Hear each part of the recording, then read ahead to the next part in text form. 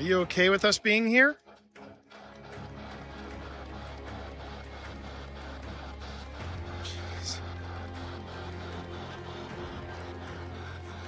Lady. Lady, lady. Yes. Ashley. Is it a lady Ashley is talking to? Or are you referring to Ashley? It just said Ashley, I'm not kidding. Whoa! Ashley just got your name. She has now ascended. I don't know if you heard that, Pip, but your sister from another mister here, Piper, just said we should put Pip on FaceTime.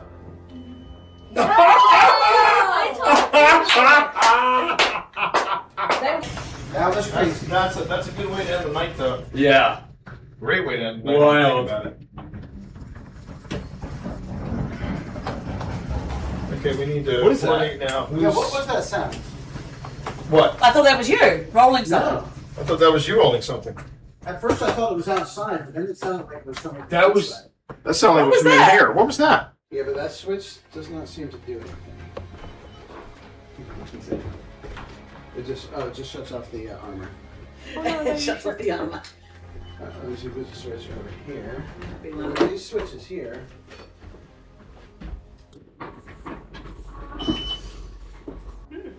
That was not us. Again. All right. I think I heard Sabrina say mom. Huh? What? I thought you were in another room. No, she didn't say anything. Did you not? I heard that. That was. I thought that was. I thought that was Serena. I heard mom. Me too. I heard it too. It wasn't. That was not a real person.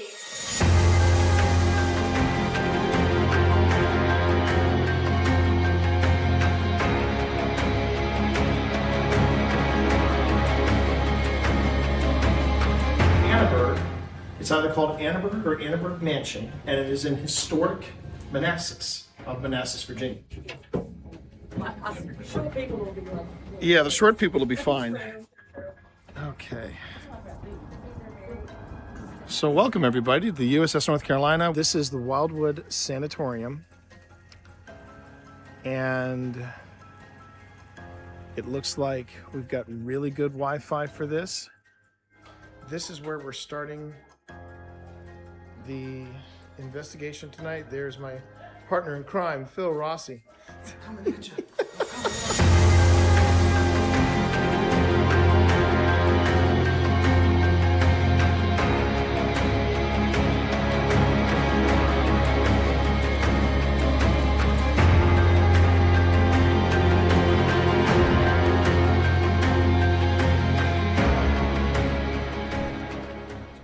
I would like the cat balls. Someone needs some cat balls. What was that? What was that? Yeah, I thought it was something on the floor, but it's not. Someone needs some cat balls. All right, hold on. Hold the phone, everyone. I'm gonna isolate this section.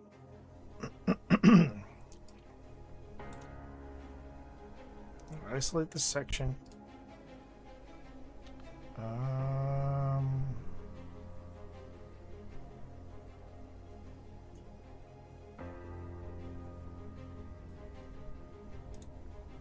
Okay. Is that still going off in there, Tina? I'm going to hand you the cat balls, if that's cool. I would like the cat balls. Feeling like something need to go on the bed. Someone needs some cat balls. It's right there. I'm now slowing it down to 175.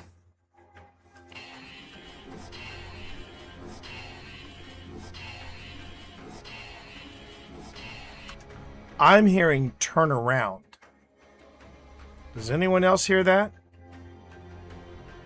Turn around? Is that still going off in there, Tina? I'm going to hand you the cat balls, if that's cool. I would like the cat balls. Feeling like something need to go on the bed. Someone needs some cat balls. You have 3 cat balls.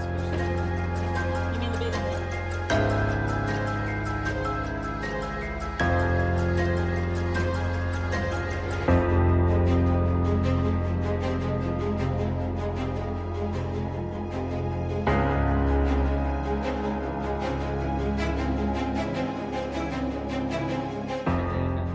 try to 1, 2, and then I will put this one on the bottom. And So I then this see you're one having a lot of fun. on the top.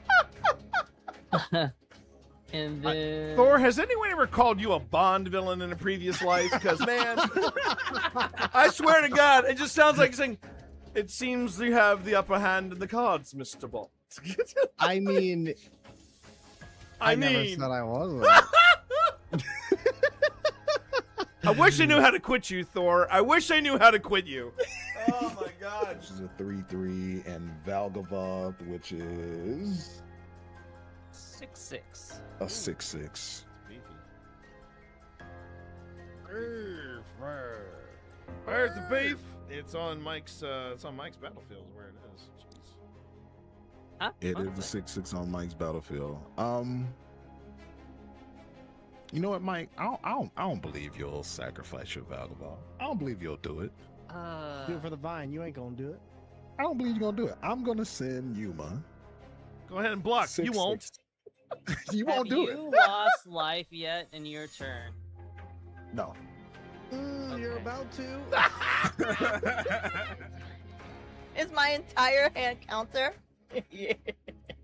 Oh boy. Okay. Oh. Okay. This is a game right, for the ages. I'm gonna save This is a puppy. game. This is This a game. chat. All right, we untap the land. We untap the land. We're both at 1. I don't hear no bell. I don't hear no bell, Mick. I don't hear no bell.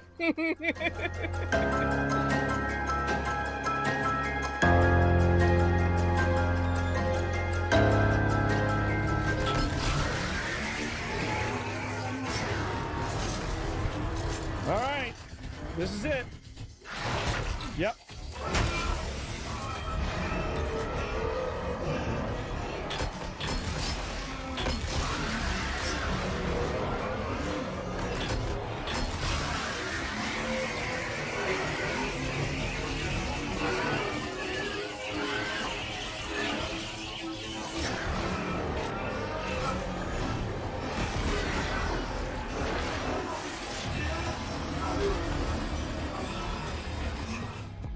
Oh my God, what the hell is that? What the hell is that? What is this, chat? No. Just no. I want to go back to the feel goods. I want to go back to the feel goods with this game. Just no. No. Oh, we already got the candle blowout. And you'll know when it's speaking to you through the parabolic microphone. Yeah. I also put a microphone in the kitchen. Ho! Ho! Ho! Got it! Got him. Got it! Got it! Like I said, got it! You'll know. Got it! Yep. Got it!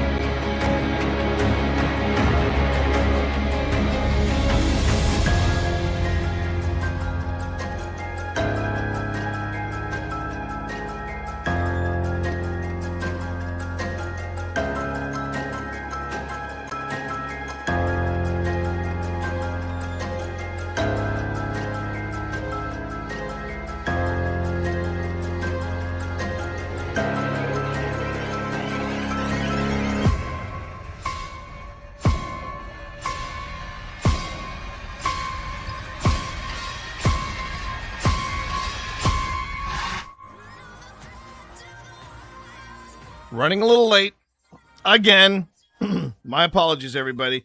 Man, the tech gremlins have been coming at me from all directions today, but that is not stopping us from returning to the Clover Hill historic village where we last left our intrepid paranormal investigators. My heart just skipped another beat because my thumb just happened to brush the end stream button. So we all good. We all good. Are we still having snowstorms? Good news, bad news. We are no longer having snowstorms. So that is good. Good news, we are also dug out of our driveway. So that's good. The bad news is that our weather apps cannot decide whether or not we are going to get any more snow or not. It has been flip-flopping back and forth to a point of where we just don't know. They keep saying, "Oh yeah, you're going to be getting snow. You're going to be getting snow in on Wednesday. Oh, you're going to be getting snow on Tuesday. Oh, you're getting snow on literally this morning it said Tuesday and Wednesday. Tuesday and Wednesday, right? And then nearly ending stream just as it starts. I know, Wim. I know. But fortunately I didn't. My reflexes caught. My reflexes caught. For an old man, still got pretty good reflexes. But yes, too old to fake it. Everybody, real paranormal investigation happening here today amidst the tech gremlins. It just seemed like nothing was working. Chat, and it was really getting. It was on a new level of frustration for me. Okay, I'm trying to figure out what in the F is going on, and fortunately, thought I had it, got it all worked out, and then something else happened. It was a cascading effect, and I think everything is settled. I hope. Let me go on ahead and see, because today's going to be kind of an even weirder day than it was originally going to be. I was planning on taking an extended break at some point during the day, which I have to set an alarm for because I have something important I need to tend to. Once I do that, I'm good until 5 o'clock. I have a hard stop at 5 because I'm getting back to D&D today. I'm getting back to D&D today. I am so freaking excited because where we left off, chat, my party, where we left off, we were face to face with an ice dragon, a very largey ice dragon. And this ice dragon hardly fragile, so it was not Italian. I mean, this thing is huge, and our party is going up against it. So tonight is either going to be the grand finale where we come out as heroes, or TPK, everybody. TPK. Oh. So we have that happening today. So I have to end at 5, and I was really hoping I could just hop on at 9, knock it out, have a great time with everybody. We can still have a great time. It's just going to be a little shorter of a time. And that was after yesterday. I actually wound up. It was weird. I wound up yesterday ending the stream at about 5 minutes early after starting it late again. And part of the reason was that I was just hitting a wall. And then I got off stream, and I don't know if my second wind kicked in or if it was just kind of, waiting in the wings, but I got some other things done for stream and things like that, and I'm going to be working on those while we're chit-chatting away. Yes, please allow that. Thank you. And while I take care of this stuff, and I took care of things, I was like, okay, let's go to bed. And that's the last thing I remember. I remember getting in bed. I remember Pip, putting on something. So I'm one of those people that needs white noise to sleep to. And oh man, I remember my head hit the pillow so hard I think it hit back. So I did get a good night's sleep, so I'm not worried about it. But man, yesterday I was just in a weird, headspace. I was in a weird mood. I'm good. I mean, don't get me wrong, Chad. I'm good. I'm feeling good, and I'm excited about what we're going to be looking at today. Okay, this is something that's downloading. That's good. I'm excited for what I'm bringing you all today. We are once again heading back to the Clover Hill historic village, and we're going to be getting down and dirty again with whatever's there. I did want to share with you a real quick story though, and kind of cool. I gotta admit.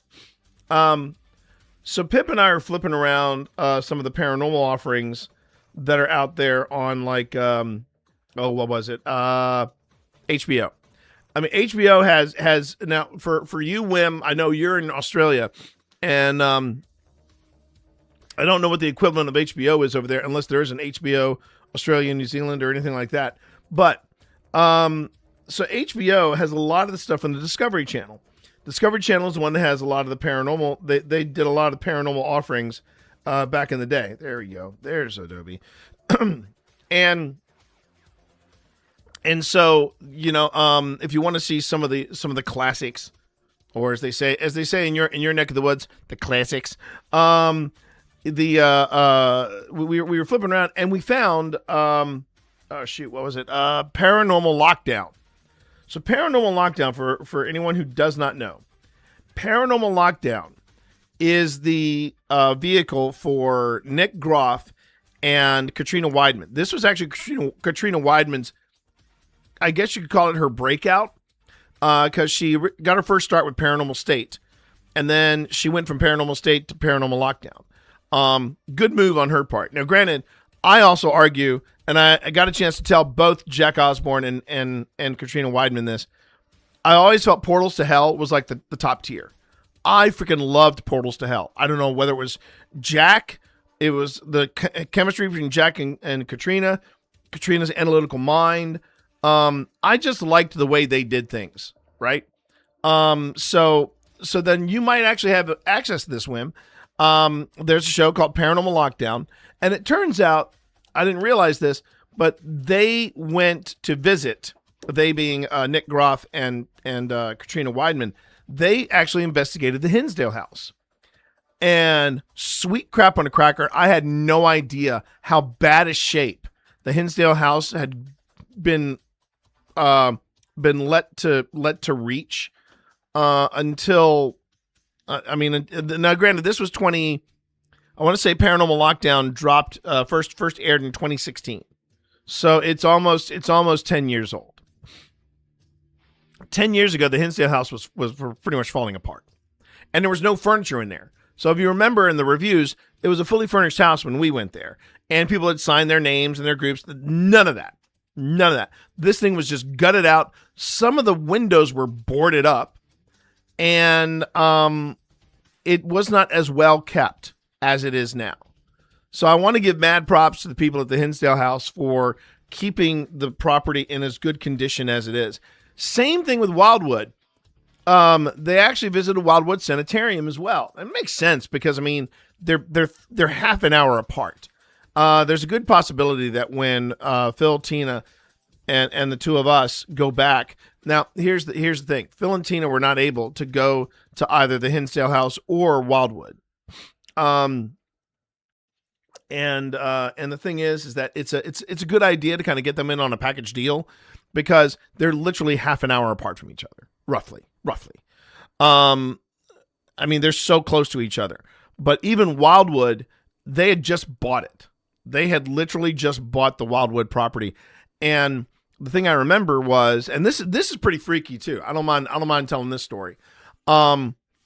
Pretty eerie story, and I want to share it with the current owner. So when the woman that previously owned the Wildwood Sanitarium, she was alive at the time. Her daughter was still a teenager, so she might have been 18 when maybe even 17 when 17, 18 when they filmed the episode, right?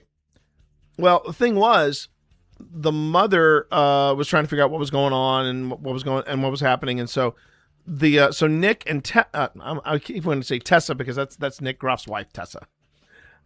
Something else too I want to say real quick about Nick Groff. Something I really feel like I need to get off my chest about Nick Groff. On camera, he comes across a little haughty. A little like he's really trying to show, you know, the darker effects that paranormal investigation can have on a person, right? And he's just he's just I feel like he's trying too hard to be intense. I think that's the problem. Because when I met Nick Groff, I was expecting the same thing. Could not be a nicer, more chill dude. I loved him until, and this is my favorite Nick Groff story. He's in public persona mode, right? So he's like, "Hey man, pleasure to meet you. Oh wow, you're an investigator too. Cool." And he's warm and he's bubbly and he's fun. And I'm like, okay, this is cool. And I said, so hey man, I want to ask you some advice if you're okay with it. Oh yeah, sure man, I'll give you some advice. So I'm going to the Trans-Allegheny Lunatic Asylum. His entire demeanor changed. He really went for. I'm going to show you the transition that he did. He just went. And I didn't notice it until I said, do you have any place you would? And before I could say recommend, he just went, fourth floor. And then we got into it. And I'm like, where is this intensity? Where you don't have to try to be intense, bro. Just let it happen. Because man, when we were talking about Trans-Allegheny Lunatic Asylum, fourth floor, he was laser focused in. And just yeah, he's a good guy. If you ever get a chance, if you're into the paranormal, if you ever get a chance, go see Nick Groff because he's really good people. But what was really cool was that Wildwood had nothing in it. Again, they had just bought the property. But here's the cool thing about that investigation, and looking back on it, it's kind of chilling. They're going around with their own. I think they call their version of the portal the Geo Box. It's the thing I told you about. And you've seen in our investigation. In fact, I think it's running during this investigation right now. Easy, you two. Hey. Yes, I'm going to give you treats in a second. Let me finish my story. So they're walking around and they're talking about they're in the portal, what they call the Geoport. It's basically a spirit box, but it filters out all the sound. Imagine if you could get Nick Groff on an OSI episode. Hey, look, I gave Katrina Weidman our contact details, and I said, if you ever want to go somewhere in Virginia, let us know. And she was like, yeah, I was just talking about people about Virginia. And trust me, it's on my bucket list. Now for Phil's a bigger Nick Groff fan than I am, so he would move mountains for Nick Groff to join us.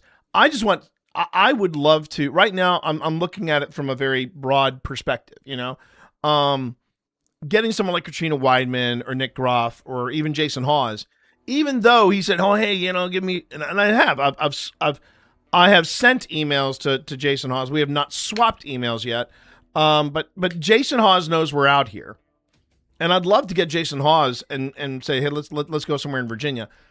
Alas, those folks haven't responded to me. And it's not just the upper tier. I mean, I've been reaching out to people like I reached out to Paranormal Quest. I've reached out to Adelaide Haunted Horizons, who team up a lot of times with Paranormal Quest. I reached out to Amy's Crypt. I go, hey, if you ever want to go somewhere in Virginia, I've got some places for you. I'd love to take you there. And you know, those type of collaborations at that level, even on YouTube, are hard. And to me, it's neither here nor there. I'm like, look, I'm just inviting you to come along with us. And if you don't want to collab with us, that's fine. I am not expecting to get rich quick or suddenly have garbanzo numbers on my live stream, be it Twitch or YouTube, just because we collaborate. I want to collaborate with these folks because I really respect what they do. Now,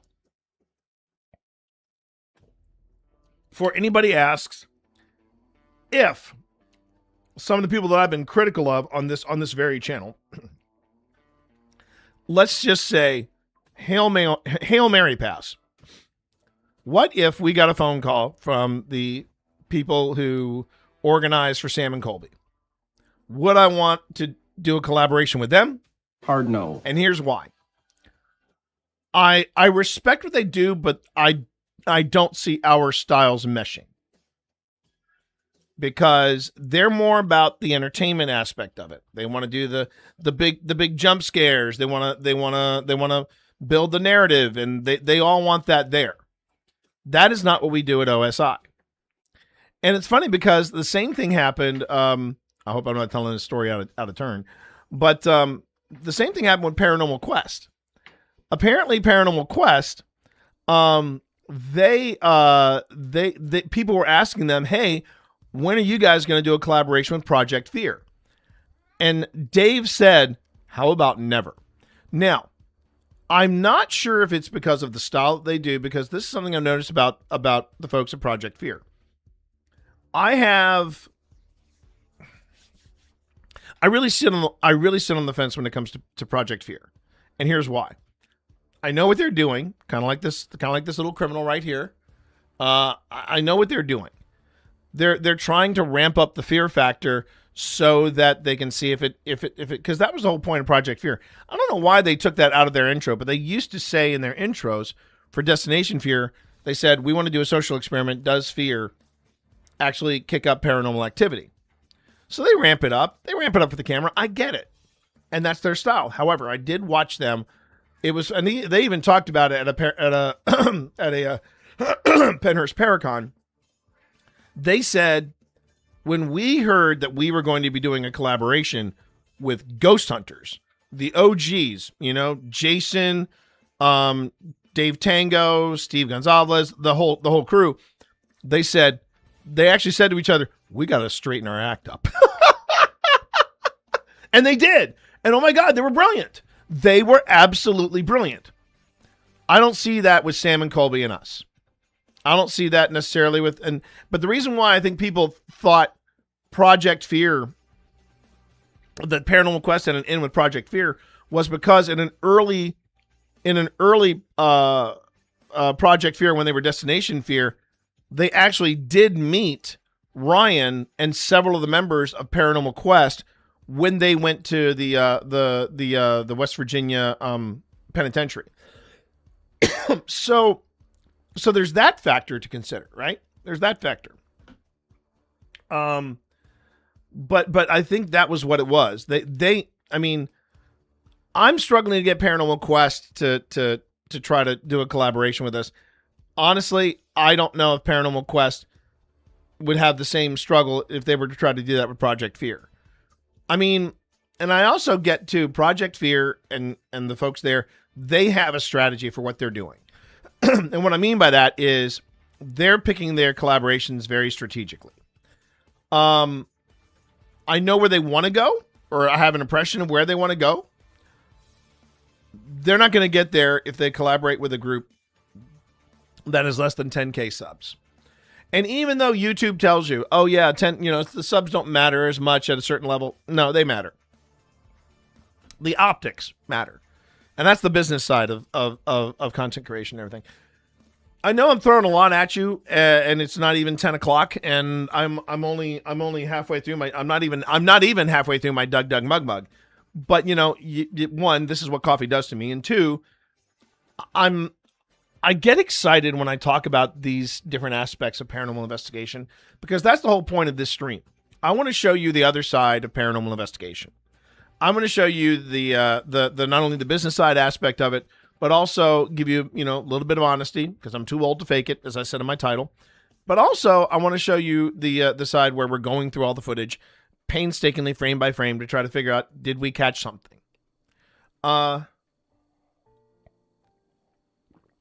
And what I take a lot of pride in is I'm one of the few investigators that does this. I know that some investigators, especially on Twitch, are starting to pick up on that. I know Paranormal Detour is trying to has been doing that for a while. And I just enjoy this process because it helps me. It takes out the isolation a bit of the process of deep diving into this footage. It also gives you a chance to ask a paranormal investigator anything, particularly one that is hyped up on caffeine. So yeah. I suggest you let that one marinate. Anyway, so that's kind of a long and even longer version of what it is we're doing here this morning.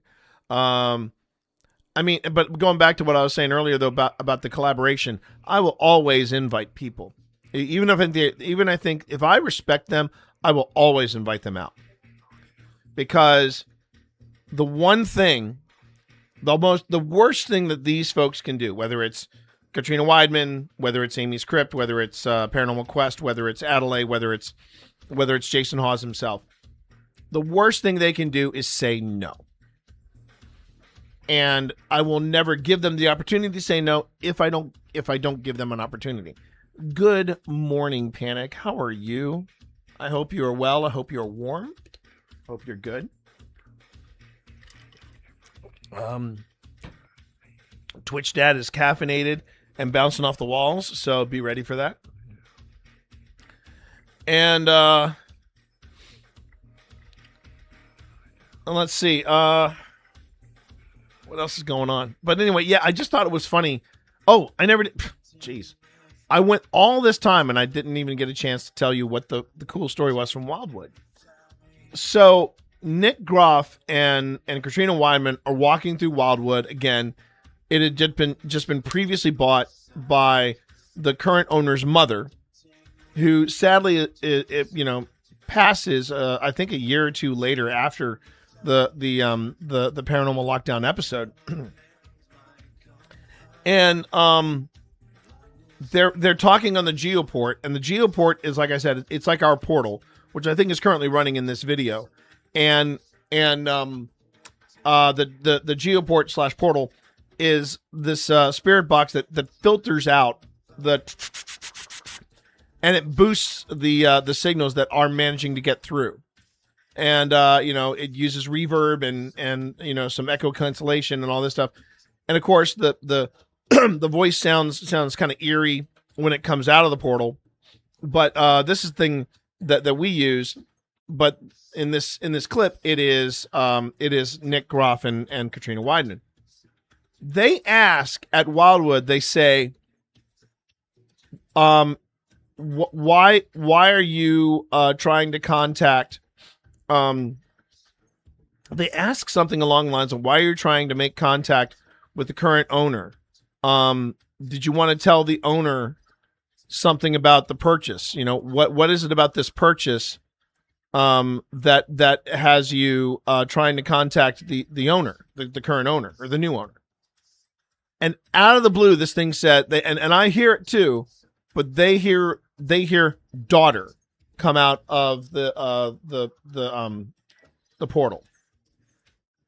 What's really amazing about that is that the girl's mom passes away like 2 years later or something like that. She picks up the mantle, doesn't even hesitate. She is now in charge of Wildwood. And you all know how I feel about Wildwood, and you know how much I love that place and how freaky that was.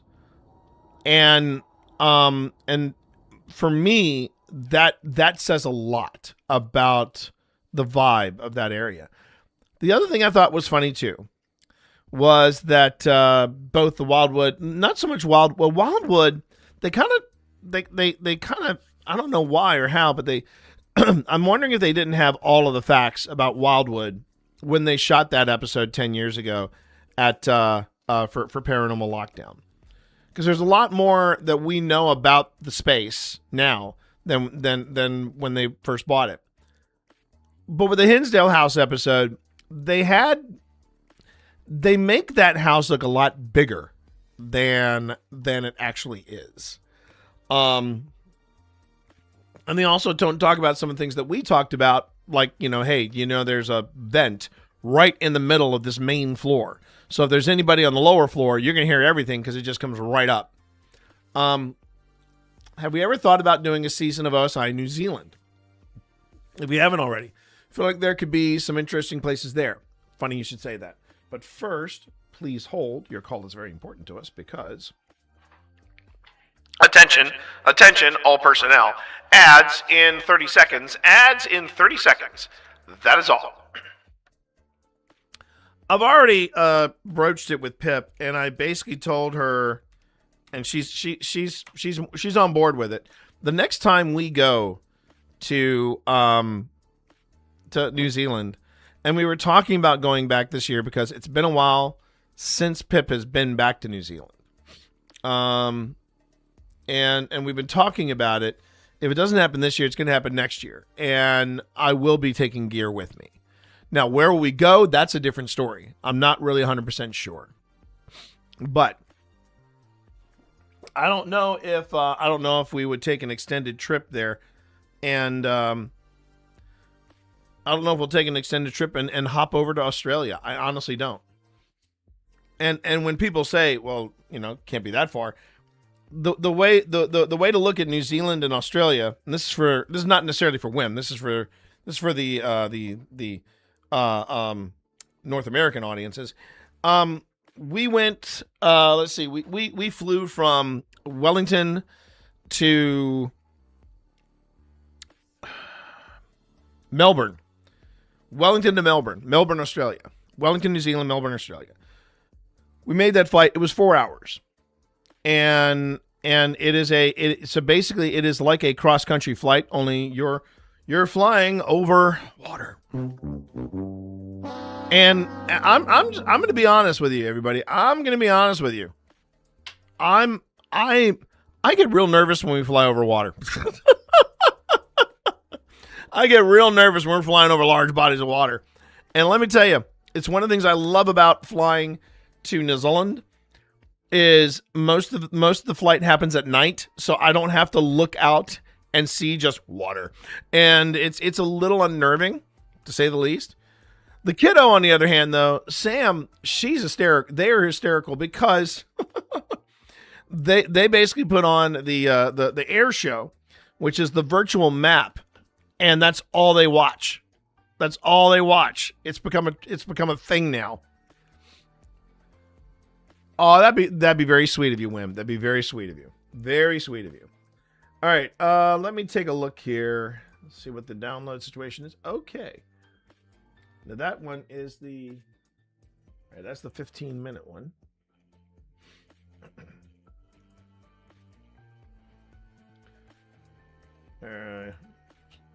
Again, please hold. There it is. Okay.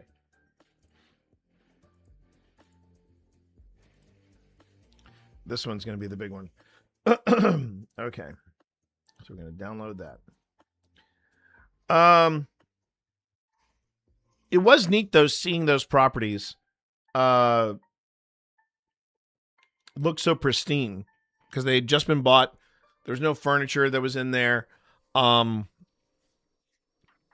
I still feel like the Hinsdale investigation was, yeah. And that's all I'm going to say about it. Yeah. Tony Spera from Nesper showed up, and I was like, okay. And I get it. They're luminaries. I just saw recently Amy Bruni, and she's one of the people I really, really respect and hold in high regard. She had a photo op with Annabelle, which again makes me go, if Annabelle was so freaking terrifying, why are people posing for pictures in front of them? It's like saying, hey, you know what? I'm gonna go visit Jeffrey Dahmer. I'm gonna do a visitation with Jeffrey Dahmer, get my photo taken. I mean, I don't get it. But if Amy Bruni wants to get her photo taken with Annabelle, cool. I'm fine. The more I get into paranormal investigations, the more I'm seeing there's a real divide when it comes to how the Warrens are looked at. And for those of you who are regulars onto my channel, you know how I feel about the Warrens. And I'm trying to carefully navigate that because when you're networking and when you're trying to make contacts with people that are higher up in the paranormal echelon than you are, you really don't want to tick off the wrong person. And your opinions about other investigators, that could make things difficult. But again, it's also the nature of paranormal investigations. And what I mean by that is you have a pecking order. I mean, that's the only way I can describe it. You have a pecking order. You have a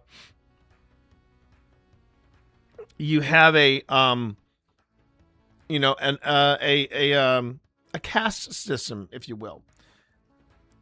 And I respect it to a point. I've never considered myself one of these a rebel rouser. Boy, does that sound like a dad term? You're some kind of rebel rouser, and that's not what I'm. It's not what I'm talking about. I mean, it's. I want to make sure that when we make friends at OSI, it's for the right reasons. Yeah, okay, Panic. Yeah, I see you there. Sure.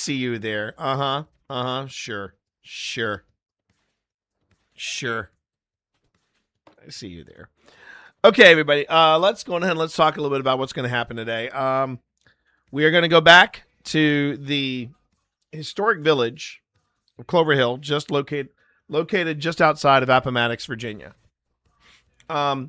Because you're not seeing a lot of lights or anything that are just these lights, it's because we are currently in the winter quarters of what would have been Confederate officers. So these are the officers' winter quarters. That's what it is. The officers' winter quarters, Confederate officers' winter quarters. And this building is not necessarily, it is a representation. It is not an original building. But we're in here and we're giving it a go. I believe it's at this point it's me, Tina, Phil, and I believe. Oh, did Daryl join us or not? I can't remember.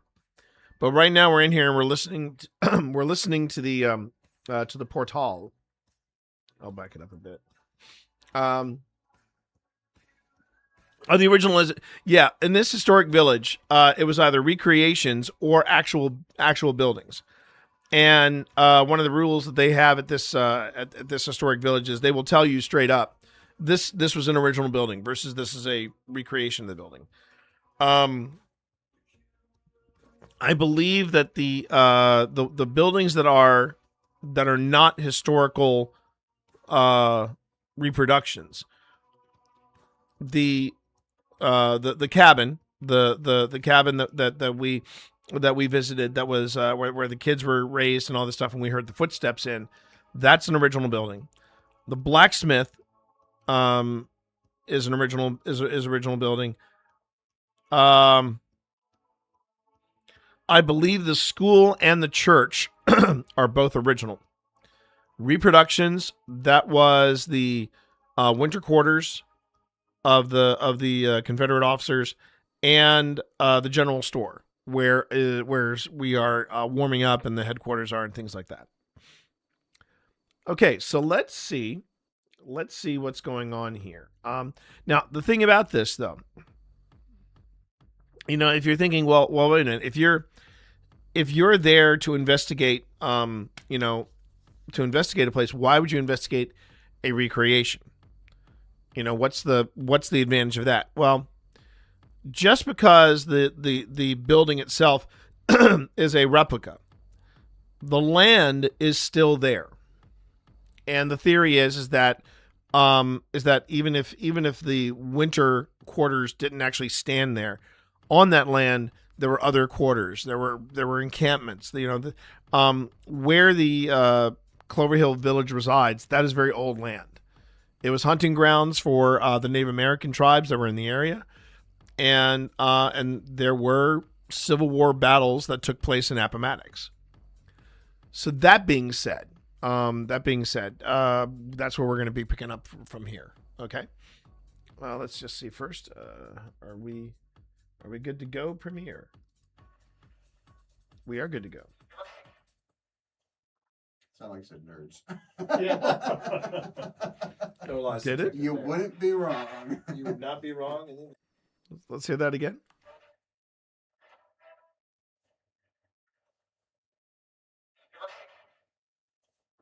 Sound like I said nerds. I don't know that doesn't sound like nerds to me, but okay, Phil. Wrong in the slightest.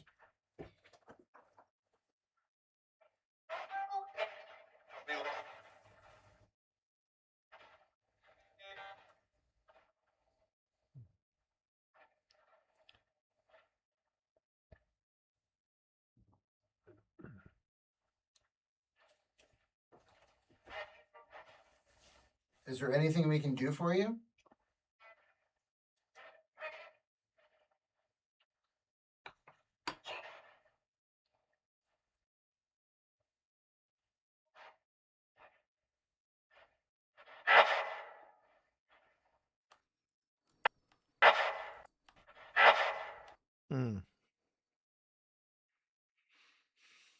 The hard part about the portal is it and it doesn't matter if it's a homemade one like Phil's or if it's one of the really expensive ones that Nick Groff and Katrina Weidman use. Because of the echo and because of the quickness of some of the responses that you get when you're listening to a spirit box, it's not always super clear. Not always. Sometimes it's frighteningly clear. Other times it's like bursts, like that one. And while I'm sure there's a word in there somewhere, I don't hear it. I just don't hear it.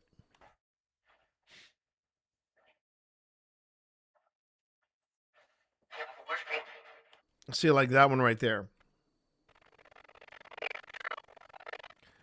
I think I know the Fairbridge Village that you're talking about, Wim, because there were two groups. I'm not going to say they're paranormal investigators. They were they're two I'll just say groups of YouTubers.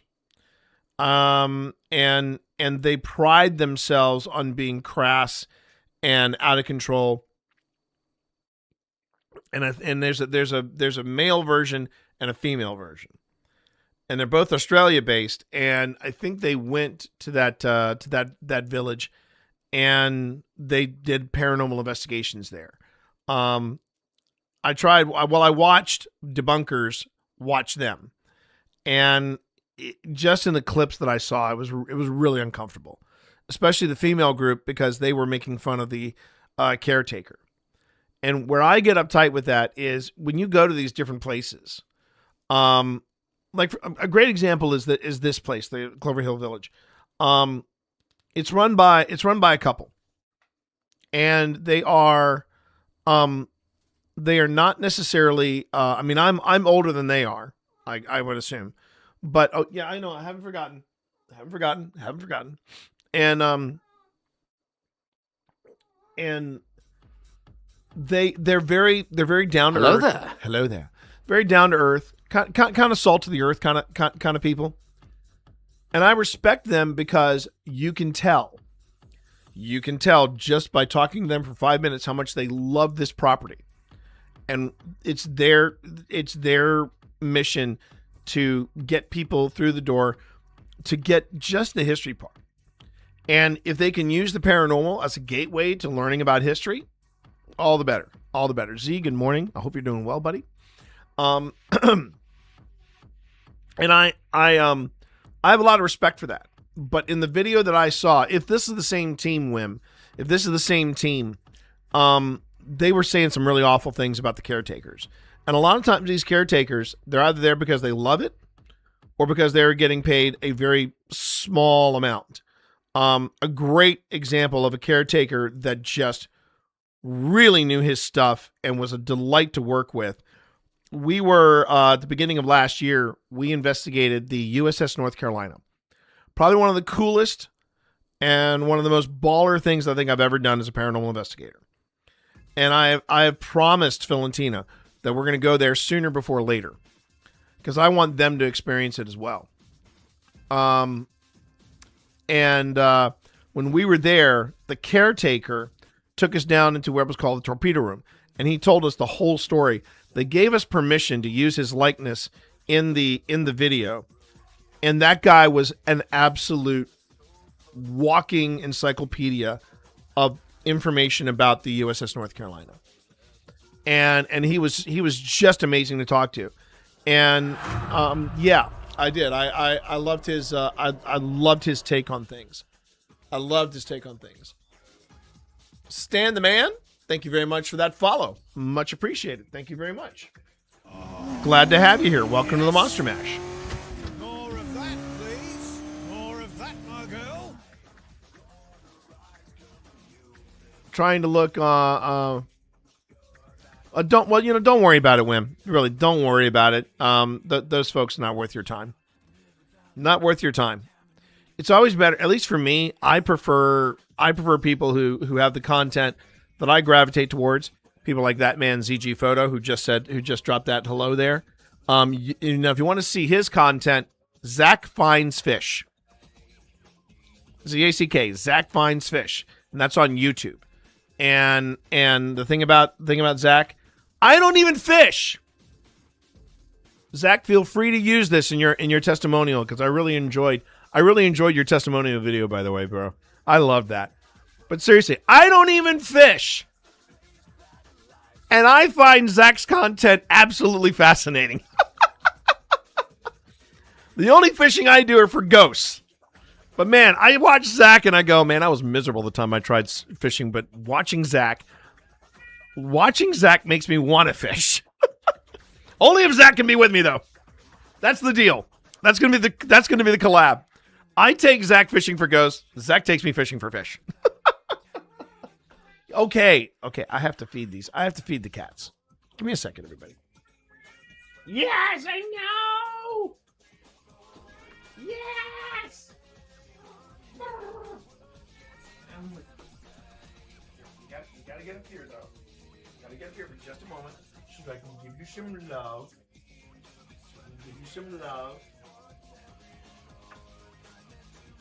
My lovely Dowager Duchess.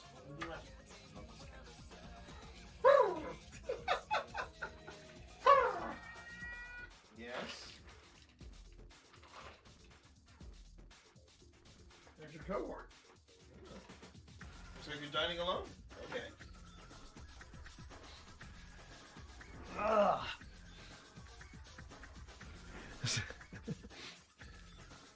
I am here for Zach Finds Ghosts.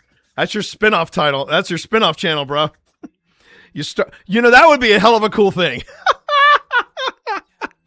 I can see it, Zach. I can see it. It would be 30 minutes to an hour episodes, right? And I could see it where you start off with, "Hi everybody, I'm Zach. My friend T says that paranormal investigating is just like fishing. Let's find out." The first half of the show is you fishing. And then the second half is you going somewhere and doing a paranormal investigation.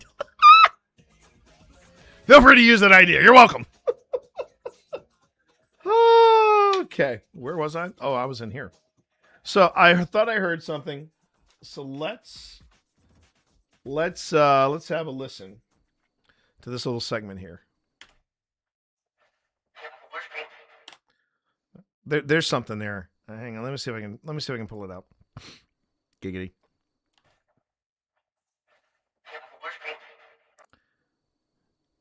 Careful with me?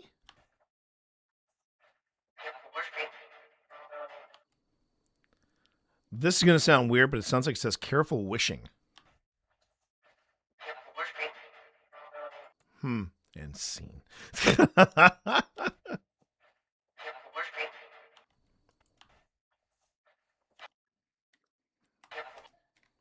All right. Now, when a situation comes up like that where I really can't figure out what it's saying, I'm going to go on ahead and use the 3 question mark. Sorry, cat scene. Oh, cat scene. Thank you. There we go.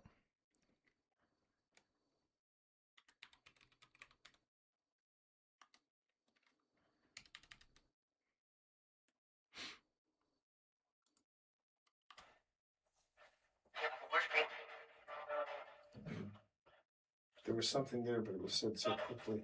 Yeah, you can slow it down and review. If you try. Anything later. Got lucky a few times. Yes, we did. Is this your land? You know, I haven't tried it, but couldn't hurt to do that now. Let's go ahead and let's see if we can coax that out. I'm going to go on ahead and have a look at that. So what I'm doing here is I'm going into another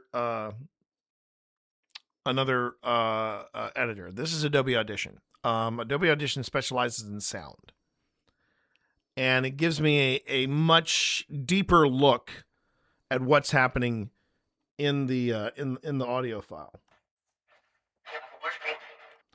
So I can do this. I can say, okay, select that moment. Actually, I'm going to get all of it.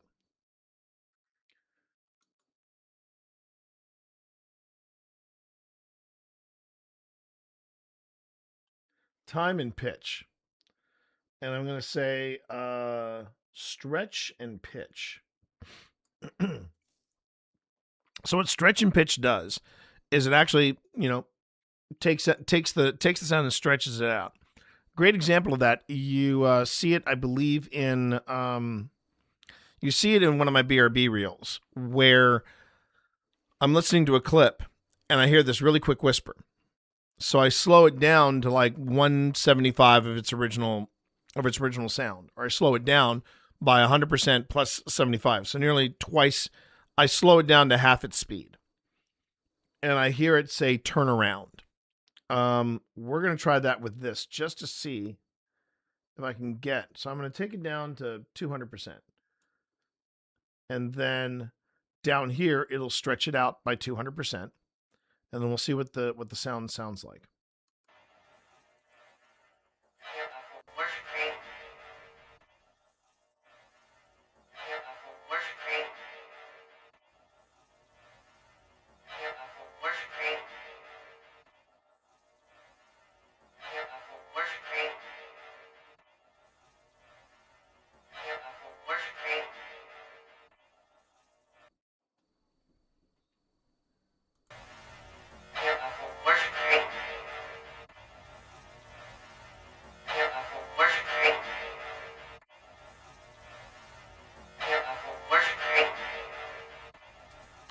So what that sounds like to me, slowed down, it sounds like it's saying, "Careful, you're with me. Careful, you're with me."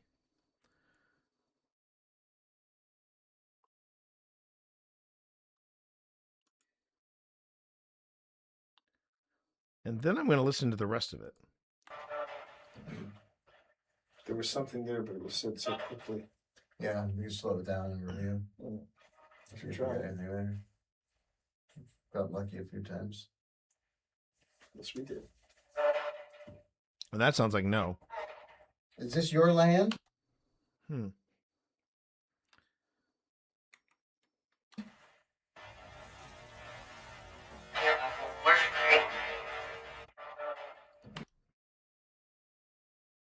Okay.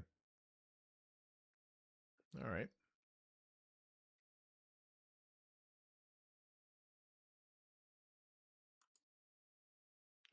So what I'm going to do here is I'm going to actually take this, put it down on the secondary track. And then I'm going to pop that in. I'm going to pop this in post. I'm just going to give it a label just so I know that it's there. Okay. So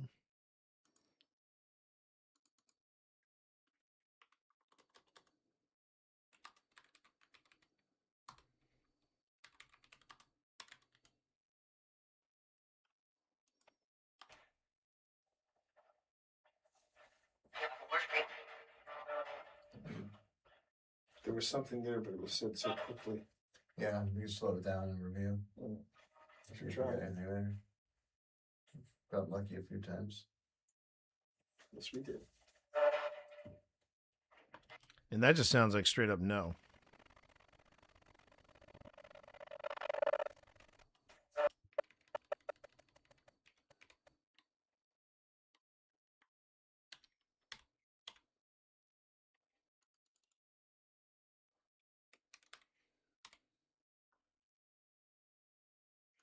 We did. Is this your land? I heard it no.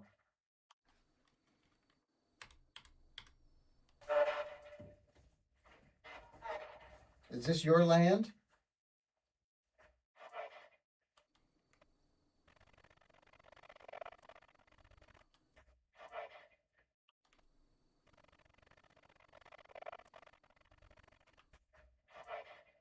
No. I heard it no. Get it. Straight away. Whose land is this?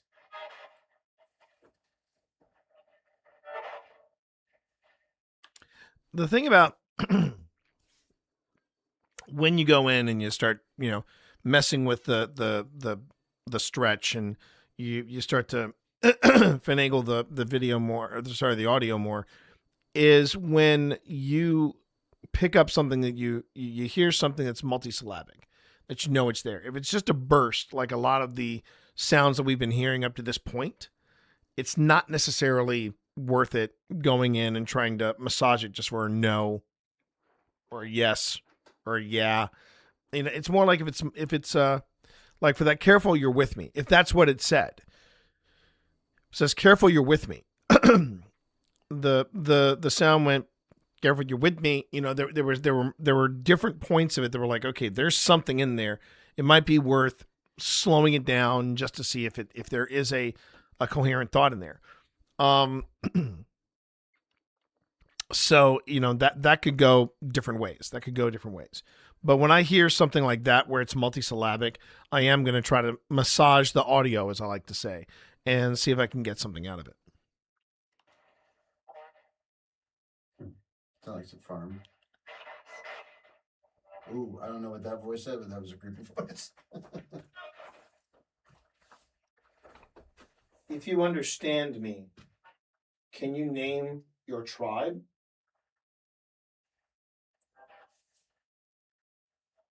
Can you touch this ball if you are indigenous to these lands?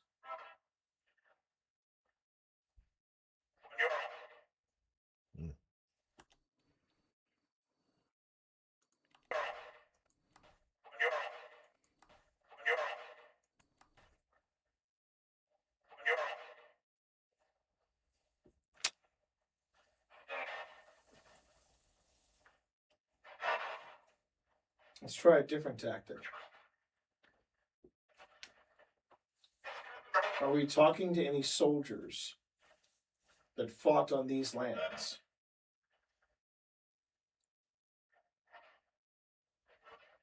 Because we know the battlefield is very close by. Are any of those soldiers here with us tonight?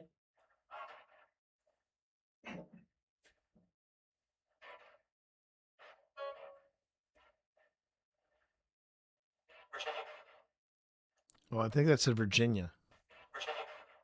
Yeah, that says Virginia right there. So it's interesting to say, okay, are there any soldiers here? And then we get the word Virginia.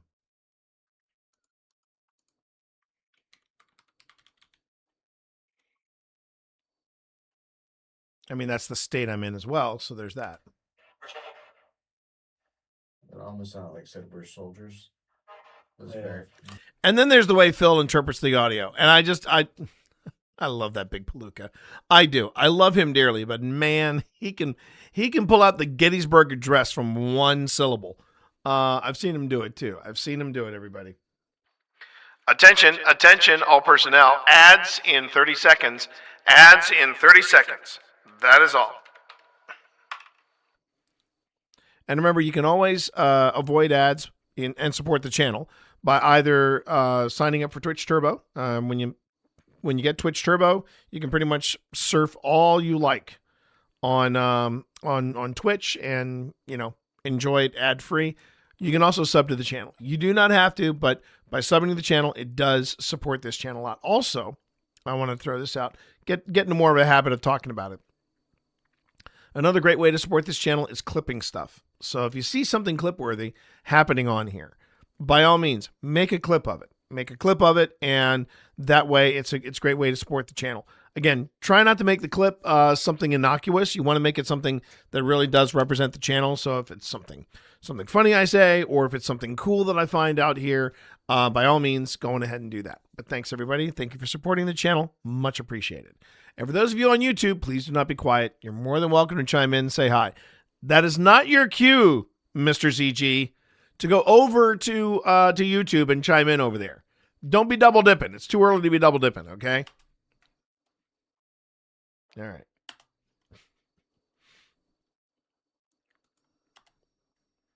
I'm watching you. I'm watching you. I'm a patient man, Falcon. A patient man. All right.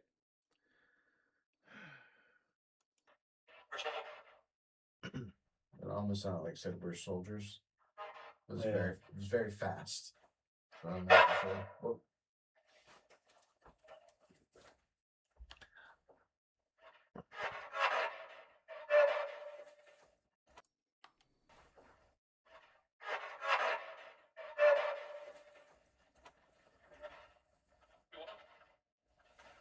We're trying to give you as much space, not just to talk to us, but to communicate with us. Are you having a tough time trusting us?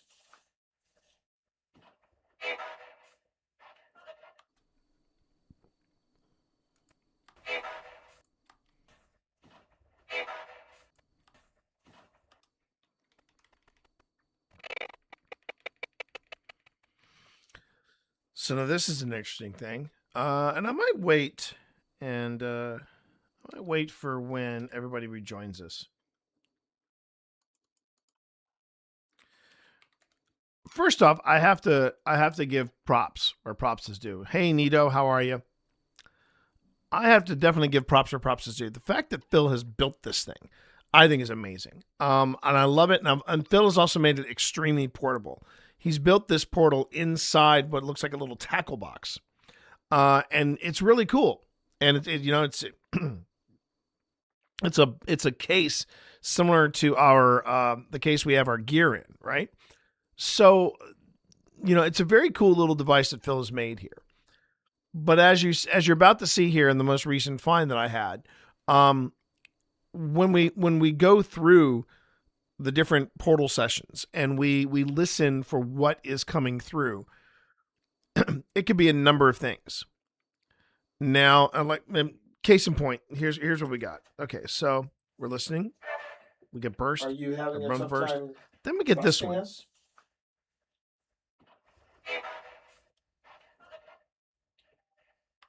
And here's the thing. It sounds to me like it's evil. That's what it's saying. Now, is it saying it's evil, or does it think what we're doing is evil? Who knows? But there are other people that could listen to that sound. There's 2 syllables there, and 3 people could hear 3 different things. And that is something that I don't want to say take a chance with, but with these type of communication devices, when it is not super clear what is coming through, it's left up to interpretation. I mean, we have had some things come through Phil's portal that defy explanation, and they are very clear. It can't be anything else. So the question is, double dipping, you say? Okay, Win. Okay, Win. I see you over there. I see you there. And GD, you say PR question mark. What PR do you have there? What do you mean? Not sure. By the way, welcome on in over on YouTube. Thanks for popping in and saying hi. And GD, that is one heck of a username. I'm not even going to try to pronounce it. So there you go. Hello? Hello? Vi was making her opinions known again. But again, it really is up to there is a window of interpretation, I think is the word is what I'm looking for. Sometimes, like for example, that sounds to me like it's saying evil. And it could be in response to what we're doing with technology. And if the spirits that are inhabiting here are as old as we think they are, all this would look very witchy, very witchcraftian. It would look very foreign. And in the 19th century and further on, the weirder something looked, the more evil people would say it is. Right? So so yeah, that's open to interpretation. And that's why we can't necessarily, and I don't want to necessarily, I have to be very careful when it comes to ITC devices, because you don't want to necessarily build a false narrative around the hits that are coming in. Now, if I remember correctly, this particular building and the ground underneath it, I should say. Oh, almost said leave us.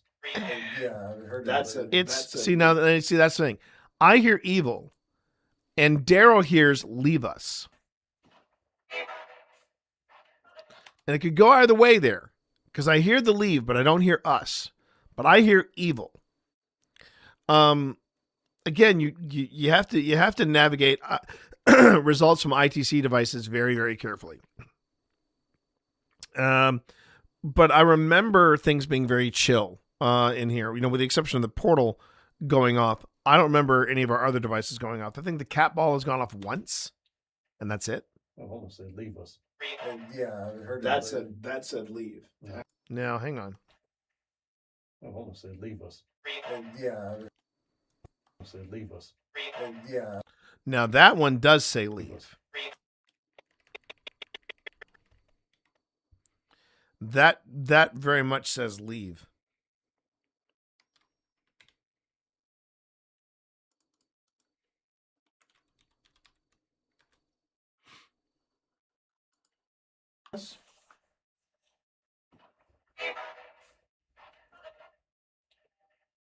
Oh, almost said leave us. Yeah, I heard that. That said leave. Yeah. I heard it say leave us. If it's all the same, we'd like to spend a few more minutes in here. Is that okay? We don't mean you any harm. We just want to know something more about you.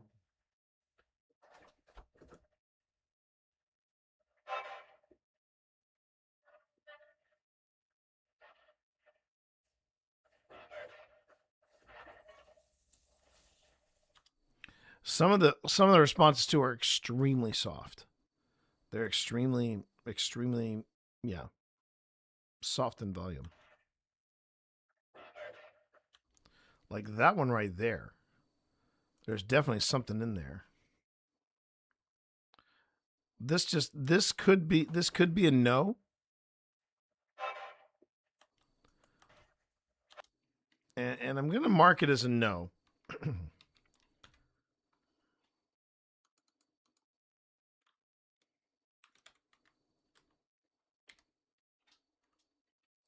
But then there's something very, very soft here. I'm going to go on ahead and pop that into Premiere just to see if I can catch anything from it. Just to see if I can catch anything from it.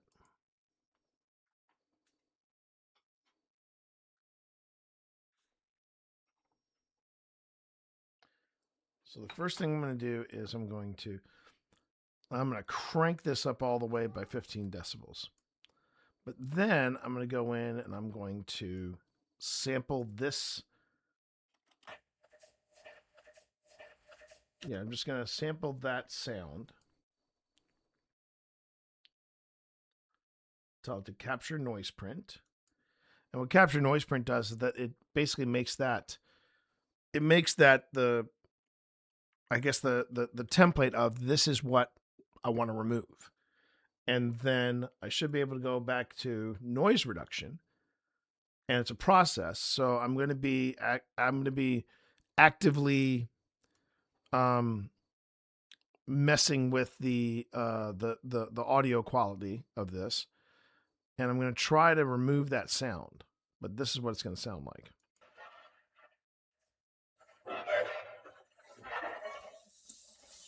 Okay, there's some type of weird hissing in there, so I'm going to try to take that out.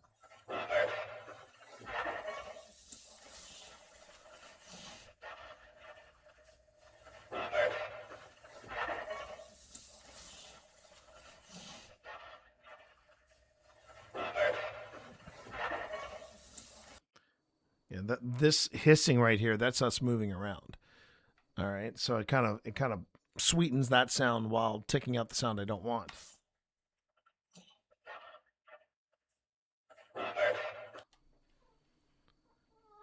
Yeah, I don't think this is anything.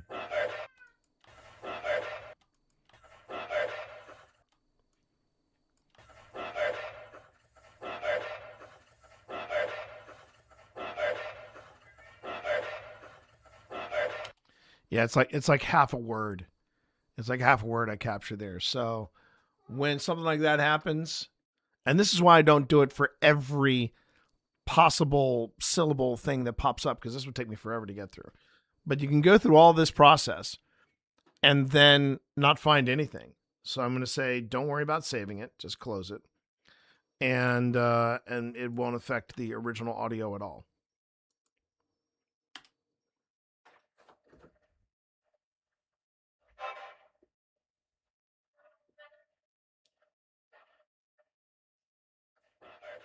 Yeah, it's a shame. Thought we had something there for a second. Leave again. Did it say leave again? Did it say leave again? Yeah, that was a very clear leave. A very clear leave.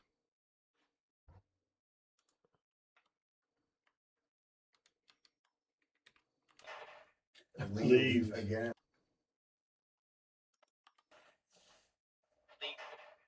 Leave again.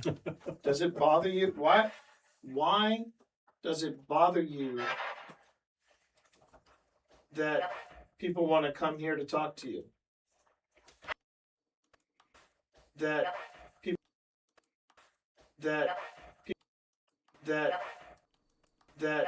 people want to come here to talk to you. Why does it upset you?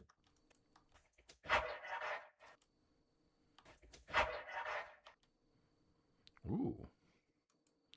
Okay. Okay, you have me curious here. You got me curious. All right.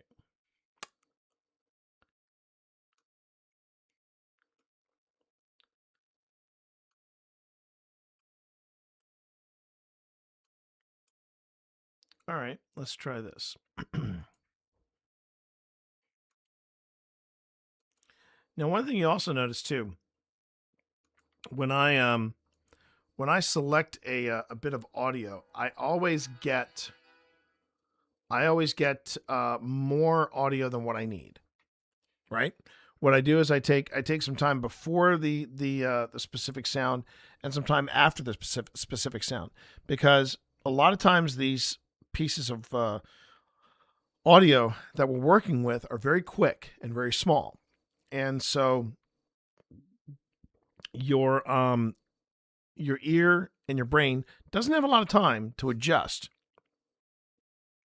and say, oh, I need to be listening for this and this and that and that, right? And that's what I'm doing here. I've selected a lot more audio. Also, if I have to do any sound removal, I now have more sound samples to choose from. But right here was the part that I was kind of curious about.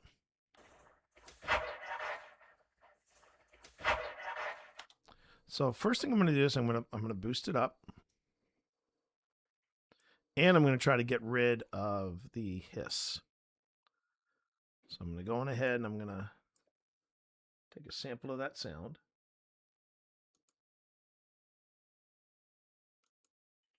Okay. And now we're going to see if we can't clean this audio up a little bit before I start trying to slow it down. Okay.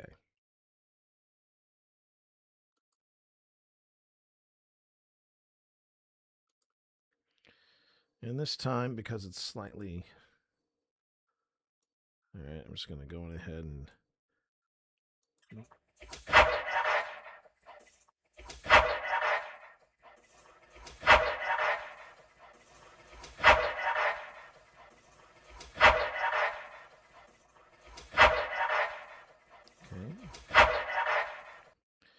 All right. Now the tricky part. We're going to take this part and we're going to try to slow it down. So let's see what happens when we take this chunk of audio and we slow it down. Because I want to say there's something in there. It could just be gibberish, but I want to give it a shot. Okay.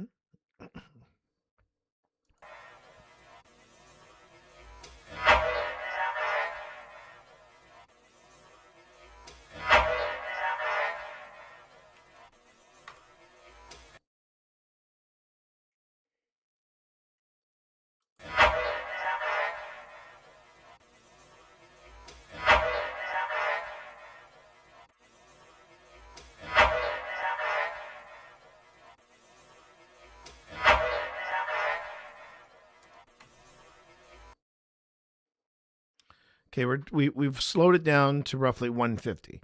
So that means it's running at roughly half speed.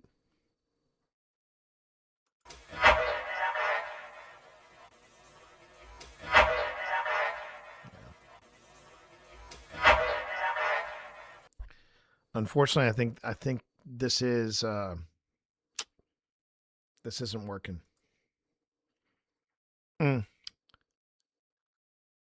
Had promise, but it's not there. It's not there. All right. So you know what I want to do? I want to take a quick little break. I'm going to be rushing over to the little paranormal investigators room, and then when I get back, we're gonna continue on with this. But yeah, I was really excited. I thought we'd found something there. That's one of those near misses you have. It's one of those near misses that happens often in paranormal investigation. So yeah, give me a second. I will be right back, everybody. Thank you for your patience, and thank you for watching. I will be back momentarily.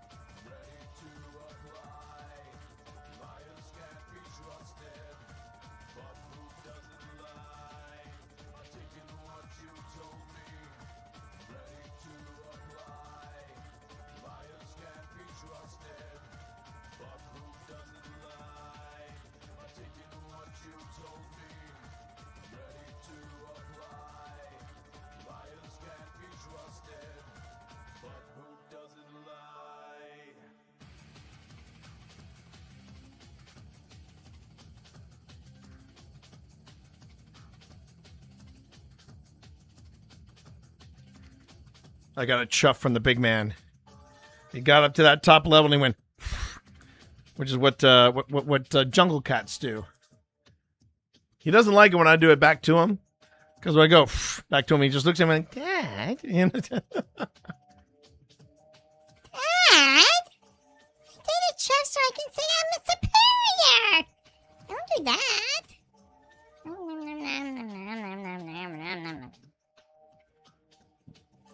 And Sly, I see you. How are you? Hope you're having a good day. And we're back into it.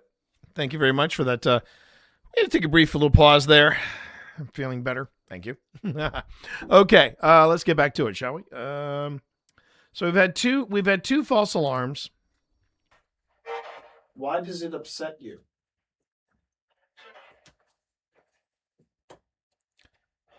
Wait, was that a possible another one?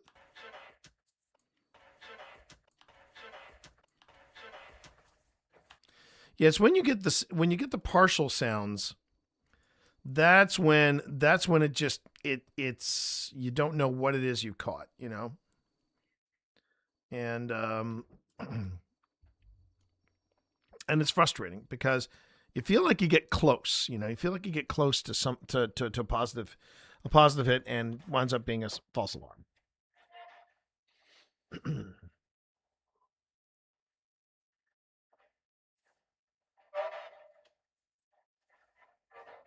Oh, and if you're curious, you know, you look at this and you go, "T, that's not really the most flattering of images." You know, can't really see what's going on. What? Well, don't worry. I have two other cameras running. One has probably better optics than my phone, and is picking up the green light that's attached. The other one is a infrared camera, so it's a low light night vision camera. So we will have something more appealing, provided any of this footage makes it to the final episode. Why are you here? Because I do remember that there was very little we got from this particular location.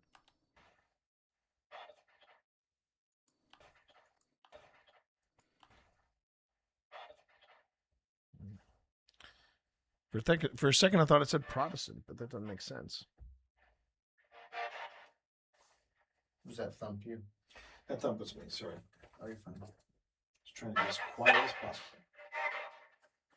Or did it say sit? Did I hear it say sit down? Either sit down or settle down. That's me, sorry. Are you fine?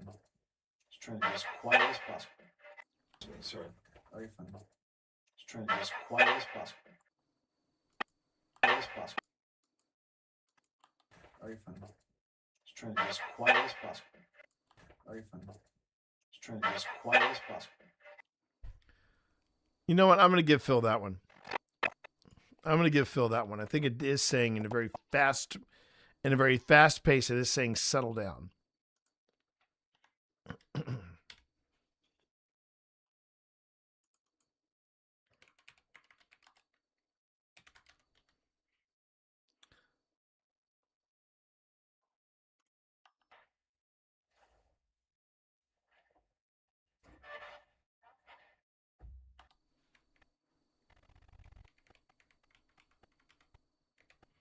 Okay, so the thump is me, so I'm going to go on ahead and own it. And let's see.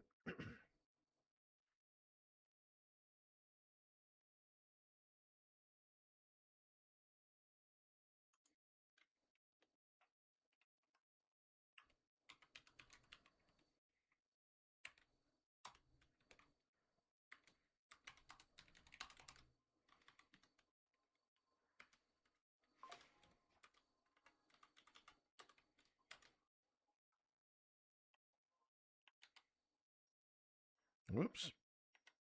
Excuse me. All right. Come on.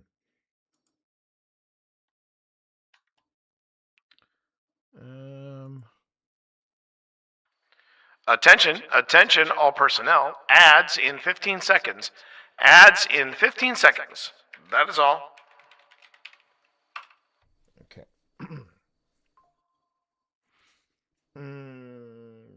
Let's see. So.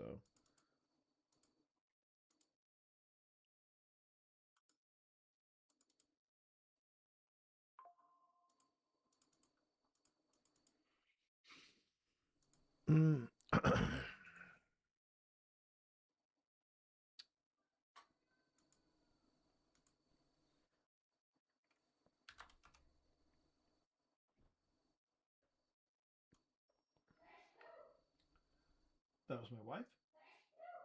That was my wife again. Okay. So I'm just going to say, yeah, that was me. And man, I got a lot. I have to look at some of these. So apparently the new Premiere has a whole bunch of new bells and whistles for me to look at, transition wise and things like that.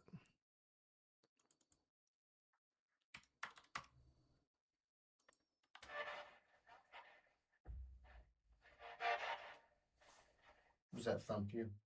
That thump was me, sorry. Oh, you're fine. Just trying to be as quiet as possible. Or did it say sit? Did I hear it say sit down? Either sit down or settle down. Mm.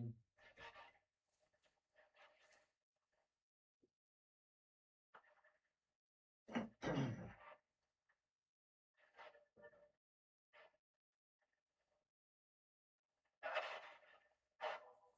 right, I'm going to give the portal a break. Okay.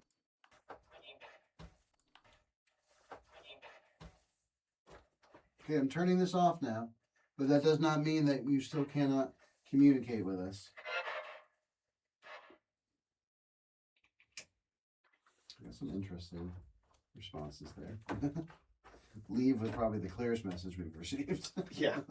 Multiple times. Yes.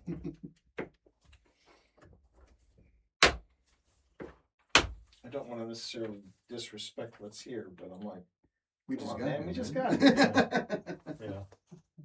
We're okay people. You don't even know us yet. Yeah. We come in here, we've given you a little energetic boost, provided you can access what's in that sphere. It's crazy how warm it is in here. It is. In fact, I've noticed the temperature is going up. Yeah. It never really happens. Yeah. Usually it's the other way around.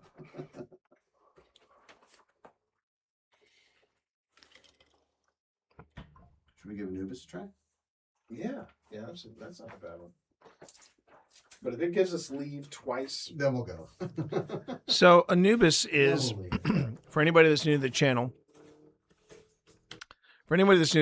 Anubis is a another ITC device. It measures the environment, looks for different parameters, and if the parameters are messed with or manipulated in any way, shape, or form, the theory is that by manipulating the environment and the electronics that are involved with the Anubis, there is a word bank or a dictionary inside the motherboard, and the idea is that a spirit, since it is comprised of energy, can manipulate the environment around it and also go into the word bank, find a word or phrase that it's looking for, and it will spit it out to you. That's the theory. And all of these ITC devices, the Ovulus, the Alice Box, Spirit Talker, Ghost Tube, and Anubis, they all work this way. And there's a point where you say, okay, is that science really a thing? And the truth is, we don't know. There is a lot of faith you've got to put into these devices to see if they work or not. And I make no bones about that. Sometimes it's just a matter of saying, yes, I believe this is what it's doing. Now, I'm also the same person that goes, I don't really get in with Alice because I think the Alice box is it's a little too random and it's a little too consistent. It's always spitting out a word. And then there's Spirit Talker, which spits out words, but they spit out words like murder, death, blood. I mean, it's always very much extreme. And then you've got Ghost Tube, and then you've got Ovulus, and then you've got the Anubis. And one thing I think that all three of these things, one being a phone app, the other two being standalone devices, one thing I think that they are very reliable on is that they are not necessarily consistent. Like they're not constantly spitting out words like Alice, like the Alice box does. The words that come out are not as sensational as the words that come out of the Spirit Box app or Spirit Talker app.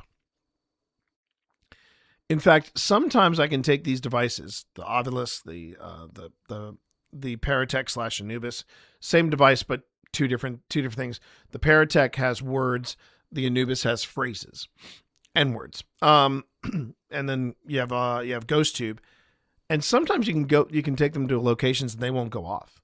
They'll just be super quiet. Then you'll take them to other places, boom, boom, boom. They just will not shut up. So yeah, I think there is something to at least those devices. Now, one of the things I like about the Anubis and the Paratech is that they are far more affordable than the Ovilus. And part of the reason why the Ovilus is so expensive is that there's a lot more to it. There's a lot more to Ovilus than just the word bank. But what I've noticed is that most of the time when people are using the Ovilus, they are using it just for the word bank. Not sure why, but that's just the way it rolls. So yeah. All right, so we're about to bring out the Anubis, which is again the Ovilus on a budget, but this one does phrases and as well as words. What time is it? It is I'll have to have my 10:30. Really? Yeah. Okay. Let's see. Should be in Anubis mode. I feel like time flew last night. It's been a little tougher. Yeah, it's been a little tougher, I think. Not sure why. Are you still here with us?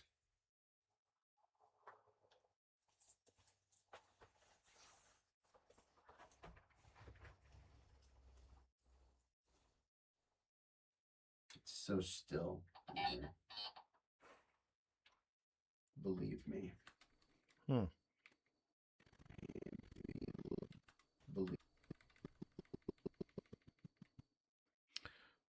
The thing I thought that was very interesting about that is that it didn't give there's usually a wind up that you hear right before. I see what you did there, Sly.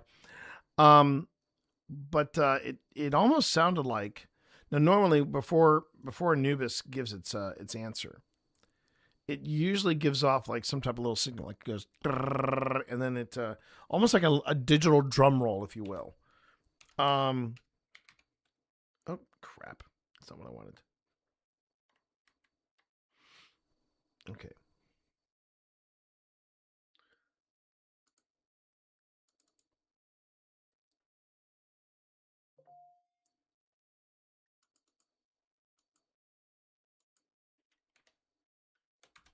All right, there it is.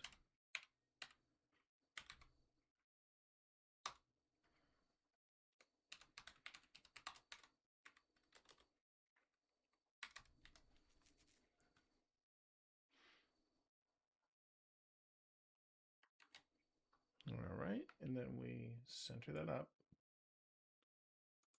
We make Believe Me a bit larger.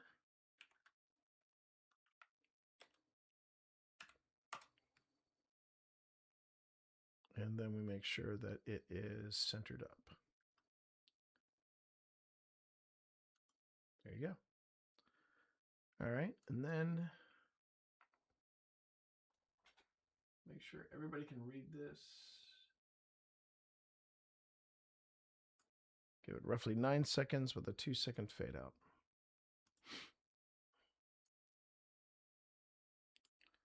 Yeah, apparently there are all these new little bells and whistles transition wise, and I've got to get on that. I got to find out what they all do. I found some pretty cool ones already. Ziggy, spell Anubis. Anubis is spelled A-N-U-B-I-S. Okay. And now you all know my trigger word for my Alexis, at least in here. That's how it felt last night. There was a we were commenting on that.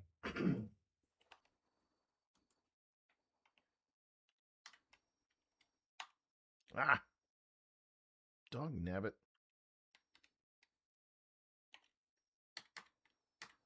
Okay.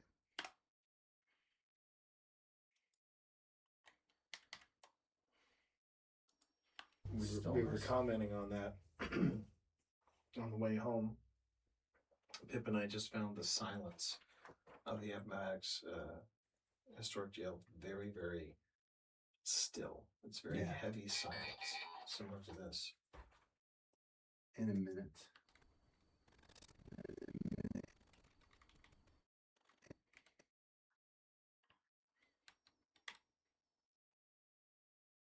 Whoops.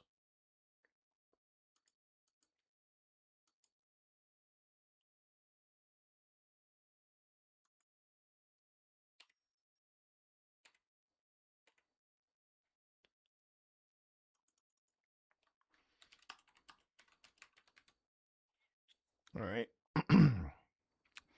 Huh. In a minute. So Take your time. We're here for you. yeah, we are here for you. That's the whole reason we came here. So one of the things I think you'll notice between excuse me. So one of the things you'll probably notice between what happened at the Hinsdale house and what happened here is that Phil and I are taking very long pauses in between our questions, and we're keeping the chit chat to a minimum, mainly because we want to see if we hear anything, basically in case we catch anything. And that was one of the problems I think we had at the Hinsdale house, is that there was a lot of socializing going on, and because of that, we could have missed something. And I think that's one of the hardest parts about being a paranormal investigator. Even if you weren't making a YouTube channel or doing something like that, you have to find that balance. You have to find that balance between talking and being engaging and having enough space for there to be some kind of response or some kind of sound that you hear that shouldn't be there. And that's the thing, is that you are constantly walking that pardon me, fire in the hole. You're constantly walking that line of, when am I talking too much versus when are we not talking enough? In fact, that was something that Phil was a little critical of last season. And he said, T, we might have to scale back on some of the talking. So you might notice that things are a little more subdued when we go from place to place. And not to see you do tricks, but rather tell us about yourself.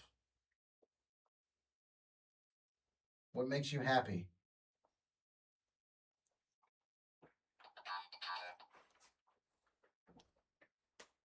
Grandfather.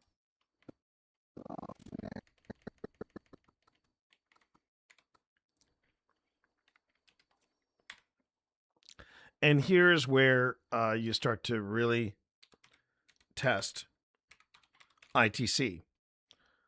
What makes you happy? Is grandfather the response, or is it just a random word? And one of the theories is that if you're in a space long enough, the ITC devices will start to be more responsive to your questions and what you are, because whatever is there has gotten used to you and is ready to talk. That's the theory anyway. One of the things you're going to find, there's a lot of theories in paranormal investigation. Grandfather. Very few to little hard evidence. Yeah. Yeah. It's hard to say. That could easily be the grandfather of somebody that was indigenous to this land, the grandfather from the Civil War. That's a pretty good thing to make you happy, right? Yeah, I miss my granddad. I never got to know my grandfather. He was gone before I was born. We need more.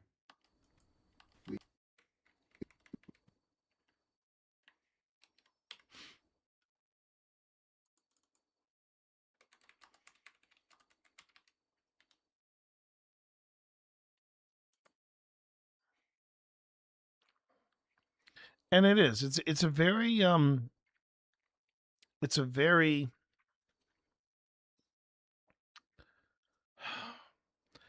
it'd be great to see that there would be some hard proof that we could point to in the paranormal, and we can't. Now, I'm the first one to say I have been at this for nearly 5 years. I can't tell you, is there an afterlife? I can't tell you, do ghosts exist? I can't tell you anything for real. Except for one thing I can say without doubt. I have had some things happen to me in the past 5 years I cannot explain. Some really weird stuff has gone down in some of these places. And some places I've actually freaked myself out, and other places I'm like, I want to explain that and I can't. And especially at a place like Wildwood, the Hinsdale House, and others, there's just been some weird stuff that's gone down. There's been weird stuff that's gone down here. The farmhouse, for example, this place is pretty chill compared to the farmhouse, right? Grandfather could fit. I enjoyed the time I had with both sides of my grandparents. Exactly. So it's really up to interpretation. But there's a lot of speculation, and a lot of there's a lot that you have to sort of, I don't want to say guess, but you have to kind of connect the dots. The part where it gets really interesting is when you go back to a location, and it, this is science. You're going back to location to see if you can make those results happen again. You get different results, but you're still having the same things happen. Voices you can't explain, movement where there shouldn't be, stuff like that. But this is what we mean when at the beginning of every episode we say what you're about to see is real. There's no jump scares, there's no fakery, there's no special effects. We're just trying to share with you the experiences that we're having. I want that opening intro slate to be not only the line we draw in the sand, but also we also want it to be disarming. Here comes the boy. That startled me a bit. You made me jump. Welcome. You made me jump. You made me jump. Your work is done here, Jason. You made me jump. But welcome on in, Jason. How are you? Okay. Here we go. Back to it then.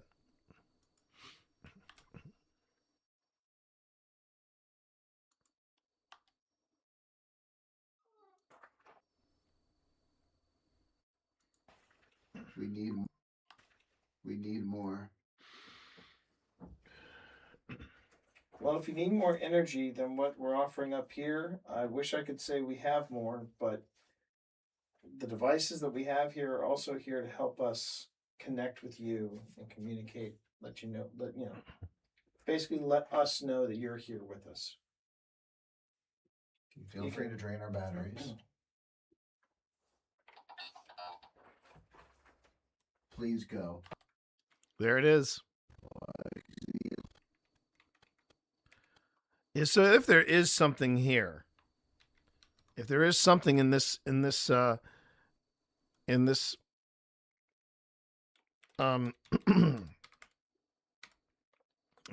structure, it really doesn't want us there. I mean, it's one thing, and again, this is where it stops being coincidence. We caught twice on the portal leave. Now we're getting on a completely different device, please go. And that's it's interesting. It's very, very interesting. Well,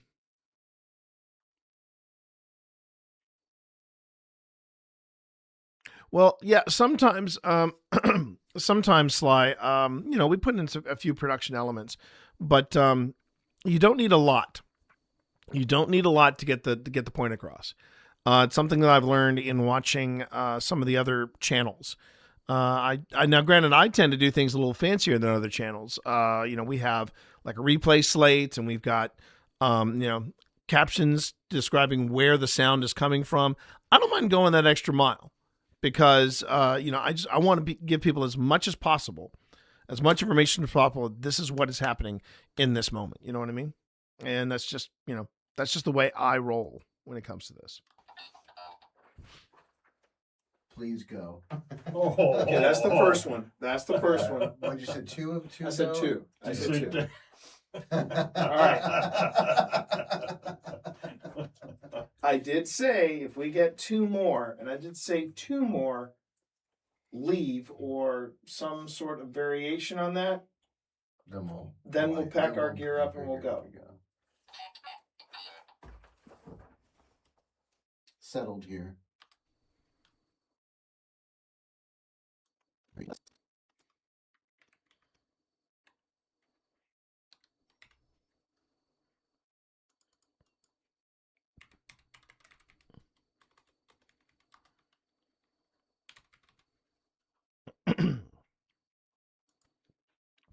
I'm trying to remember if we did get a second please go.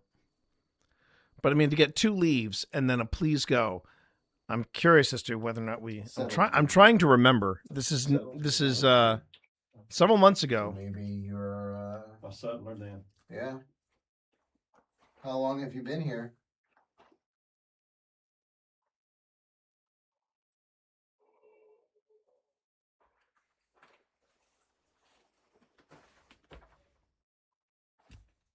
Now you see that breath? That was me. I'm able to identify my own yawning. How long have you been here?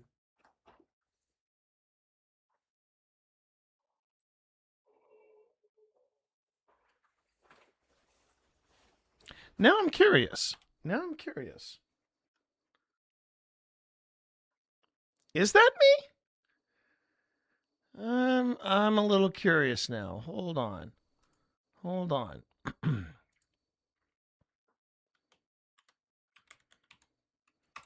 Let me just double check the footage from. I'm just going to double check footage for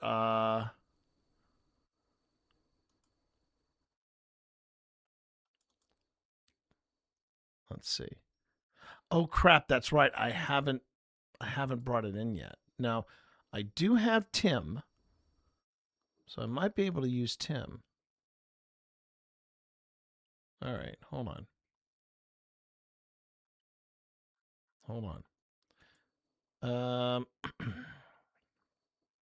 I can just change the name. That might be easier. Okay.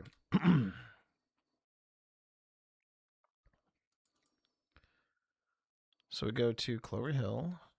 We go to Tim. And let me see. I think.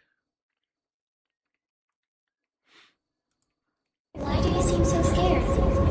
Please come and play with me. I'm so lonely. A channel favorite, everybody. A channel favorite. Thank you very much. I mean, it's really not a stream until somebody drops that sound effect, isn't it, Jason? I mean, that's why I make it 1,000. That's why I make it 1,000 golden gears. Got to learn that. You got to earn that puppy to be able to drop it in there.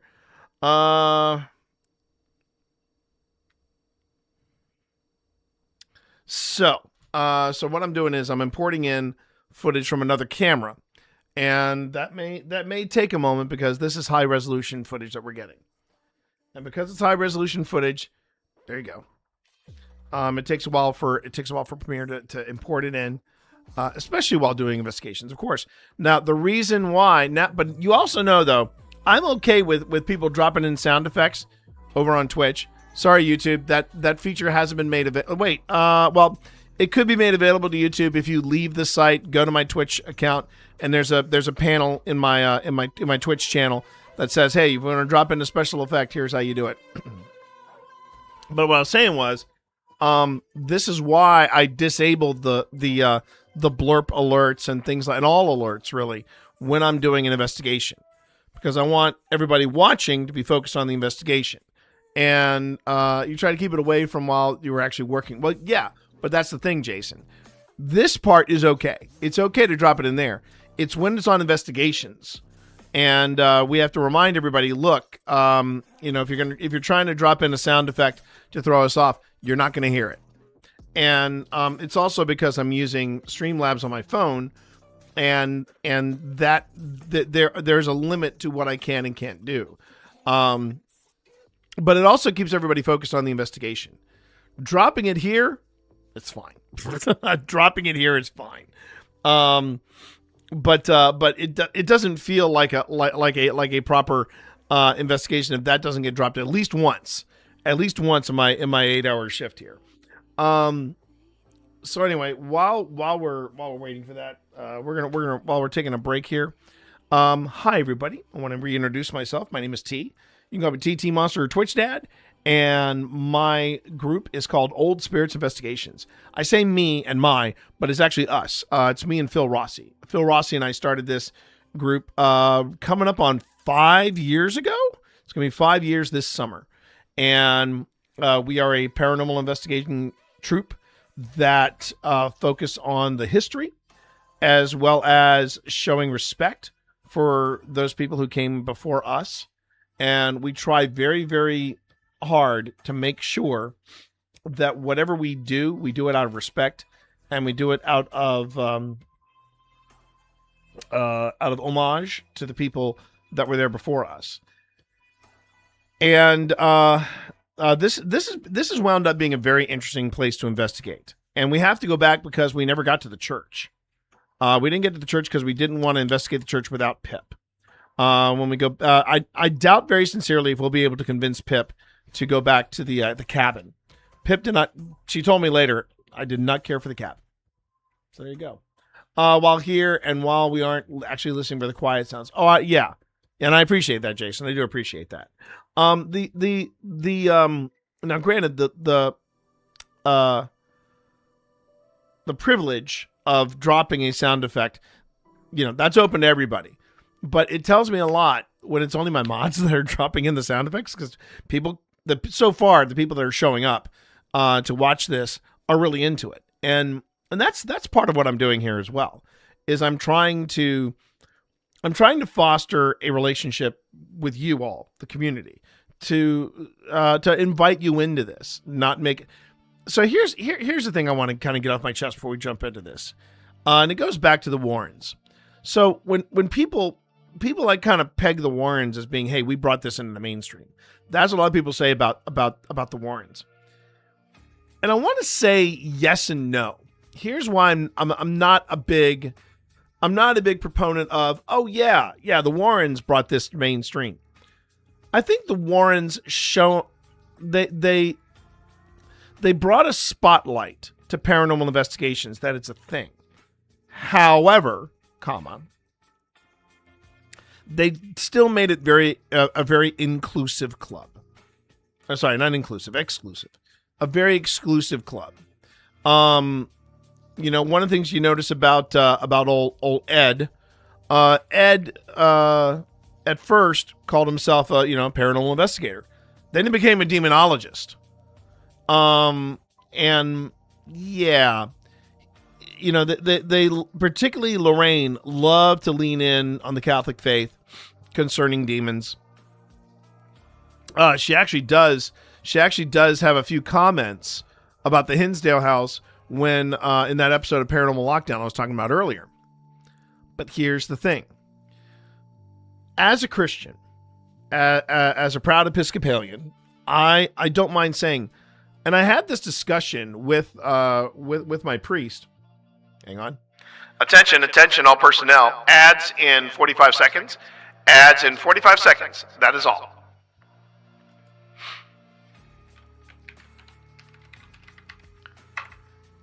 And I want to try to get this out before the ad break kicks in. But here's my problem with, and this is my problem with people dropping the D word so often. The thing about demons is that they are built on deception.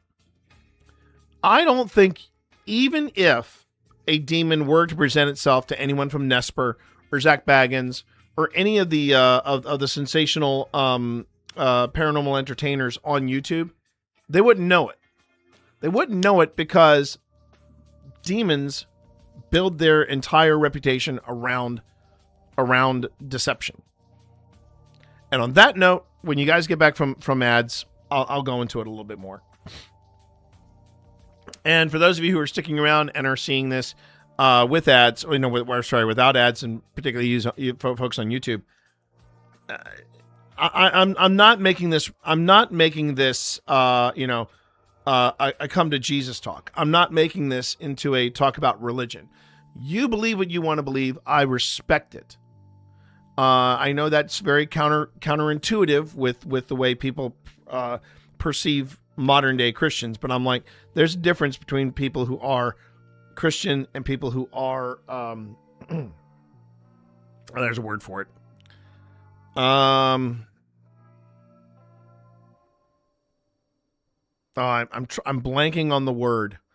I'm blanking on the word for it. Do Episcopalians have confession booths? We do not. We do not, Sly. In fact, we like to say in the Episcopal circles, yeah, we're Catholic light. We're all the ceremony and half the guilt. So you can do that. I can't remember the actual. There is a term for the Christians that are super dedicated to the they're super dedicated to Scripture, to a point of where they can't get past the book Leviticans. Leviticus, and I know that sci-fi author John Scalzi has a name for those Christians, and he calls them Leviticans, not necessarily Christians, but Leviticans. But that's a discussion for a whole other time. But in my experience, when it comes to demons, they are built to be deceitful. Even in Dungeons and Dragons, everybody, demons, their thing is they're all about being deceitful, and I think that is that's worth bringing up. I do feel like that if a demon were to present itself on an investigation, it's not going to come out and tell me that it's a demon. It's not. It has one job, and it's to make sure that that I believe what it is. And perfect example, when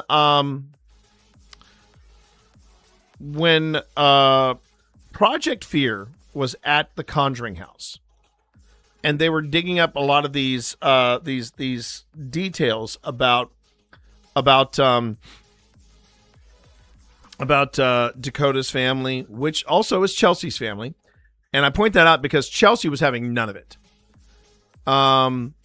Quick search later, and it is Roman Catholic. Right. No, that's not the words I'm looking for, Sly. That's not the words I'm looking for. It's another word for devout. But I am completely blanking on the word. I can't remember if it starts with a D or it starts with a. I would know it when I read it, but anyway, I'm kind of going down the rabbit hole here. So the point I was getting at is that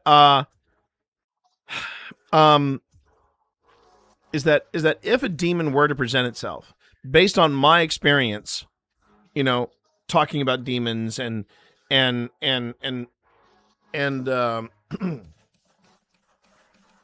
hearing what my priest had to say about it when we were doing an investigation of our church.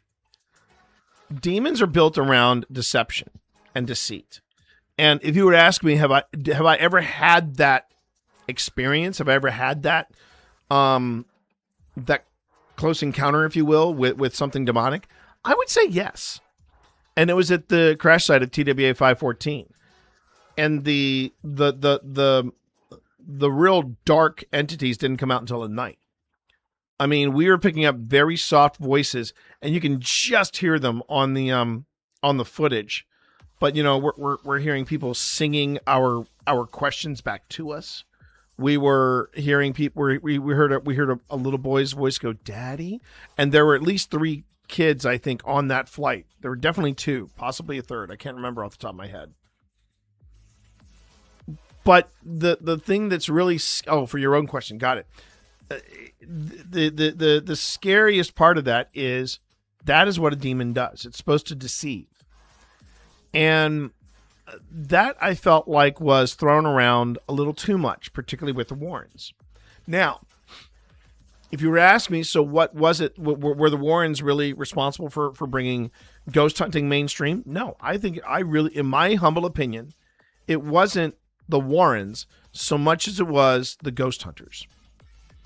Because with the Warrens, it was always the extreme. It was the Amityville Horror. It was the Conjuring House. It was all these over the top, wild possessions and things like that. The ghost hunters actually said, no, this is paranormal investigation. This is it. And I really feel that. I really feel that, and I believe that. And if you don't like it, then fight me, bro. I mean, I don't know what to tell you. I can only tell you what I personally believe and personally experience. And and I think there's a big difference between saying everything is a demon versus, what the ghost hunters did, which was like, we're going to show up at this location, we're going to see if there is something going on. But 9 times out of 10, we can explain it away. All right, so I found Tina's footage from this. So let me see if I can find this moment. I just want to make sure that that's one of us yawning. Like how that looks on the board. Now we're gonna have to start traveling with the board. Yeah, they're on board. Room and board. Okay, so we got cat balls.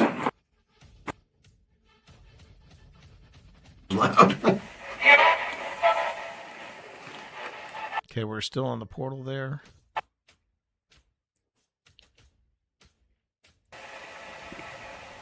Still in the portal there.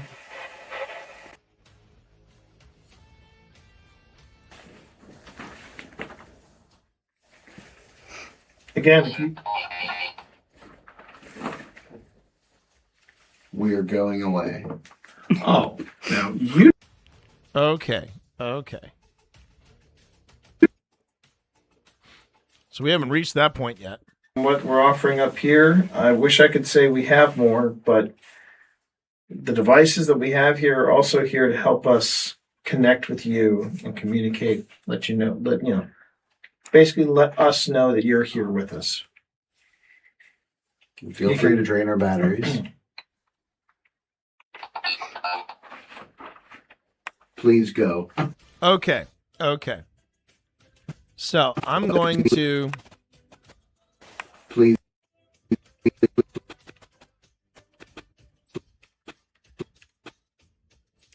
All right. So I'm going to mark that, and I'm going to bring this on in. I think just the video though, because I just want to see the video aspect of this. Hello there. Hello there. Hello there. And how are you, Spence? Oh, I know I'm on the Just Haunting screen. Thank you very much for pointing that out. I do appreciate it. This is, you wouldn't be able to see this anyway if I was on this screen. But there, thank you. I appreciate the. That was intentional. That time it was intentional. Of course, no one's going to tell me. No one is going to tell me if I'm ever stuck on the cat screen because cats. And you notice no one is debating me on that point. They're like, well, no lies detected here, T. Give me a moment though. Let me just drag this over here. Good to see you, Spence, as always. By the way, everybody, Spence and I are going to be doing some tarot later today. Are we still on for doing that around 2? Are you good? Are you good for 2? Are you good for 2 today? Still can't believe I'm doing tarot.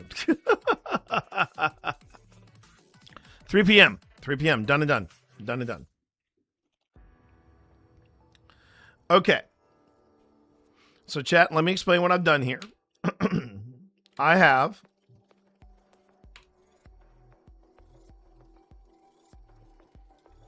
and I may go on ahead and do this and just share you the experience on screen. But what I've done is I've put in the second, the second camera angle, and I just noticed that the second camera angle, that's very interesting. Is this at 100%?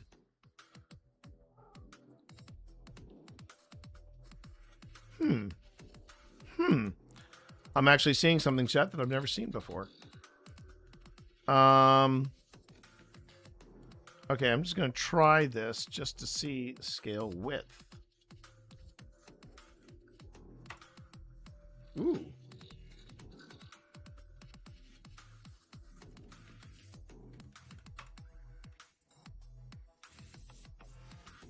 Oh, no, that's interesting.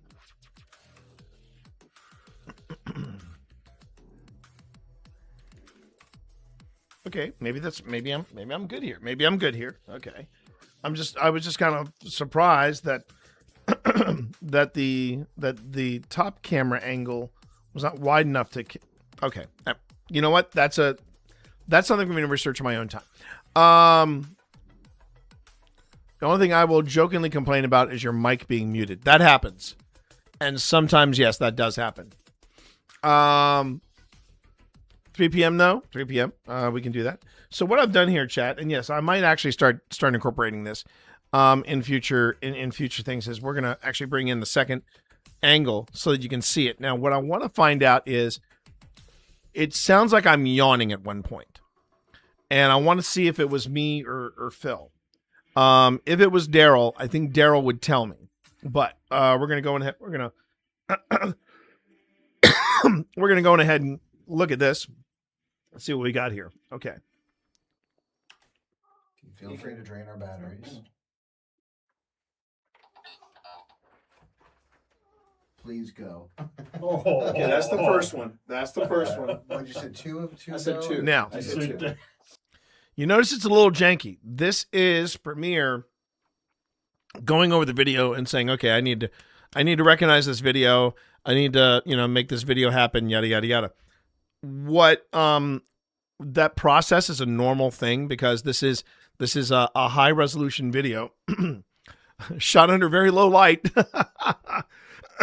but it is still high resolution video. Premiere should smooth itself out in just a moment. There you go.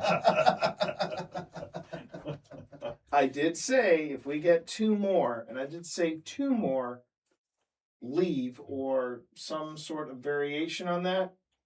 Then we'll pack our gear up and we'll go. Settled here. Okay. Settled here. Okay. This is what I want to see. So maybe you're a settler then. Yeah. Okay, so here's where the yawn happens. Been here? It's me. So, just to make sure nobody flips out,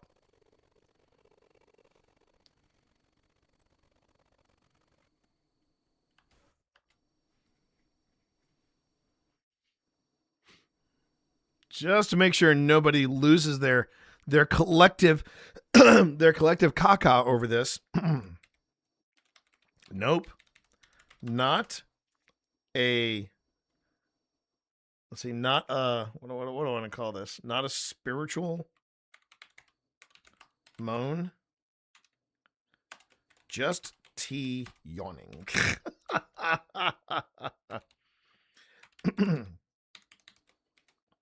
And that's something I've also learned a lot about investigating the paranormal. You gotta be able to take the piss out of yourself. You gotta be able to take the piss out of yourself. You gotta be able to poke a little fun at you, right?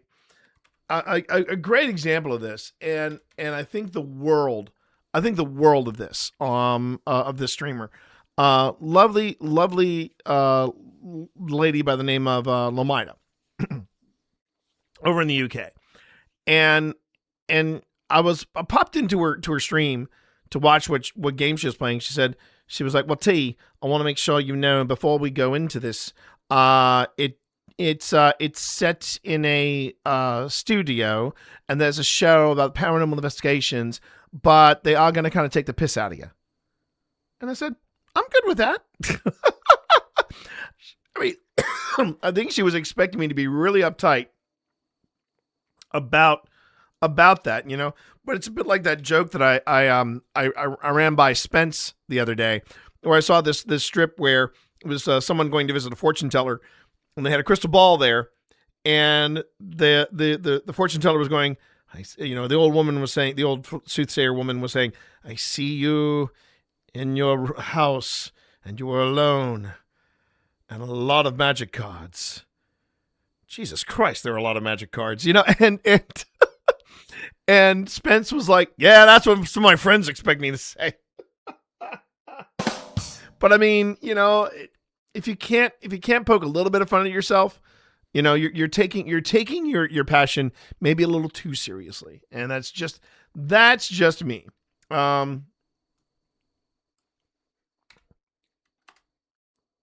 Oh, instead of spiritual, how about this? How about this? Ethereal. No, not ethereal moan. Just T yawning. All right. Let's see.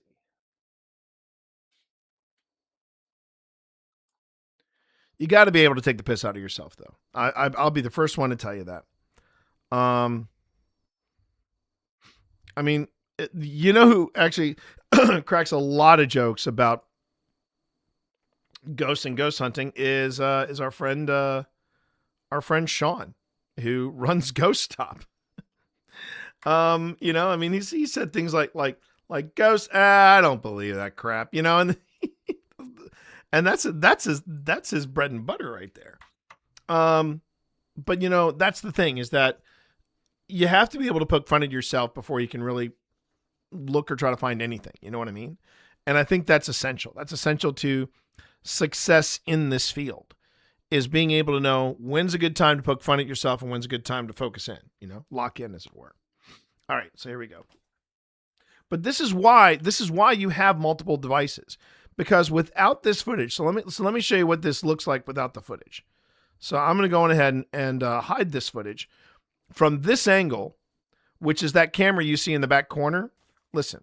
How long have you been here?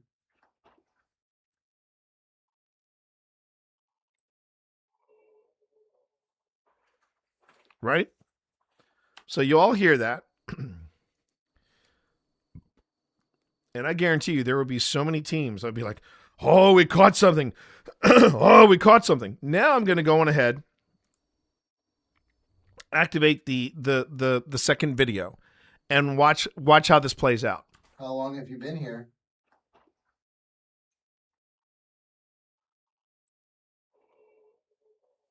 See, right there, as soon as I finished, I should have said that was me, and I did not. So naughty Past T. You're a better investigator than that. We're going away.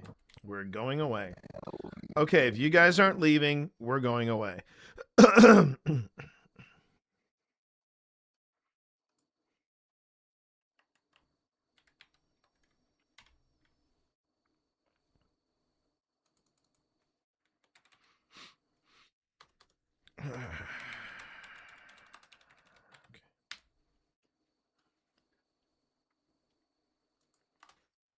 We're going away. Oh, no, you don't have to. You don't have to leave. You do not have to leave. They're like, well, you're not leaving. I know. So. That's kind of cool, though. I personally think that's kind of cool. Oh, wait. You said we have to say leave twice and then you'll leave? Fine, we're going away. I mean, I don't mind saying it. Ghosts can be sassy MFers sometimes. They can be sassy AF. I'm not kidding. Almost as sassy as you, Viola. Yeah. I love you, Vi. You're going to feel so much better after your shot today. So, peace. We're going to go see Pip. Peace. Now Pip is But that little light you see in the corner right there, that is the second camera where we're shooting from the stream. Getting all these messages like, who are these people?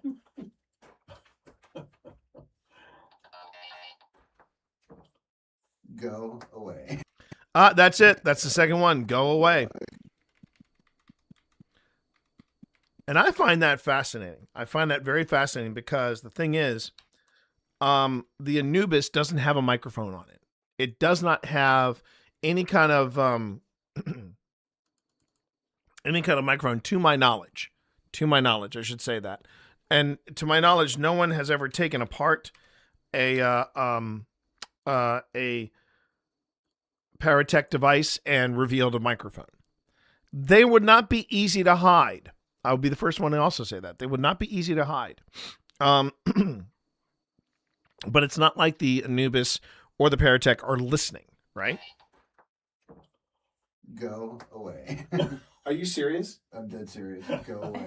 All right, we made a promise. We did make a promise. We did make a promise. I know Phil hates it when I do that because one of Only the when first you do it lessons early on. Yeah, it was really funny. Phil said the first time I'm gonna do this as I pack up. When we first started doing this, Phil said, "Now, one piece of advice I got to give you, T. When you're asking questions, the last thing you want to ask is, do you want us to stay?" Right, or at least you know. What does it say? Or at least you know, wait until you've been there for a while. Yeah, and then start. Then you can ask. Then start asking those kind of questions. Well, I tell you, that was multiple, and they said it in a couple different ways. Couple different ways. Please leave. Please leave. Go away. Go. Well, first they were polite. Please leave. Yeah. Then it was like, go away. It's like, okay. So the question remains, is that something that you would consider paranormal? Personally, I would say yes. Because I said very clearly, I said, give us two dismissals, we're out. Because we heard leave twice. We said, okay, we're going to use Anubis now. If you really don't want us here, say it twice. Some variation of go away, please leave, whatever. Get out, whatever you want. And sure enough, it said, please go, and then leave, or go away. We're not wanted. And you know, it's a matter of showing respect. It's a simple matter of showing respect. But we had some good stuff That happen. was good. Yeah, that was good. I'll take it. I don't think it's a bad session. I don't think it's a great session, but I don't think it's a bad session either. Phil made that of his own. He's the MacGyver. Yeah, a little bit. All right, do you need me to carry? Yeah, that? I do need you to carry this. Just gonna make the tripod a little shorter for you. Easier to make. And I just realized I left George back at the. Well, Pip wanted to go to school, I think. Yeah, she wanted to do the school, so do you want to pop back over there? You know, I can do that. Yeah, let's pop back over. Carry this over. Do you want all of us to go, or do you just want We can wait for me you to at go? school. Yeah, we'll wait for you at school. Yeah, wait for you at school. Do you guys want to take the stream? Because I think the stream would rather go to the school. I don't know if we have enough hands. All right, I will take us to. You want to take us to the school with the stream, And then once I drop this off, I will then go back and get Pip and George. All right. Oh, look at that moon. Look at that moon. Well, I can honestly say that's the shortest at the shortest winter quarter session. Yeah. He was such a good guy. Daryl was such a good guy. Massive props to Daryl. Now I'm gonna say, is Daryl like Chuck level? Because this stream loved themselves some Chuck. I would say Daryl is a very close second, but he's a very, very friendly guy. Very, very, very kind host, and yeah, we liked him a lot. He was talking about on Sunday, not Sundays, on the summer. During the summer, what they do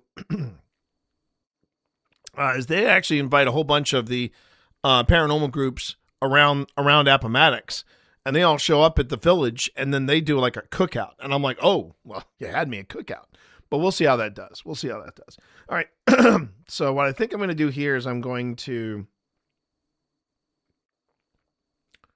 go on ahead and start up a new segment here. So I cut and I cut. And then save. Sorry, buddy. I'm just keeping an eye on some stuff here. Yeah, okay. All right. So I saved it. Oh, pardon me, everyone. Man. Okay, so that is the officer's winter's quarters. I'm going to duplicate that.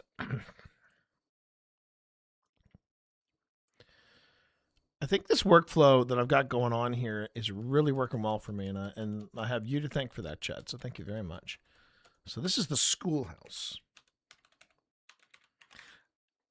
Heads up, everybody. This is where two things happen here. I will say this.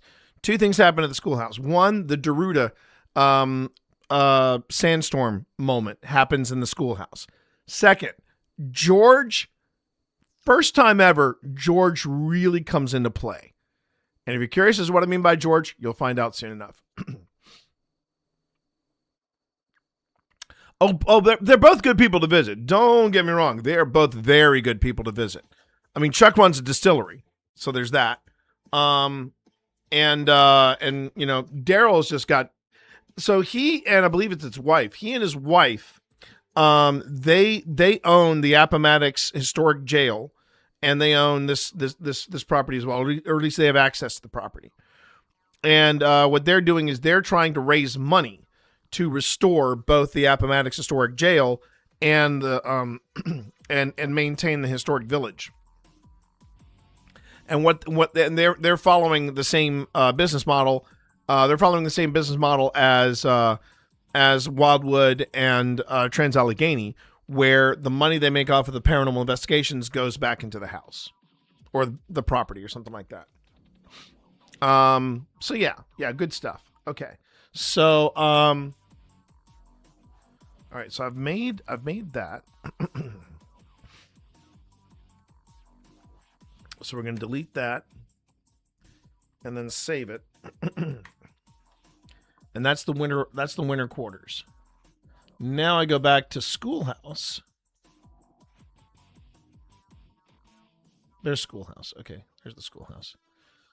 So I open up the schoolhouse, and then we do it the opposite way. This is where I do this. And then I say, Ripple delete that bad boy. Pow. Okay. And then just to make sure I've got something.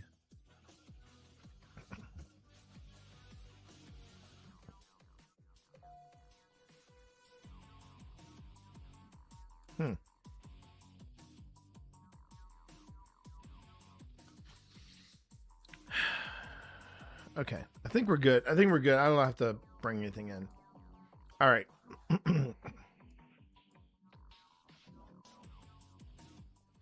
And I'm just going to save everything. Okay, here we go. We try to respect yeah. of whatever we're communicating with. I mean, if they're... Attention, all personnel. Ads in 45 seconds. Ads in 45 seconds. That is all.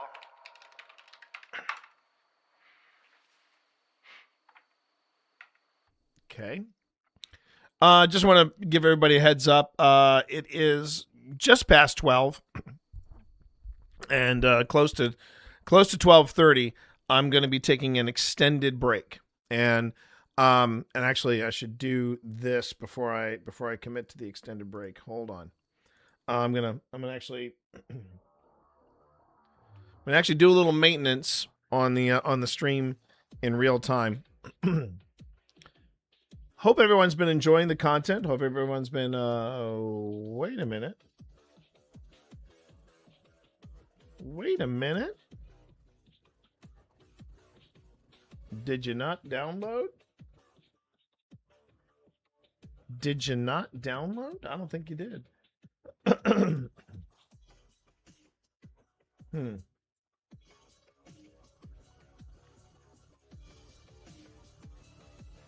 Download anyway.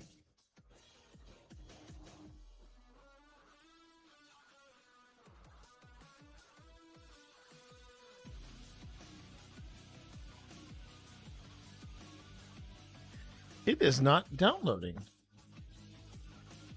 Wherefore you no download.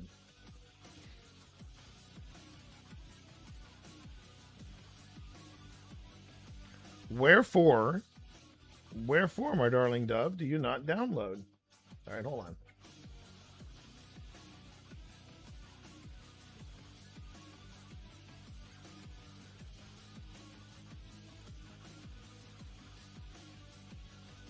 Yeah, download anyway. Oh, wait a second.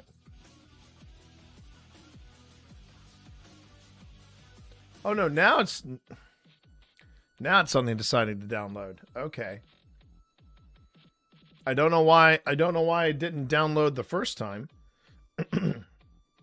This is why I'm saying sometimes Google likes to brag about how great their game is. Sometimes Google is not as crash out awesome as they claim to be. You know? I dare to say that.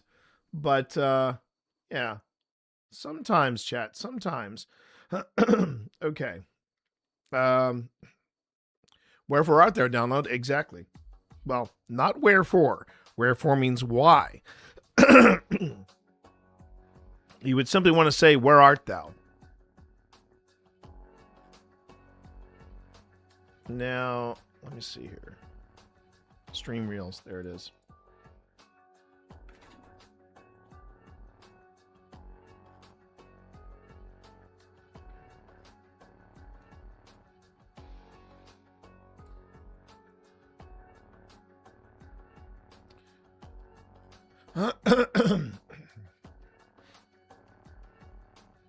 Now, chat, you're gonna see a stream BRB. I want you to dismiss it because I'm still here, still chatting away. So, Jack, you are upset that we're Still here, chat. Still here. I know you can hear me. I just need to copy this and also redirect a video. So let me just duplicate that.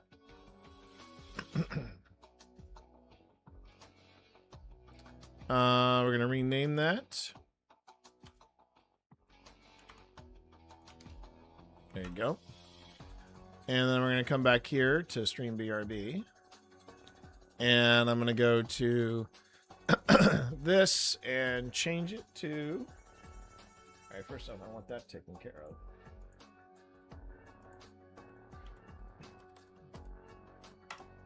Okay.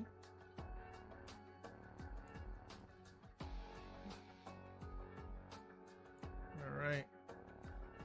Open. Click OK.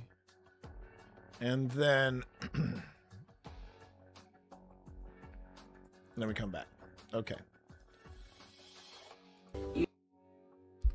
Just had to do that quick... let me just make sure it still works. Just want to make sure. Yep, it still works. Okay, great. Not the content I know. Not the content I know you were expecting, or even counting on for that reason. But we're just doing a little bit of maintenance here that I need to take care of. And that goes away as well. So that's 2026.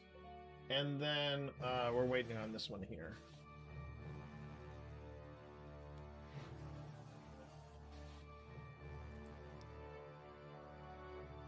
Okay, I wanted to make sure I had this. This is a baller track here. It's called DNA. Okay. Yeah. So we're just waiting right now on the download. Currently income. Oh, it says it's done. It says it's done. So let me get back here. Is it done though? Is it truly done? Is it truly done? Yes, it is. All right.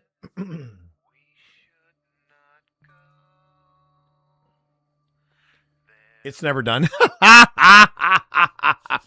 Oh, Marv, on the thing I'm currently downloading, I found this incredible clip that I'd totally forgotten I had. It was you, and you are prominently featured on it. It was you, me, Sonny. I think Thermal was in there. Steve Saylor, and so there's 5 of us. You, me, Sonny, Thermal, one other person, Steve Saylor. And we were doing a we were doing a raid. We were doing a Deep Stone Crypt run, and I believe it was one of the hardest things that we knew we had to get for Steve, which was the Eyes of Tomorrow. And on this, and we're doing the run. I think it was our second run of the day, or the second. Well, it was the second time Steve had ever run Deep Stone Crypt, and we're nearing the end, right? We're nearing the end, and we thought we had lost it because the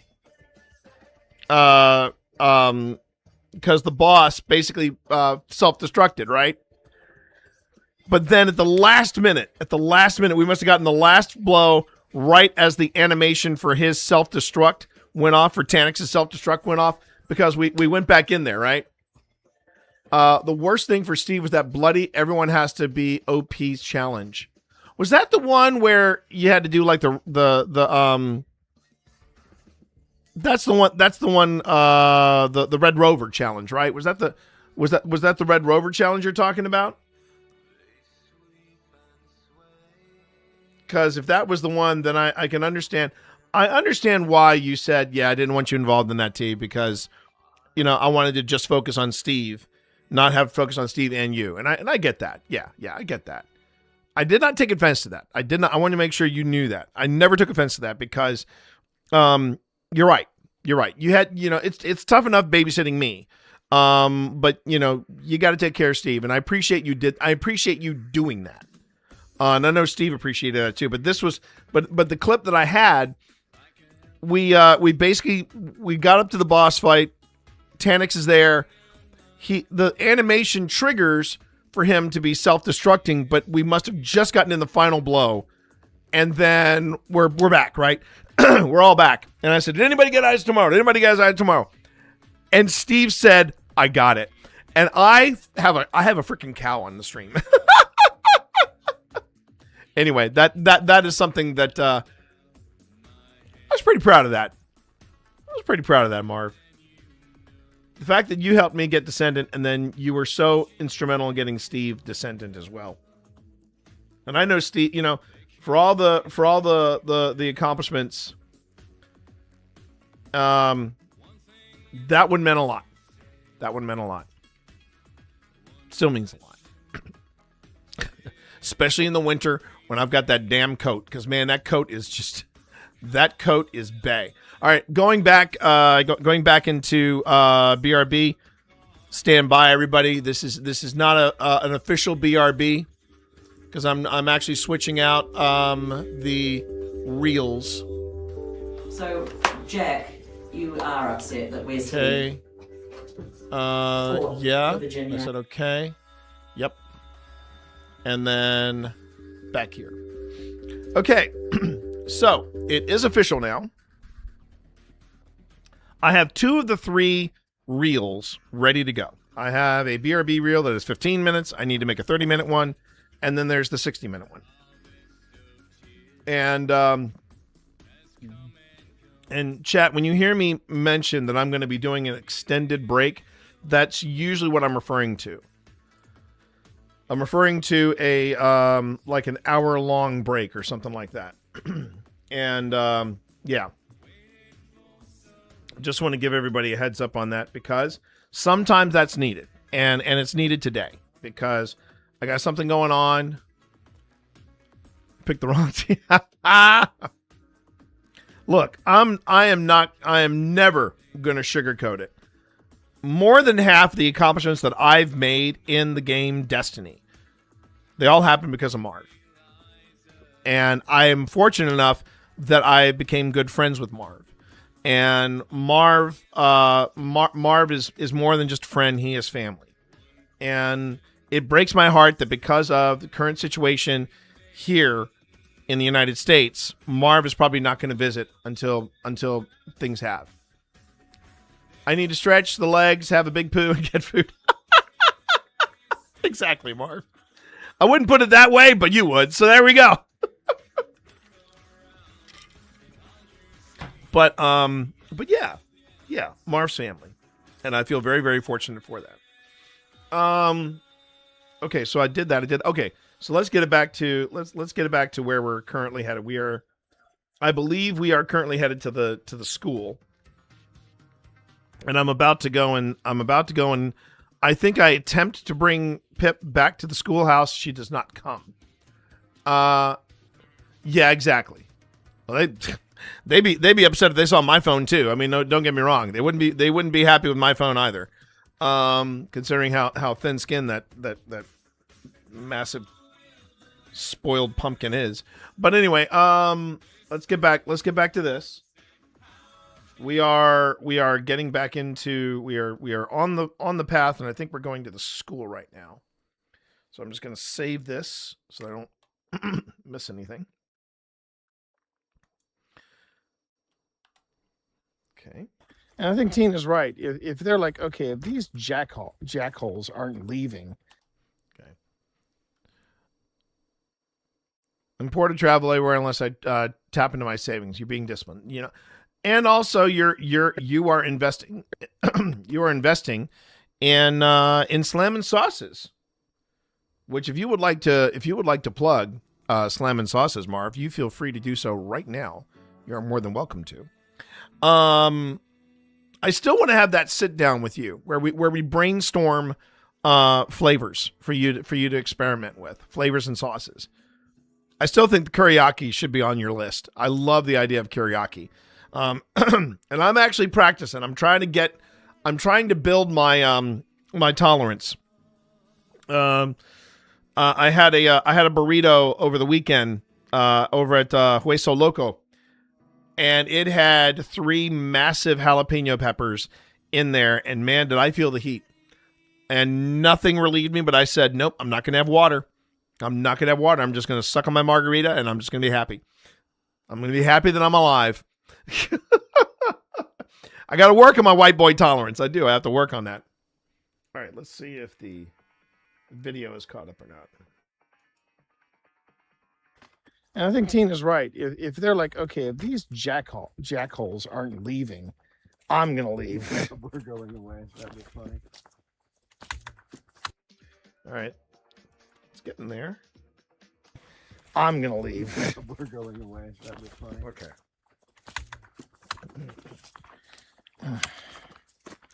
There we go. Much better. Oh.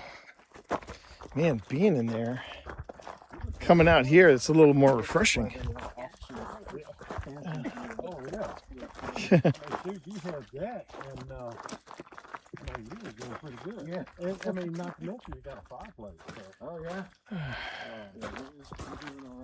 So those winter quarters that you saw, those were the winter quarters for the officers. If you're enlisted, you're in a tent outside. And let me tell you something. If Appomattox had winters back in the 1800s the way they had them here, just this past week. Okay, so this is the schoolhouse we're coming up on. All right. Heading back to school, everybody.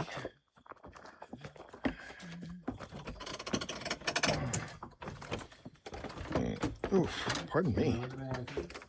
Okay. There is a mannequin in the corner. Be ready for it. Here. 2 mannequins. Mannequin.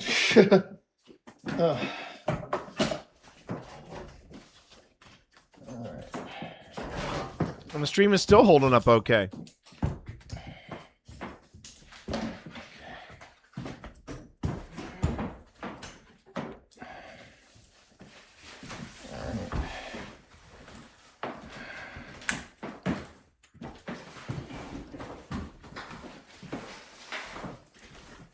You actually fit in that desk, don't you? Yes.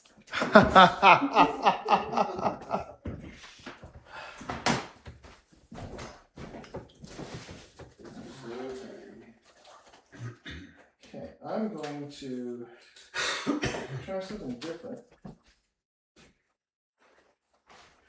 Okay, there we go. Ooh, I have an idea. Even apple for the teacher. There you go. And then Okay, so cat ball has been start setting deployed. up other gear and everything. I'm going to go back and Get your lovely wife. get my lovely wife. Oh, I'll set this in. Oh, dead bell. Put it right Dead next to bell the is bell. out. Right next That's to the bell. device number 2. But I won't turn it on until you get here. How's that? That sounds fair.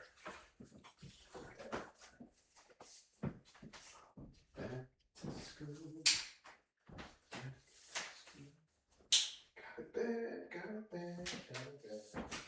My wife for teacher. I don't know if I'll know that one. I'm gonna lock the place up. Okay. Daryl will be your guy. Yeah, but Daryl will be my guy. Yeah. And we'll be. All right, let's go. Let's go. Let's go. We can turn off the mics. Yeah. Because I'm gonna be out of range. So That's true. All right.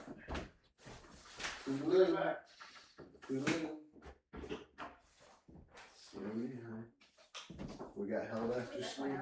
What's that? What? I don't think there's any devices on, except for my recorder. Okay, so at this point, I'm not even there. I am not even there. It is Phil, Tina, and Daryl, and they are hanging out. At one point, I put out Boo Buddy. At one point, George shows up. So this is all footage that was happening while I was away. So I have no clue what's going on until I get back from the attempt at bringing Pip over, because I don't think Pip comes. I don't think Pip comes to join us.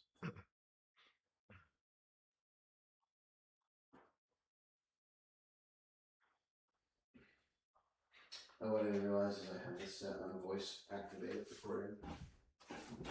And again, you have an idea. You have an idea just on that little moment of silence, just how quiet it is, not only in that school, but overall in the historic village. What? I don't think there's any devices on, except for my recorder. Just checking to make sure that the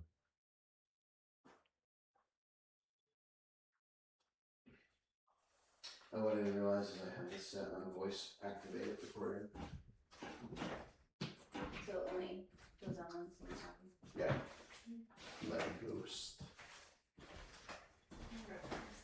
Today we're going to be learning about the afterlife.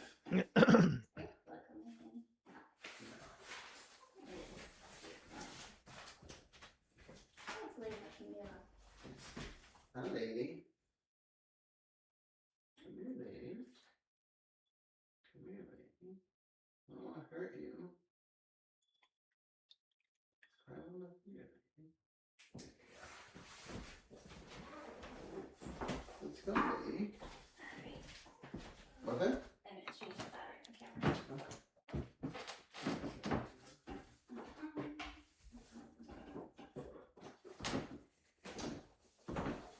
This place is neat. Yeah.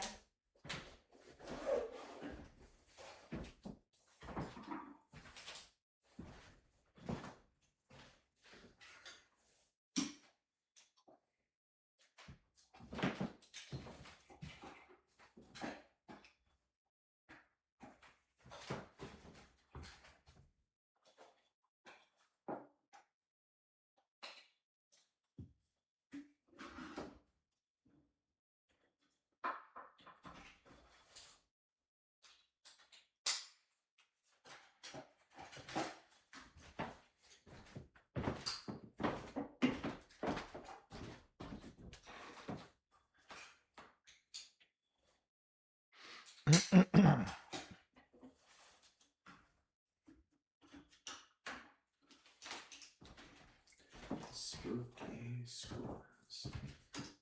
You feeling anything in here? Not right now. Nor am I. Did you feel something in here earlier? But when we talked about the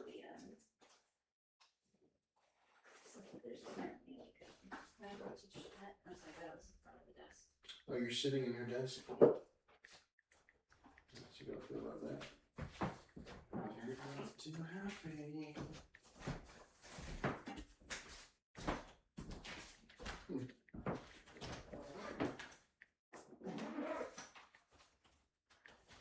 Dog stop barking. It seems.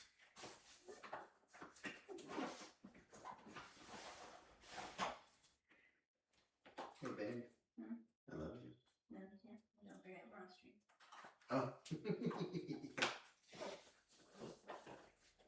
Well, the stream knows that it's true.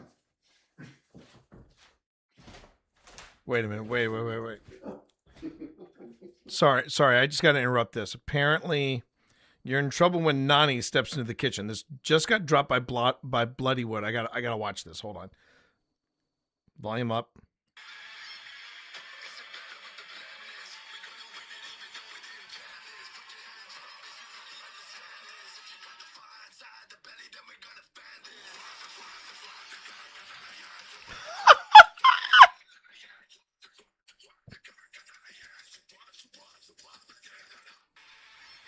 Okay.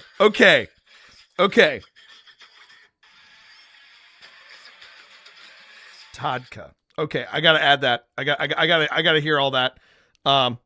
Okay, first off, I gotta say real quick, I love me some Bloodywood. If you don't know what it is, it's basically what you might think it is. It is Indian heavy metal. Heavy metal straight out of India. And they just posted, I guess this is their latest video, and it says you're in trouble when Nani steps into the kitchen. And it has to be, if it isn't, they got a very distinguished looking Indian elder actress to play this, but I have a feeling it's got to be one of the band's moms. It's got to be one of the band members' moms. And the entire video is the band rocking out in the kitchen, and then mom walks in and takes over and starts making stuff. I have to watch this video during the extended break. So sorry about that. I know that's the ADHD, but the ADHD always gives it up for Bloodywood. I mean, I freaking love those guys. They do duets with Blackpink. Okay, I'm in. I'm totally in. No, not Blackpink. Baby Metal, or maybe they have done Baby Metal and they've done duets with Blackpink. I can't remember. But anyway, look them up. They're so much fun to watch. There's the alarm. Okay, which means we are up on that extended break. I need to step away, take care of some stuff, and when we get back, we will be in the classroom. Okay. So everybody, this is your chance to get something to eat. By all means, stretch. As Marv would say, have a poo. Get something to drink. Take care of yourself. And when we get back from this extended break, and to give you an idea of how long the extended break is, we're looking at maybe roughly, depending on how things go, I'll be back at 1:30. Okay. And I just have to ask that you all remain patient and understand that this is an extended break that I have to take. Okay. In response to all of this, I have created a new BRB reel. So when people come in and they go, "What's this channel all about? What the heck is going on?" This BRB reel is going to give you a very, very deep dive into who I am and what I'm all about. And I'm kind of putting it out there for this. I figured if I'm going to make a 60-minute reel, I'm going to show you all sides of this channel, all sides of it. And with that, thank you very much, everyone. We will be right back. Again, you are here with the T Monster, and you can call me T Monster or Twitch Dad. And today I'm representing Old Spirits Investigations. We are taking a look at the Clover Hill Historic Village. Okay, things are falling, and I can't even see where they're falling. And you're not helping, Kat. You're not helping. But I heard things falling. Anyway, all right. Take a break. Be good to yourselves. We'll be right back. Thanks, everybody.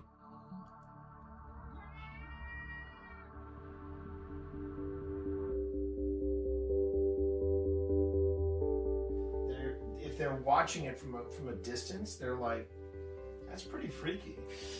Is this little weird magic? Yeah, or even, what kind of technology is this? What kind of TV is this? Cammy said, if you are here with us, can you show us by making the ball light up? All right, we can do that. That one we can do. And I will even go one step further. I'm going to wait and see what the paracheck is. Oh, look at that. It just lit up. Can you see that, Cammy? There's a bit of Did you delay. catch that, Cammy?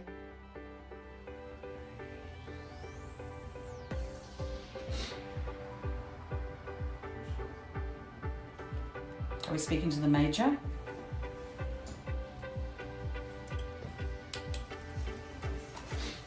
Hi there. Okay, that's very nice.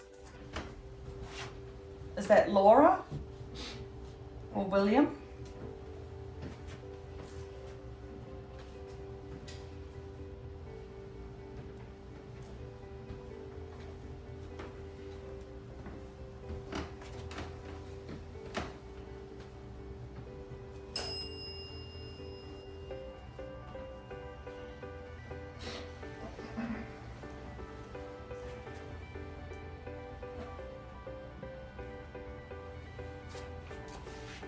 Anger. Okay.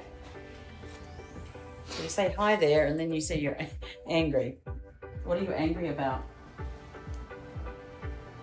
Just pointing out that the green light over there is going a lot. There's a lot of activity on that green light over there. This is T. I'm hearing voices on this side of me over here. I'm hearing voices. Is Tina on this side of me? No, no one's on that side. There's no one over there. I was hearing somebody talk over there. Okay. Hold on. Okay. Sorry, I didn't even think about that. Thank you.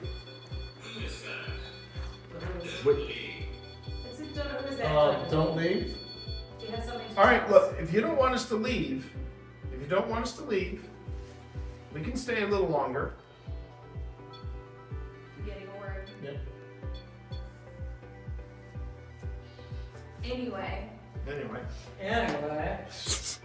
So I tell you what, if you really don't want us to leave, can you make those lights go all the way up the red again?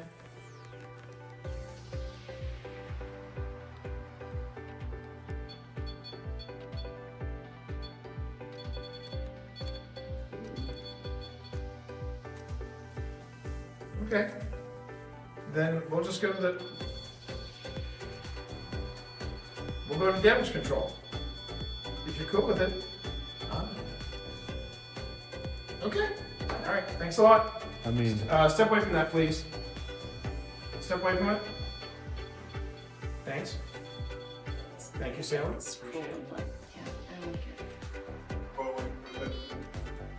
Andrew, you need to go. And you need to leave Alex alone.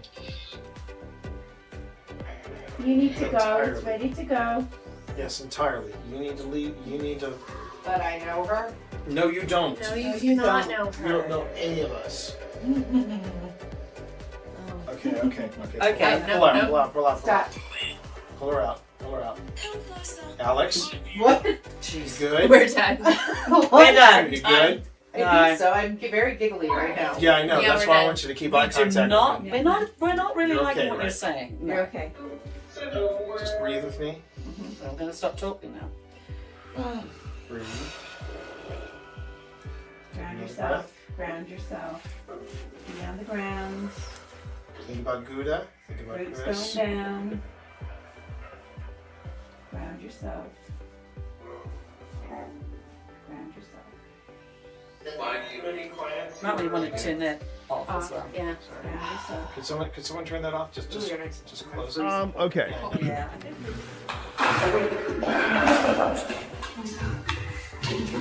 Oh, I gotta send that to Phil. I gotta send that to Phil. That's a great catch. That's a great freaking. That just made my stream right there.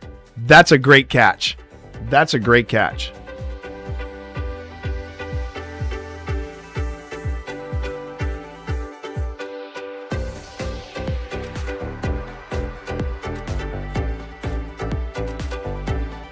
So the timing is cloud goes on the stack. So here's what's supposed to happen, and we need to probably be better about this. Yes. Just in Yes. general. Yes.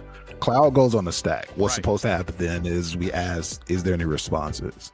Mm-hmm. It is that point that you say in response, blah blah blah, countering spell. So you would have the opportunity with cloud on the stack to respond. Okay. I'd like to try this, Steve, if you're okay with it. I'm not going to be okay with it, but I'll let you go. That is the funniest Absolutely. I just have to make sure I can do it. I don't know why I asked that. That was a sandworm convergence.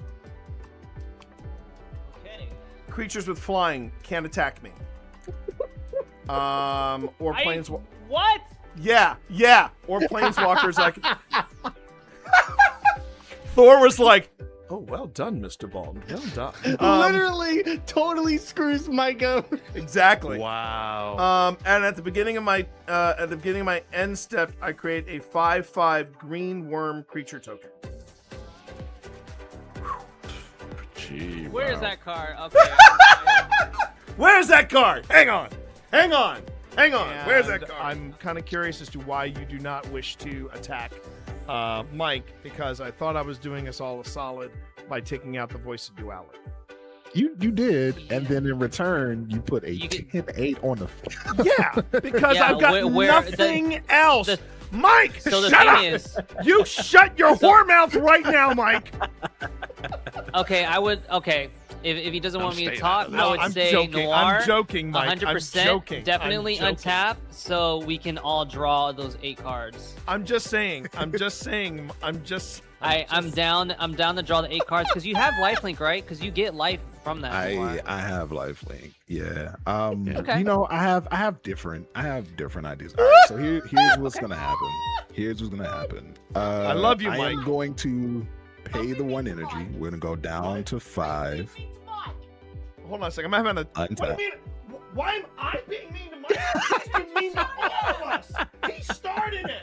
Mom, he started it. Oh, let me draw my card. Are you hearing this, Mike? Are you hearing this? Are you hearing this, Mike? Oh, Yes. I love that so Rosa, much. yes. The numbers next to our names all are like. She is a goddess. Yes. Yeah. Oh, Twitch has something to say in Yeah, chat. I see it. Oh no! Wait, what? Twitch. That's wild. Listen, Twitch. What's listen. up, Twitch? I have this many cards in my hand, and I'm allowed to because I have a card that lets me. Okay. No, they're saying I cheated. They're saying I Yes, cheated. T. Yes, T cheats. Yeah, and I said, you do. and I said, go and ask him. I said, and yet I still lost. So Twitch, mind your own, mind your own farm, okay? Mind your own farm. Oh man. How's Funny- it going? funny All how- right, I'd like to talk a little bit about Twitch and their history of sports play. Twitch cheats harder than some of the Real Housewives of Bel Air. I got to tell you right now, this is really out of control, and Twitch needs to really mind their own P's and Q's, especially with some of the stuff that I've seen late night on their channel. But that's another story for another time. Anyway, This is not my fault. This is not my fault. I just want you to know, not my fault. Twitch, Okay. I can't quit I don't you. have to get I me just banned can't off quit my you, own Twitch. channel. Right, That right. is Hey, so damn PT. funny. I wanted this whole turn to play out before I said anything. Yeah. Sorry, I think No, okay, that's where it is. Okay, so hold up. So there we go. So there's these 9 will go to the bottom, or these 8 will go to the bottom. Whew. A lot of stuff happening here, Then- chat. A lot of stuff happening here. That will go back on top. It's not done. I know it's not. And then I get know it's to not. draw a card. So I get to draw a card here because of that. And then, yeah, so Prez, 5 and 3 coming your way. Either of them trample. Nope. I will block with 2/1/1s. All right. So, kids, this is how atomic energy works. And all right. I have become death. 1, 2. I didn't say nothing. Listen, what you do, what you do, boo boo. Let's go for it, baby. 5 and 8 to crew. Why would I do something like that? Why would I? Station mother effers. Okay.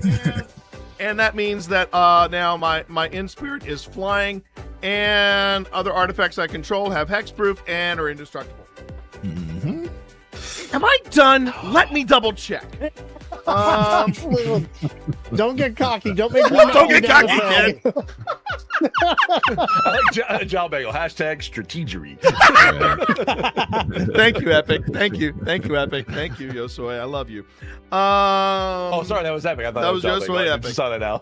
And Yeah. that, and I want to make sure this is clear to everybody, not just here in chat, but also here amongst my pod. This is the first time my long-term strategy has ever worked. And on that, I end my turn.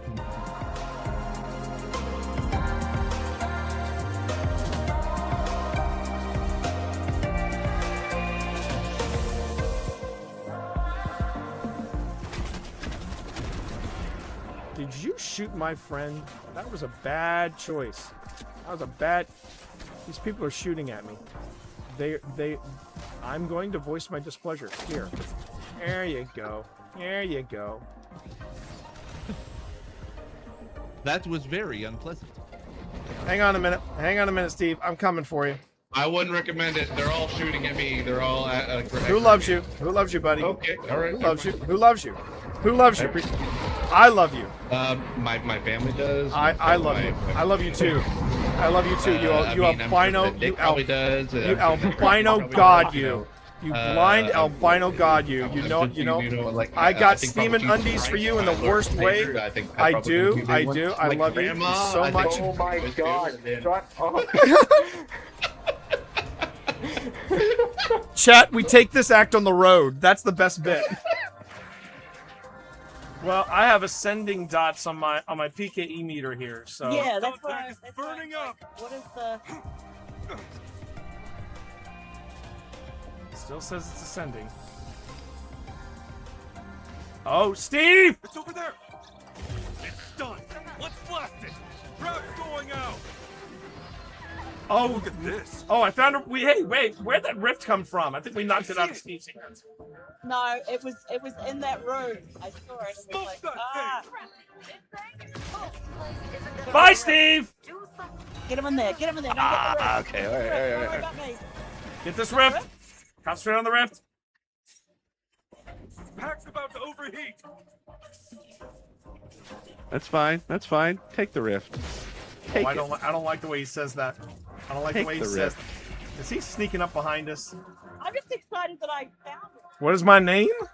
Yeah. My name is Sabotage Your Backpack. Is what my name is. Uh-huh. My name is Sabotage Your Backpack. Uh-huh. Right.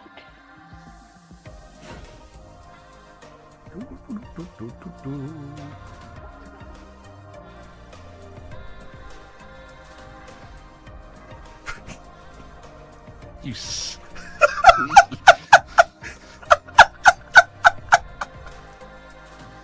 All right, my friend. Okay. Going back in. Going back in. All right. I'm gonna play a little harmonica. Oh wait, before you go back in, Steve, there was somebody who had a question for you. How are you handling the dark? Oh, fine. I mean, Because I'm not having to move around and I don't need to see where I'm going. I'm fine. there you go. All right, say goodbye, Steve. Okay. Say goodbye, Steve. Goodbye, Steve. Oh, can I get your light? Thank you.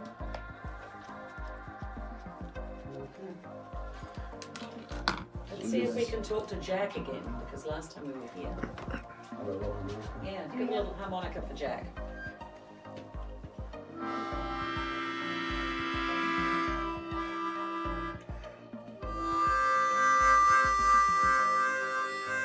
You can. You can. Chords. I am playing chords. Chords, yeah.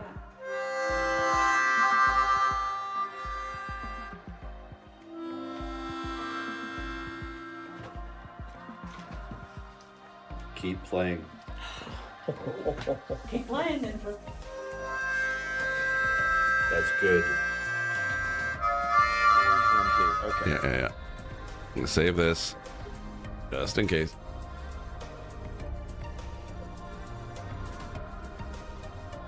All right, and then here's the for this room. Game was saved. Son of a bitch, T! Fuck!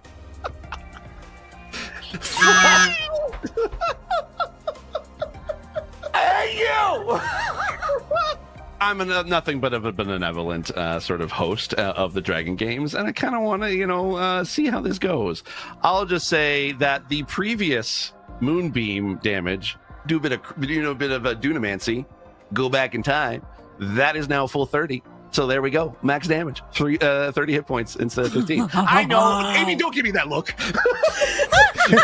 Amy is writing a letter to their DM right a combat now. battle with a dragon. Yeah, we're getting our asses kicked, Amy. We need everything we can get.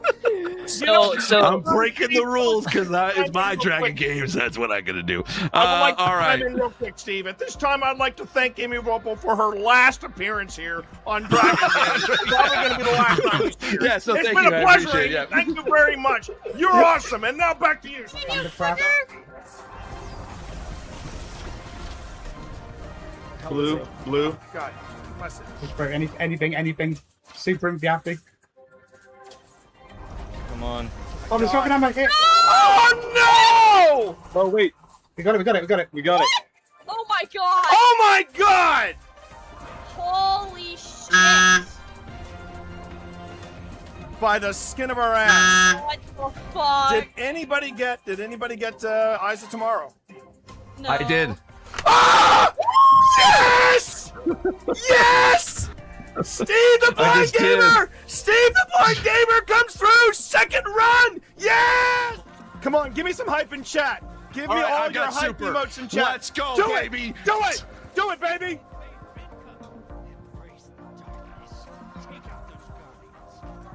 All right, I've Hang in got there. super going. All right, they are right in front of you. Throw it. Hit it, baby. Yeah, Hit it. I got some, baby. Oh my God, he got him. He got his first invader kill. Let's go, Here Jack. to We see get it. some hype in chat, baby. I got another one. I got another There one. we go. Let's go. I'm just, All right, I don't Jack. care. I'm camping spawn right now. It's a black guy doing this. And I'm back, baby. All right, let's kill this primeval and go home. Yes. Woo! All right, melt the primevals, fire team. Melt the primeval. Let's make this happen. Let's go. Oh, I'm dead. Let's melt this, baby.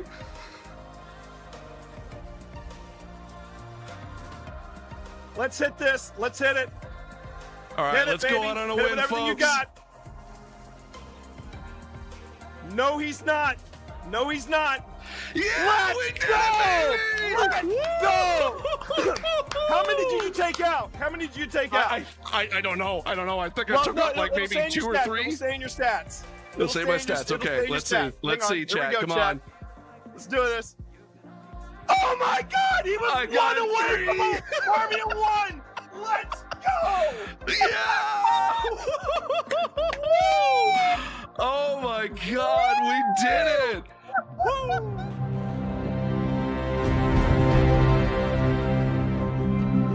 Hi, I'm Steve Saylor, aka Blind Gamer Steve. I'm a content creator and accessibility advocate and consultant in the video game industry. My name is T Morris. People call me T. They call me T Monster. I also go by Twitch Dad. When I started looking into wanting to stream, I had known this dude here for about, I think about 10 years at that point. 10 years. And so I reached out to him. I was like, hey, you know what? I know you play Destiny. would you be cool at kind of helping me and guiding me through the game? I've never played it before. This is when I gave you a little bit of honesty. I said, "Are you sure you want me? Because if you see me play, so you know how bad my aim is. It'll be the blind leading the blind." And he went, "That's what we'll call it." All right, there's the traveler. There's the traveler right in front of us. Let's go. Walk forward. Walk forward. I want you to enjoy this. As someone who has a disability where it affects my vision, and it is hard for me to be able to play games in general, having someone take the time and guide me through being able to play a game and not try to rush me through things, that meant the world to me. Where's that? All right. Oh, there he is. Yes! Yes! Oh, yeah! In any other game, it's usually people don't want to play with a disabled person. Whereas with Destiny, I can jump in with T, I can jump in with my friends, and even when we just jump in with random blueberries in the community, we can still be able to help each other out, and that's why I love Destiny. Did you shoot my friend? That was a bad choice. It's all about being able to reach out and pick someone up and being like, we can do this together. And that is being a hero. It's being able to lift everyone else up. It's not about you. It's about the fire team. That's what makes a good guardian, is when it's about reaching the end goal and reaching it together.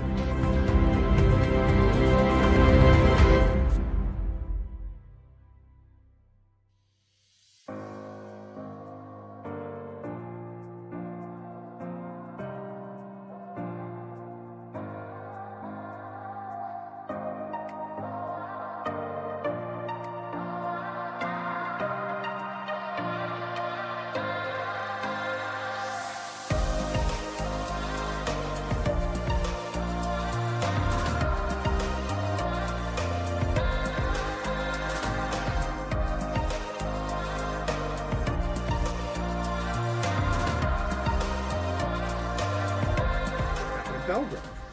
For anybody who missed or were unable to see the VOD of Belgrove, Phil and I had this very elaborate setup. Pardon me. The cat's got to lick its ass. You good, cat? You good? He's fine. He's fine. Now you can see it's the resolution is absolutely spot on, isn't it? You gonna say hi to chat over here? You say hi to chat? Say hi to chat. Say hi to chat. Say hi to chat.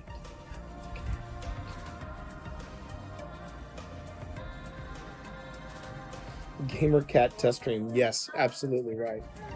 It's this way. Sonny, whatever you do, don't look at my stream. Don't look at my stream, Serena. Sonny, I'm telling you, Sonny. Don't Look at it. my- Look don't- at it. Don't look at it.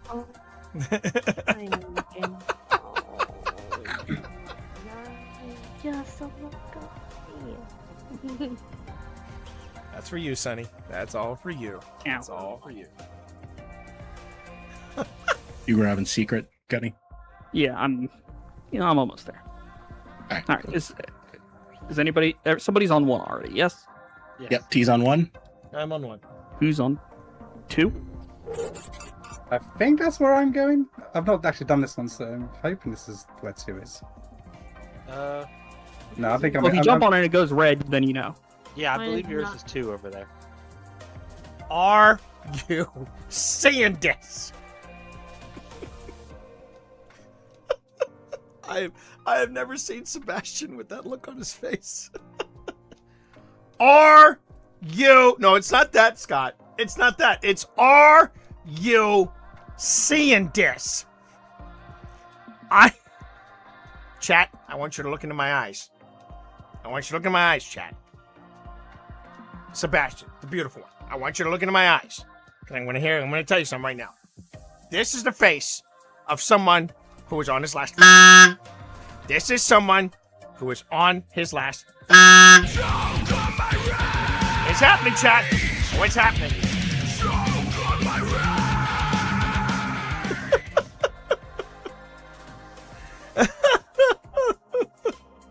He is so done. God. Unleash the fury! What are you doing, Benedict? You stuck? It would not surprise me at all. Yeah, I think he's stuck, fodder. I think he's stuck. He's stuck. Man, here I was worried that I didn't have anything to do on the stream, and I think I've got it now. It's just basically Gamer Cat Cam. He's turned back into his teen years. I know, right? Benedict, are you okay?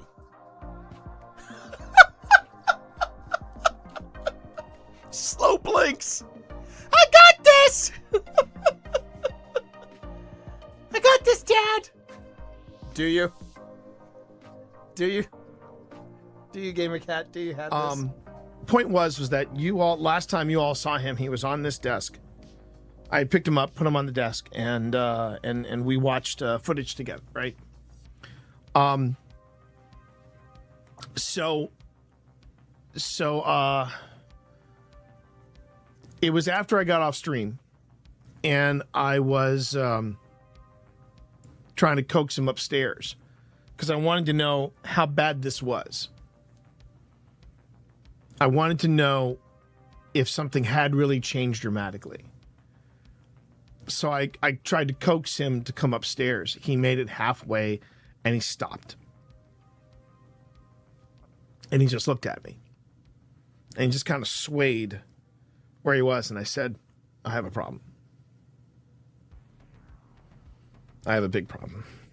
So that night, I sat downstairs with him just a little while longer. We watched something. I don't know what it was. Probably a ghost documentary, probably investigation of some sort. But for the past month, if I sit down on the couch, he will, and he's been able to get up on the couch, but the couch is very low to the ground. But he's been able to hop on the couch, and he just snuggles next to me, and he just stays there. He doesn't move. And I penned a note to I penned an email to my vet, Dr. Medici. You heard me talk about her. And I said to her everything that had happened just that night. And the things that I was noticing. And I said, I think it's time. When I first started streaming, everybody, I wasn't streaming from this spot. I was streaming from my couch. And 7 years ago, coming up on 8, but 7 years ago, I was out on my couch and I was playing Destiny on my couch. Playing it on my PS4 Pro. And I'm playing Destiny one morning, or maybe it was Tomb Raider. I can't remember which, but I was playing something.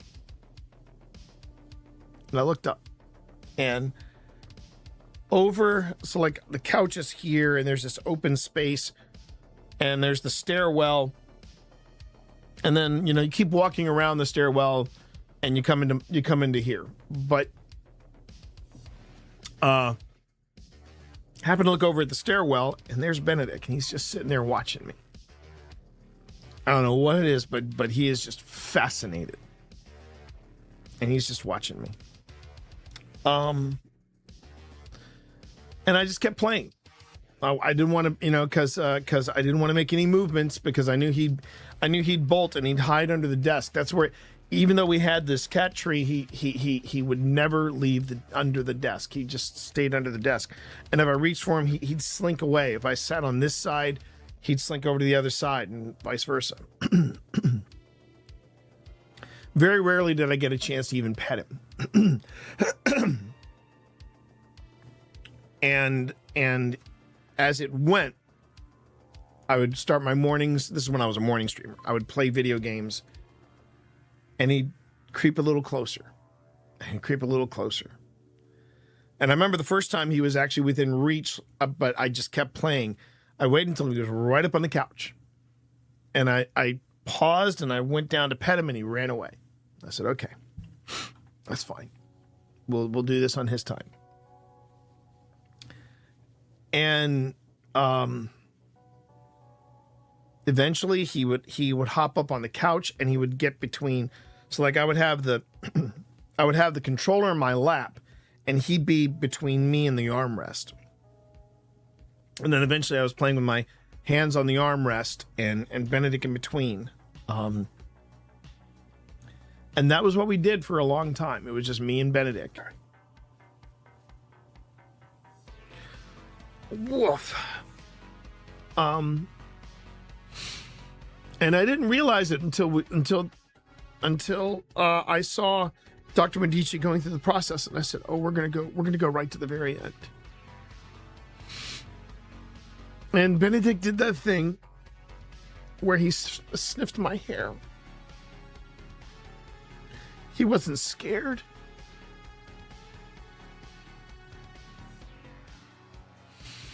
He wasn't scared.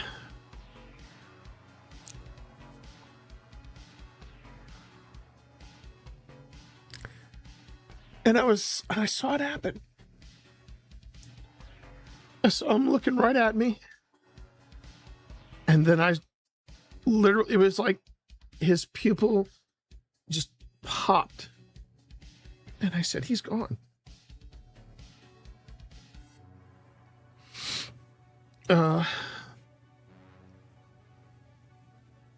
was so proud of him because I even heard Dr. Medici say, "Oh, that was quick." She said he was ready. And he was. He was ready. He was ready.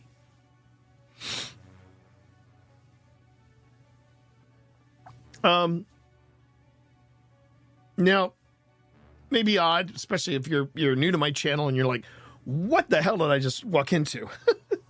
But here's why I'm talking about this right now, and I think it's important that we talk about this. And I hope Luna doesn't mind me sharing this. But Luna from stream, Luna and I had a bit of a back and forth yesterday, and I hope she doesn't mind me sharing this. I said,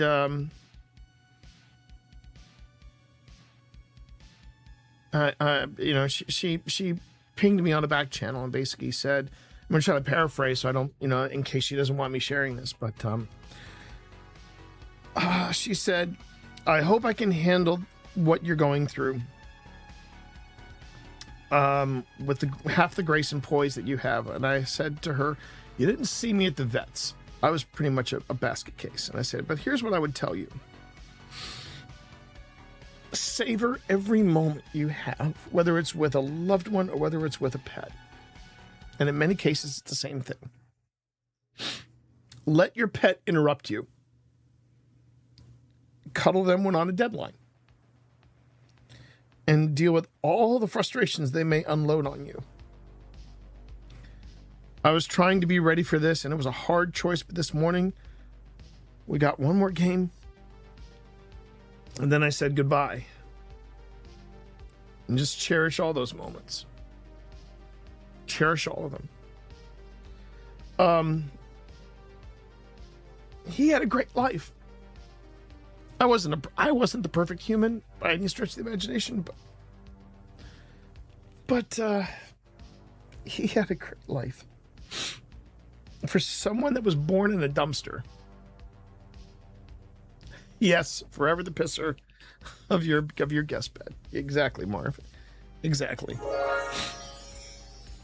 I'm not going to sugarcoat it, everybody. I am in a lot of pain. I'm not, and the pain that you're seeing right now, it's like an iceberg, there's way more underneath. But here's the truth of it. I go through it all over again.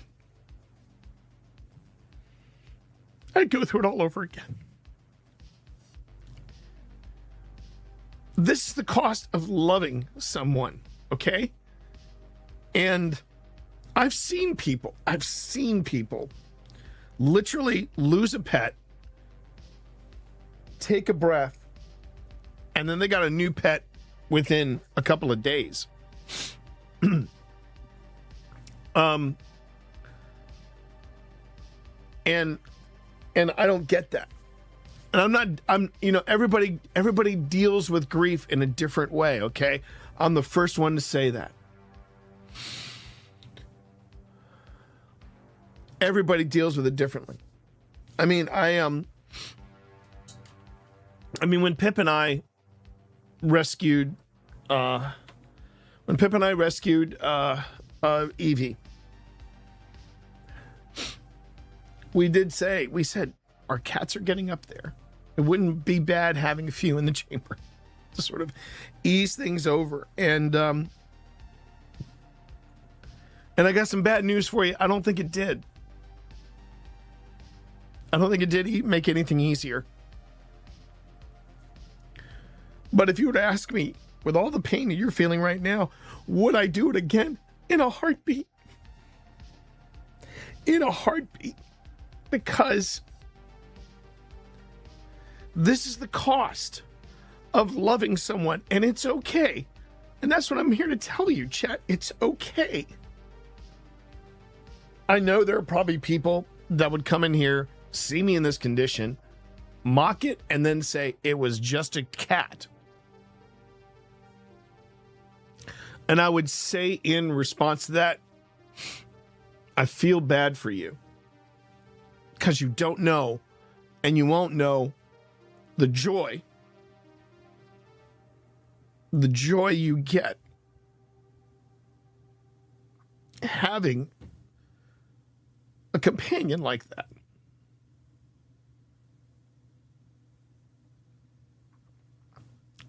Now, let me give you some perspective. I want to give you some quick perspective. I am not in half as much pain as I was when I lost my father. Okay, there's a big difference between a pet and a father. Just want to make sure that we're all clear on that. But it's still there. Pain is still pain, no matter what, no matter what the degree of it is. But my point is, grief is normal. Allow yourself grief. Grieve, whether it is a pet or a loved one. Allow yourself that grief. I have seen people, and I know of people who did not allow themselves to grieve.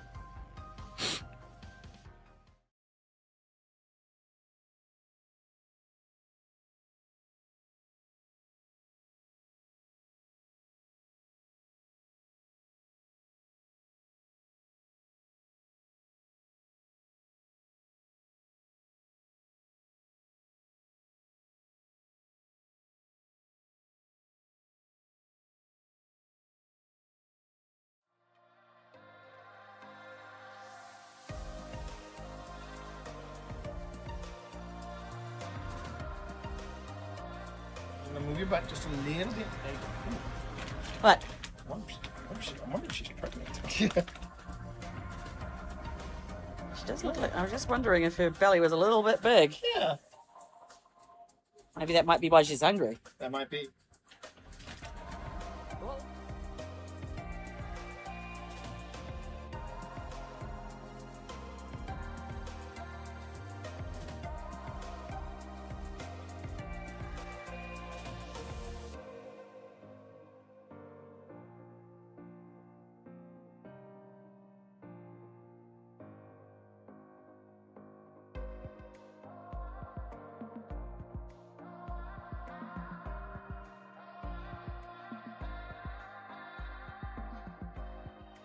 Face right in the center.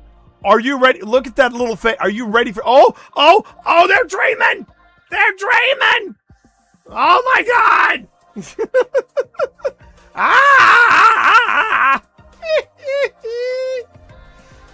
Little effers are dreaming. I love it.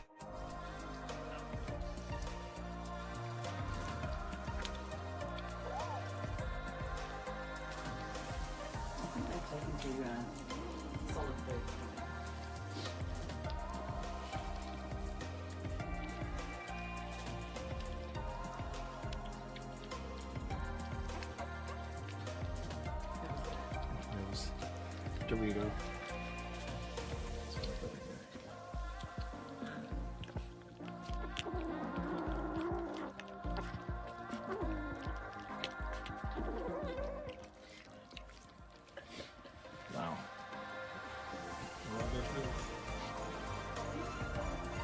No, he just sniffed my glasses. What is it?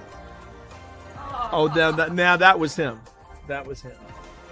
Did you want to go back to your brothers and sister?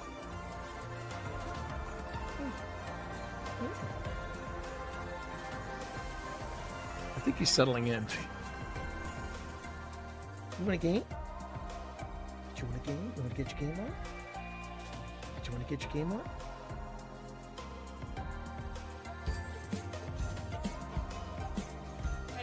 Maybe not. Maybe when you're older. Maybe when you're older.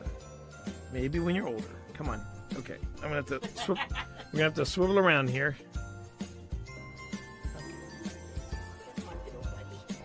Hello, chat. I'm Hudson. I'm the unit. This is a lot of stuff. I don't know what to do. Be quiet. I'm talking. Hi, chat. I'm Hudson. No, I don't think I want to do the microphone after all. It's intimidating. Oh my God, there it is again. You don't want to be a show kitty. Dad, put me down. This is what I put up with, chat. He has been exploiting me. I think that's the word that Grandma uses. Exploiting. He is exploiting me for my cookness. But I'm the unit. I got a full 2 pounds of my brothers. And I love to wrestle. Yeah, this is where it starts to get super creepy. This is the game Cyberpunk 2077 wanted to be, chat. I'm just going to come out and say it. This is the game Cyberpunk 2077 wanted to be. So, there you go. Well, pitter patter, let's get at her. Okay. Glad I got that out of my system. In the city. Overriding it could destroy my software. But I made that choice when I hooked into that first computer and the consequences it would bring.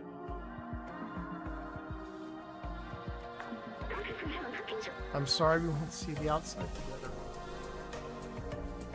I thought I needed to carry on the memories of humanity to hold on to the past. But I see futures and companions in you. Here, let me take that off of you.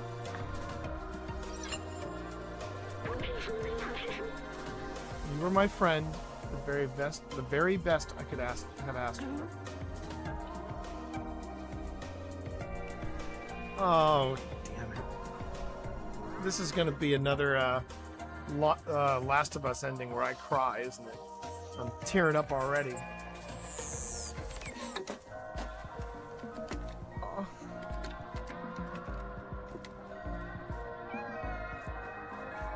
Oh. He's headbutting him. Oh. Oh, my heart! Oh, my heart! Oh.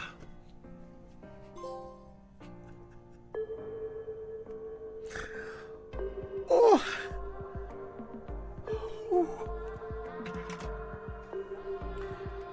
Oh.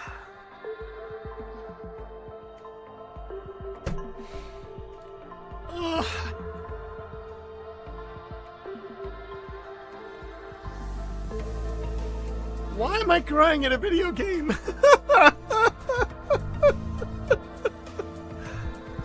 Oh my God. Oh. I did it, hon. I did it, hon. I am. I've been astray. Worth every minute. Worth every minute.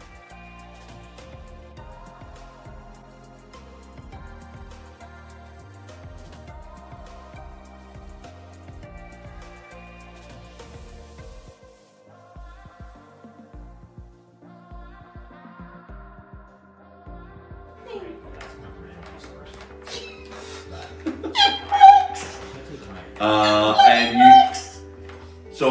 So with using this REM pod. Let the tiny man celebrate. No, absolutely. And it seems the spirits agree with you as well. Toast to the ghost. There you go. So you know, Q, that You can basically if you ask questions, it'll be able to answer. Okay. Using the 3 green lights. Okay. And once again, to kind of reiterate, blue is for calm, red is for hostile, green is for curious. Green is for curious. Okay. Does anyone want to be able to ask any Or of the this? 3 endings of basketball. I will ask the first question, just to set the tone for us all here. Hello, spirits! It's me! Say your name. Ya boy! Just now. Okay. The goblins are here! I have a simple question. I feel like I should pay royalties to watch her now. That was so well done. Well done. We're Excellent. just going to introduce ourselves, and then we are going to sit in silence to give you a chance to introduce yourself. My name is T. My name is Pip. My name is Val. Hi, I'm John Walker to my friends, and hopefully we can't use those. Well, you just got a yes from here, or at least you got the candle lit here.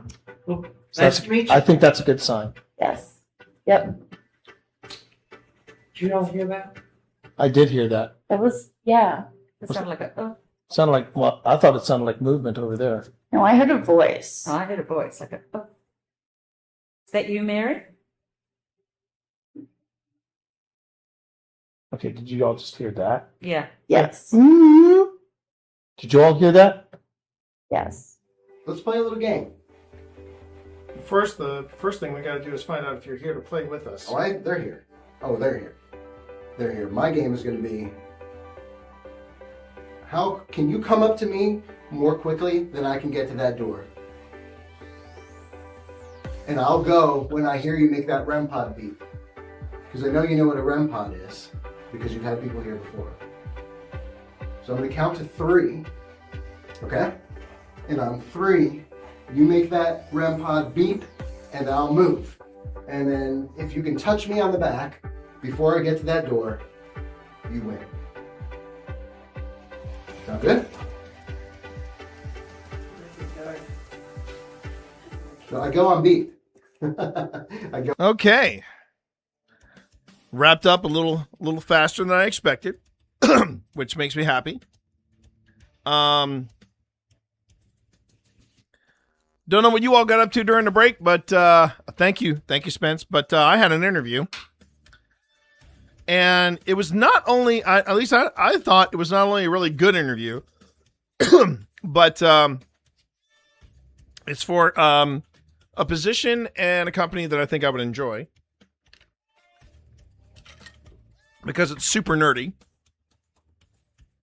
It would also provide me with a salary that would allow me to do a lot of stuff, which I would be very, very happy about. Hi, Val. Hi, Val.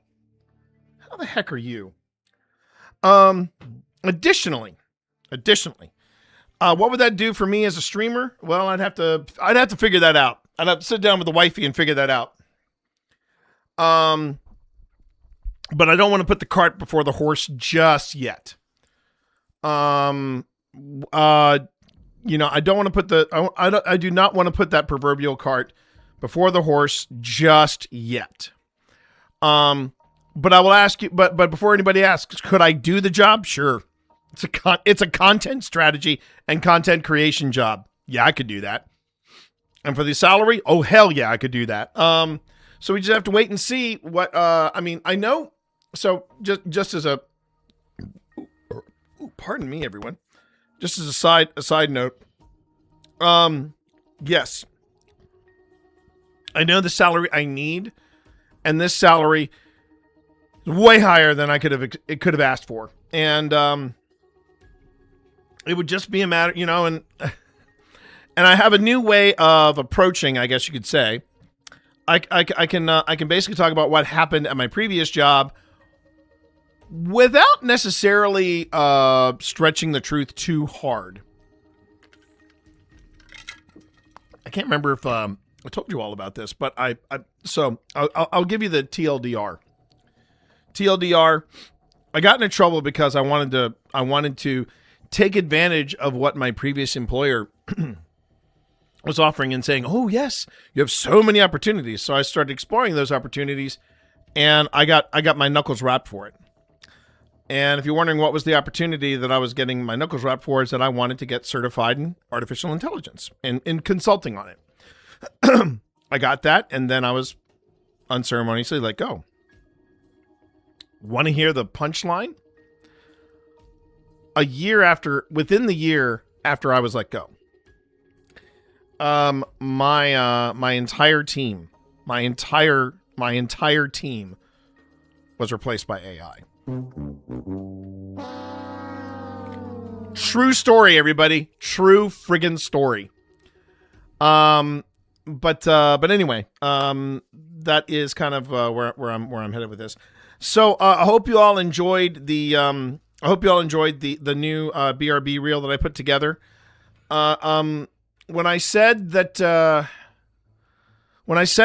was covering all the bases about this channel, I was covering all the bases, and I know that you might be sitting there if you were sitting through the reel, you might have seen the tribute that I gave the OG gamer cat Benedict.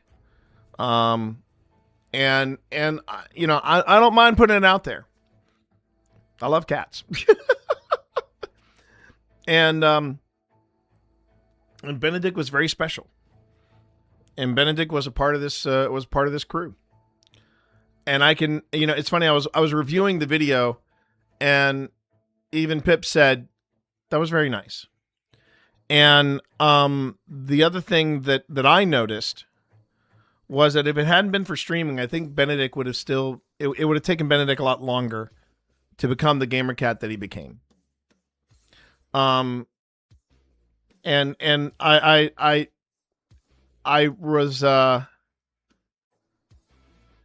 realized that it was because of streaming that Benedict kind of came out of his shell. And it is a heartbreak that he never got a chance to experience this house, but he's here. He's here. You know, we buried him in the we buried him in the front yard. His ashes, I should say. And because I said I promised him on that last night, I'm going to take you to the new house. You're going to love it. You know, being a cat dad, not always easy. Not always easy, but you know, I was more than happy to share that with everybody here because everybody had gotten to know Benedict through the stream. And while the current Clouder has not quite figured out how to find their place on the desk and settle in, I'm gonna kind of make it a point to try to figure that out, because I do want to have a place for the new cats, you know, for Hudson or Hicks. If they suddenly decide, yeah, you know, if they suddenly decide, yeah, I wanna hang out with Dad. He's looking for ghosties. you know, then okay, you know, they need a place to hang out. And right now I'm looking at my desk going, I have to do something with this. I make no bones about it. This corner has become kind of a disaster area. I can throw this away because I don't need it. It's empty. But anyway, yeah. I'm excited about this opportunity. We'll see where it goes. Hopefully they will. The wild thing about the interview, I was stunned when they said this. They said the primary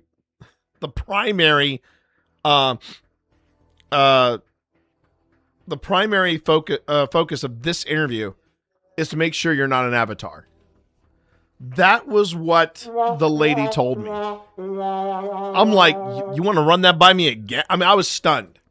Apparently, there are people that are now, they are just this is one of the reasons why I think people are having a tough time with unemployment. Because there are some jackholes out there that are just literally putting up avatars. I'm like, look, I get it. The interview process sucks, okay? The interview process is an absolute pain in the ass.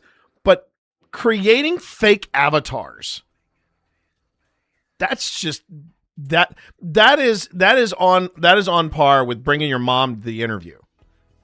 And I'm sorry, if anybody, when I heard stories about that, when I heard people saying, "Oh yeah," I mean, in the brief time that I was actually, yeah, no kidding, I would, and the thing that that boggles my mind, is that somebody thinks, "Oh, this is fine. Bringing my mom to an interview, this is fine, more than fine." I mean, I don't get it. I don't effing get it. And my thoughts on now, I will say, in the brief time that I was running interviews for a place, I remember seeing some pretty wild stuff on an interview. Although, to be fair, I totally brought my mom to my last interview. However, we were heading to the airport right afterward, and she stayed in the car. That's different. That's different, Val. That's very, very different. I remember, I'll never forget this interview. There was an interview where the person had this really incredible resume, but then I looked into what she was claiming she did, and then the more I uncovered, the more I'm like, this is some total BS that she's throwing out there. She threw out their stats, but her stats were not as impressive as the actual number of the stats themselves. Okay, I did not realize that. That's funny. That a lot of weird stuff happened that weekend. I'm just saying. I remember one or two parties Unleash the fury that we might have thrown at that weird weekend. So but there was this one girl. She had the stats, and I was like, oh, okay. She's technically her stats were right, but I mean, when you say, oh yeah, I improved this company's Twitter account by 400%, and you go there and it's less than 100 followers, I'm like, okay. But to go one better, this person rescheduled 2 times. And then on the morning of the second reschedule, she wanted to reschedule again. I said, no, you either come in today or we're done. And she said, well, good luck. I was like, wow. But that still wasn't the worst. I'll never forget this. I had an interview with this dude. And I will say this. When I interviewed him, I was in my late 30s. And this guy looked older than me. But you know what? I was going to give him the benefit. And I could tell by his experience and when he got his degree, I was like, you know what? I'm going to give this guy the benefit of the doubt. I walk out to greet him. And he is reclined. I do not mean as in he's sitting like this. He is like he's taking a nap on our couch in the waiting room. And I went, okay. And he gets up and he looks like he hasn't run a comb through his hair in like days. And I'm like, okay. The bigger problem I had with him wasn't his first impression. It was when he had all these impressive, again, goes back to the resume, all these impressive results, impressive projects and stuff on his resume. And I said, do you have any links I could look at? He goes, well, if you do a search for them, you can find them. Really?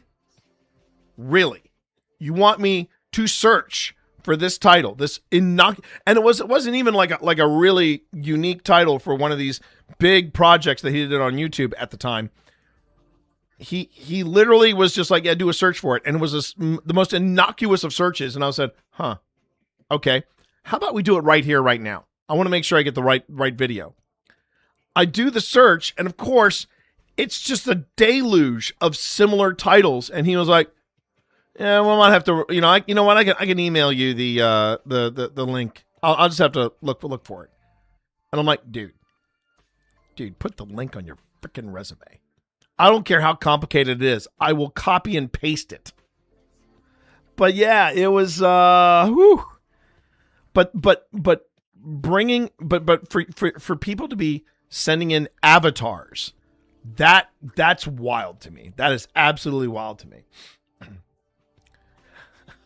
You found out you got the job while you were covering for the second party. I love it.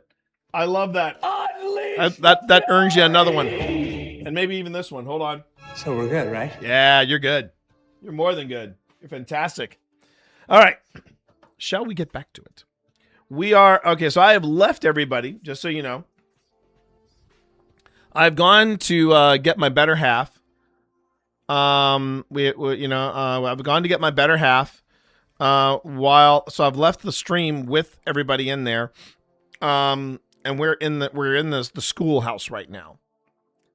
And yes, we have multiple cameras going. So, you know, it may look like less than stellar footage, but trust me, we've got extra angles to work with.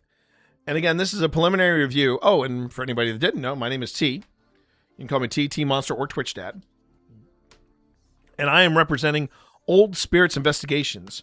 We will be celebrating our 5th anniversary as a paranormal team located here in Lynchburg, Virginia. And we are reviewing footage from the Clover Hill Historic Village. The Clover Hill Historic Village is located in Appomattox, Virginia. And it's a series of buildings. So far, we have investigated, the blacksmith, the blacksmith house, there's a farmhouse cabin, both of those authentic. And then we had the officers' winter quarters for the Confederacy. That was a recreation. And then we have left a schoolhouse and a chapel. We never get to the chapel because Pip was under the weather and not feeling too good. So this is the last stop, is the schoolhouse. And if I remember correctly, the schoolhouse and the chapel are both actual historic buildings. So with that being said, let's go on ahead and let's take a closer look at what is going on in the schoolhouse.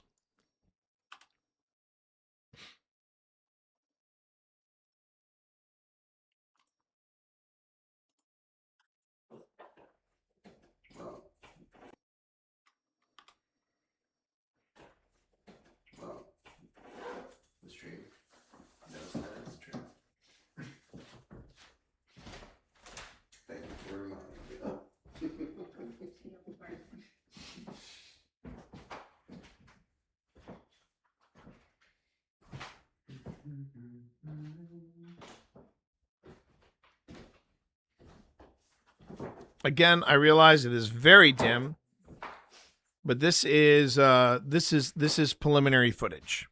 This is preliminary footage. I think it's hilarious. Let me take a picture. It's dark. It's dark and cute. Look at the camera. Smile. You know, your teacher's pet. There you go. That's fun, actually. Got it. Go in my library.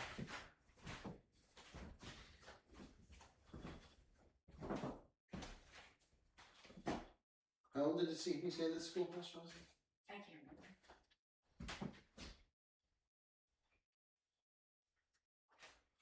Guns count. What's that say? Hello. Oh, that was the thing that was. I felt the jacket. Oh yeah. Worn by Chapman Hunter Chilton, Superintendent of Schools for Appomattox County, 1870 to 1897. Did you? Yeah, I felt. Well.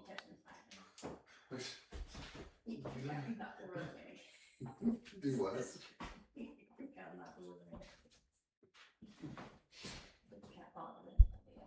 Now, don't knock anything over. I got to make a quick announcement. Attention, all personnel. Ads in 20 seconds. Ads in 20 seconds. That is all.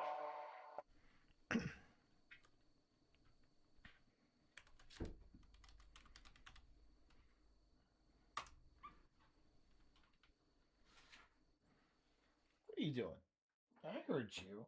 That was Hudson, everybody. The unit. The big old unit. Yes, he's a good boy. He's a very good boy. You are a very good boy. Yes, you are. You're rubbing up against me. being all charming and stuff.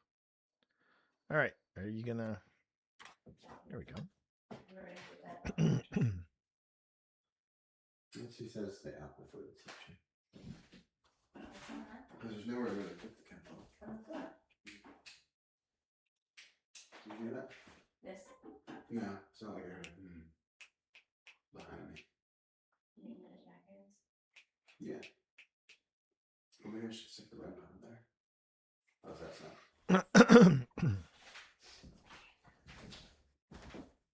Let them in. See?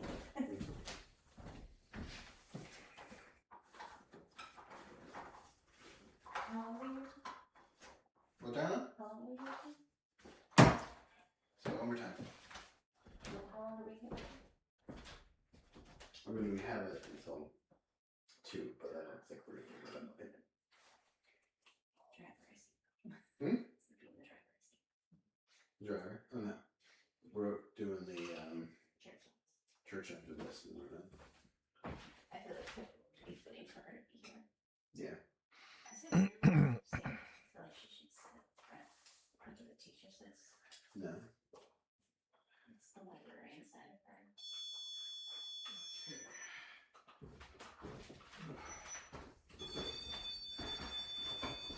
I look like I'm here for school because my bag is next to me. It does look like you're here. Pip is still out of commission, unfortunately.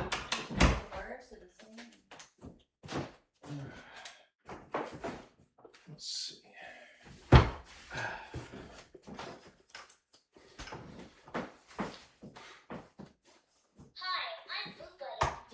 She wants to come to the church.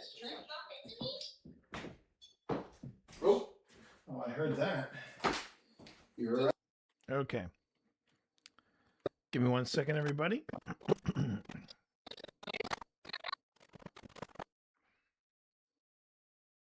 And I'm going to give them, let's see, next week.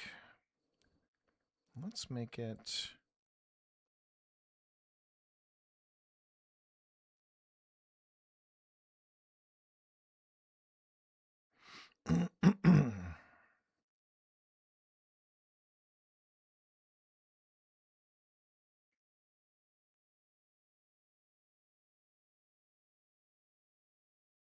Okay.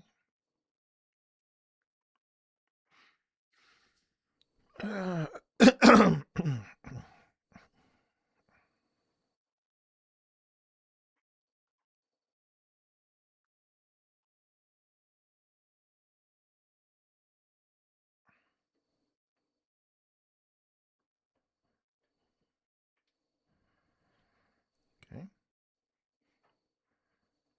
Oh, already done that. So I'm just. T. Morris.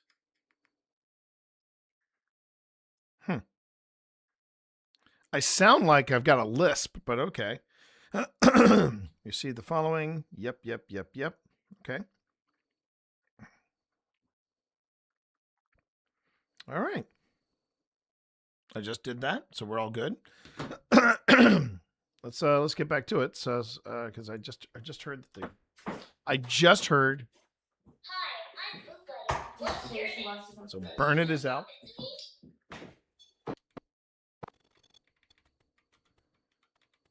Okay, so Phil just put out the REM pod. He just put that out. I'm gonna throw that in there.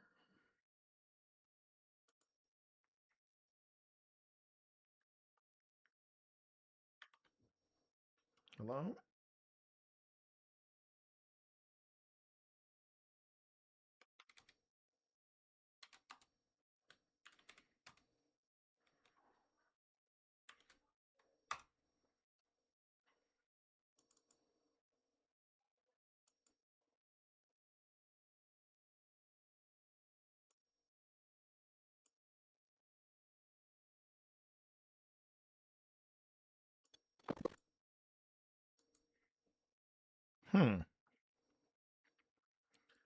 So it says REM pod.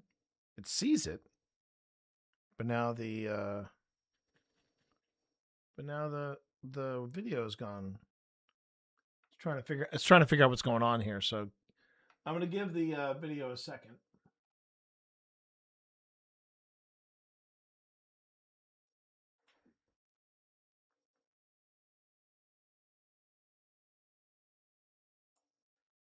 If you're curious as to why you see me lean forward like that, it's mainly because I'm trying to see how much time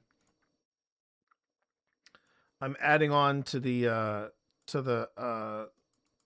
piece of content, to the element. Now, why suddenly my screen? Oh, there we go. There we go. Okay, now I had to get caught up. Made it to work safely. Okay, great. Good to hear, Sly. Good to hear. And good to see you over on YouTube. Okay.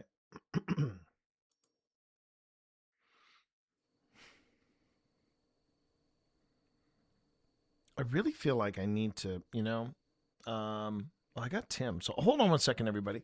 Hold on. I'm just going to turn up the music just a little bit. There you go.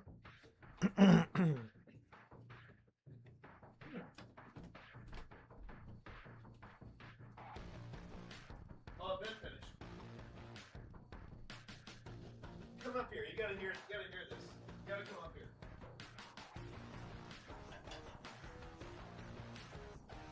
Oh, right. Okay. It went well. It went very well. Oh, and I found your second hair class.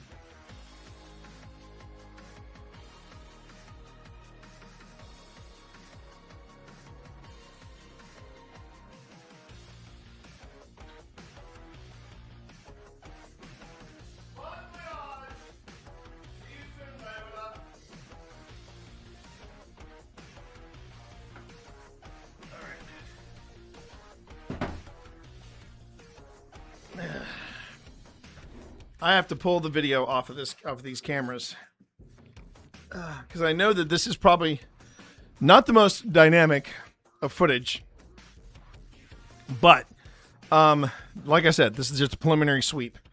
Now, there was something I was going to mention, but I can't remember it off the top of my head.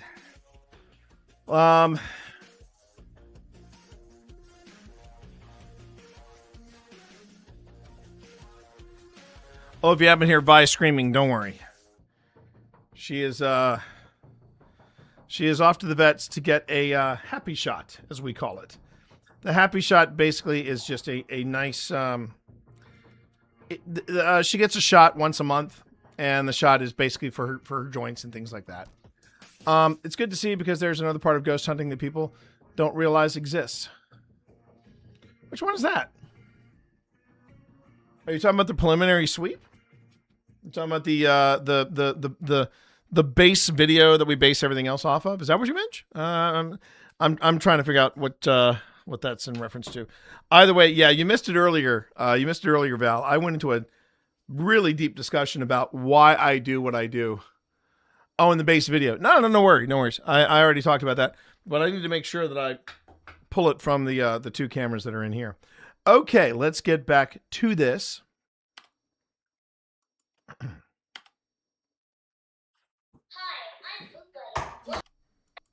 Come on, Premiere.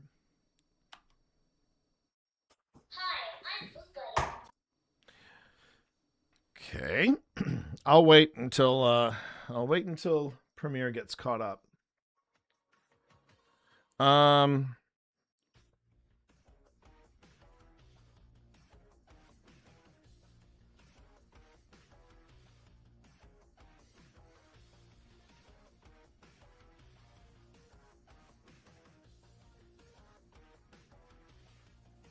Let's see. All right. Well, I am onward and upward to the next interview. So, let's go. Onward and upward to the next interview. And let's see, that's with, all right. And that's, okay. Ooh, okay. Well, you know what? That's fine. I'll let the boys know. I'll let the boys know. And what do I mean by the boys? Yeah, it's going to be, I'll go ahead and I'll let them know.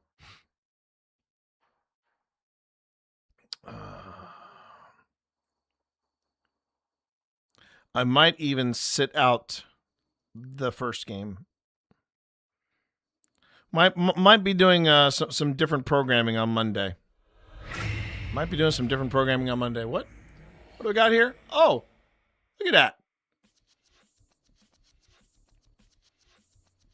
You're I appreciate that. Thank you for that reset. Much appreciated. Okay, let me just see here.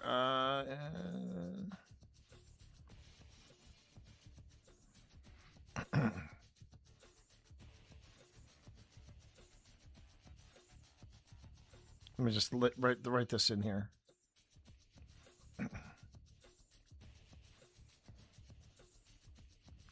Okay. Let's say Zoom.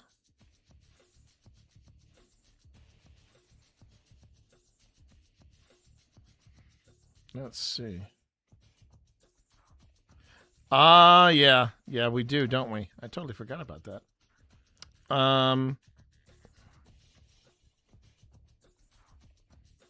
Okay. And let's see. You know what? I want to invite Pip on this. And then let's see. We'll do that.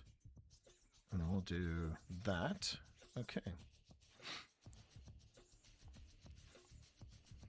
I'm going to be honest. I'm going to be honest, everybody. And I think it's more than okay to share this with you all. Would I prefer this? Would I prefer doing this full time? Sure. And thank you for the biddies, by the way. Thank you for the 100 biddies. Would I prefer to do this full time? Sure, I would. But when you get an offer like this, and it's going to open doors for you to do other cool stuff, like, I don't know, an occasional Magic Con, and I cannot worry about, I don't know, different things along those lines, doing more events, I would rather do that. And then we can figure out, I'm not going to give up streaming. Forget about that. I'm not going to give up streaming, but would it make, if I were to land a job like this, would that make doing ghost hunting and creating content a little easier? Yes. Beyond the shadow of a doubt, it would. Yeah. Going full time with content creation and going full time with live streaming in this economy. Yeah. Okay. But no kidding. I'm not giving up on this. So I'm going to make sure everybody's aware of that. It's just a matter of seeing where we go.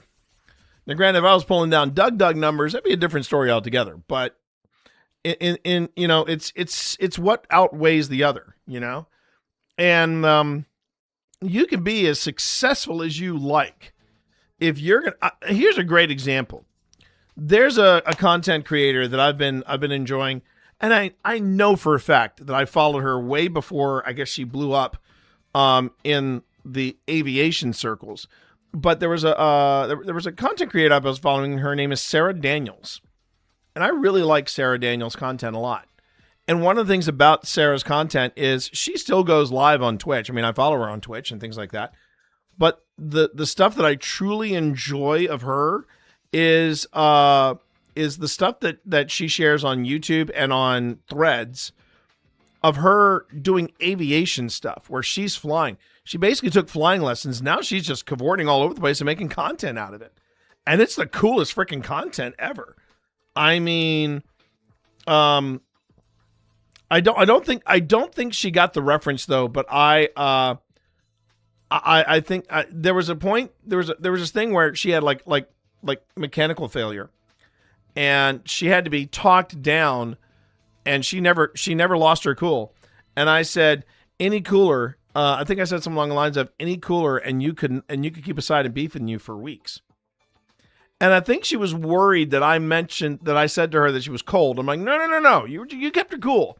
I had to explain. She didn't block me or anything, but it's one of those things where I sometimes take it for granted that people have not read The Hitchhiker's Guide to the Galaxy. In my opinion, that's required reading in high school. But that's just me. All right, now we got this up and running. Oh, I heard that. You're right. Tina said there's something going on in that corner with that jacket. Corner? Okay. All right. Here it was again.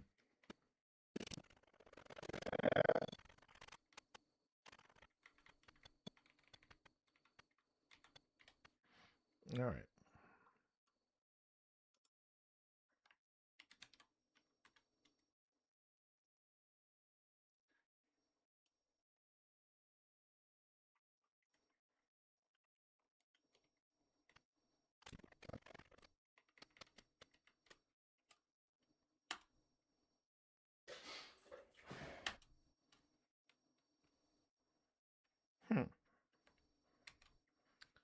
Now why?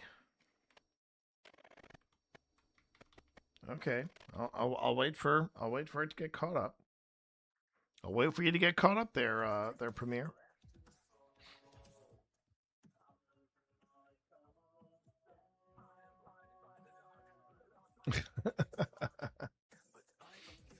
It's totally okay for you to be multitasking. I got no qualms about that. Let's see here. So if anybody was curious, this giant case you see over here, this is where I'm keeping my cameras now.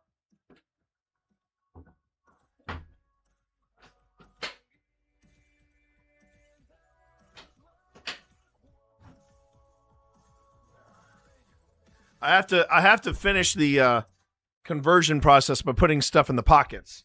It's going to happen. Don't worry.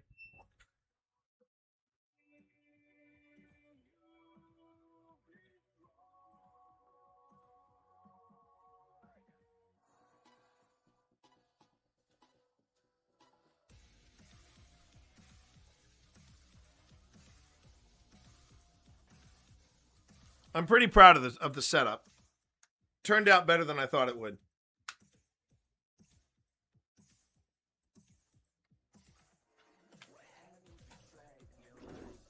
And yeah, another thing too.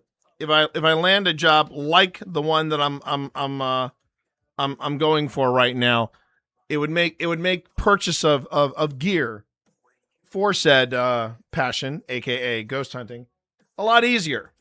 Heck of a lot easier. Let's see here.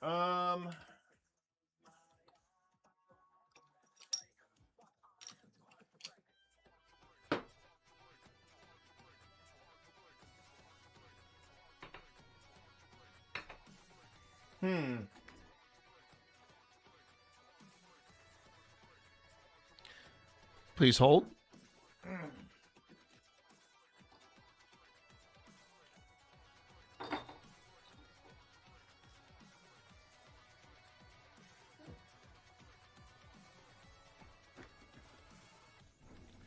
When I start losing accoutrement, that's when I gotta be like, okay, I gotta do some cleanup around here.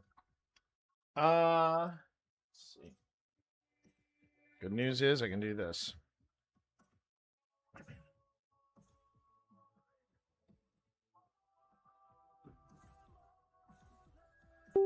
There you go. All right.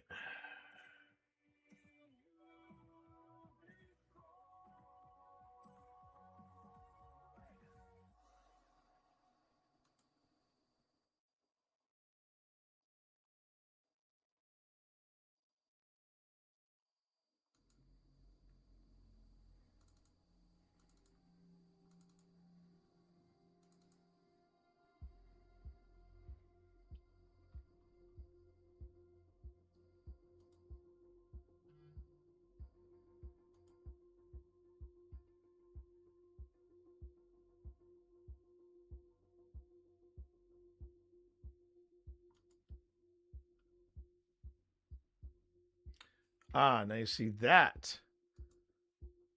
Oh, and that. Oh, yeah. Okay.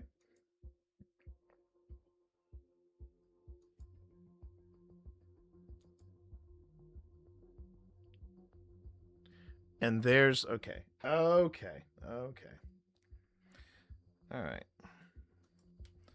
I mean, I might as well take advantage of this, right?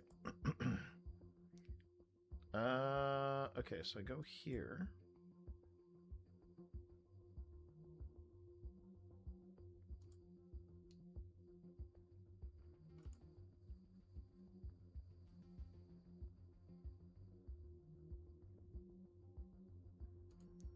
So I'm going to go to this folder. I'm going to go 2025 08. No, not 08. 1107.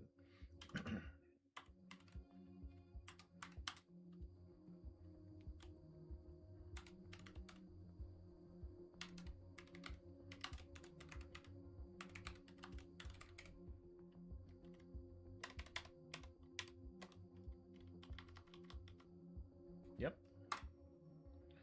All right. But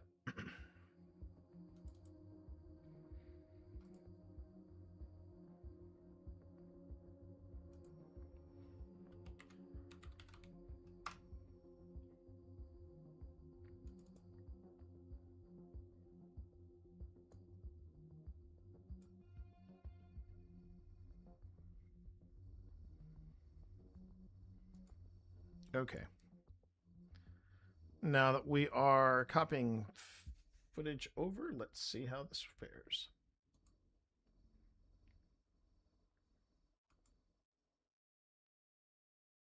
Okay. All right. There we go. Again? Oh, Again. Good And again. All right.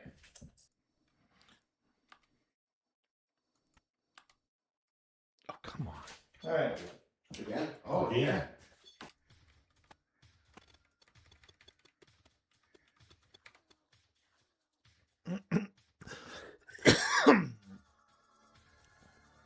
Again, what I remember from when we were here, what I remember from when we were here was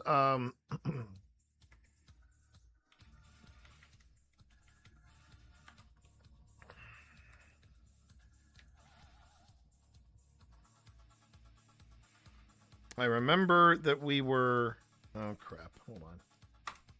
Did I not make this centered? Crap. All right, I'm going to have to fix that. So.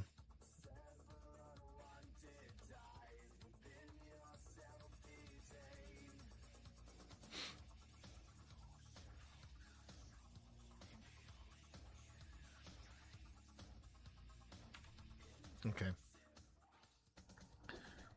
I'm gonna have to fix that. Now this means that this goes in here. Okay.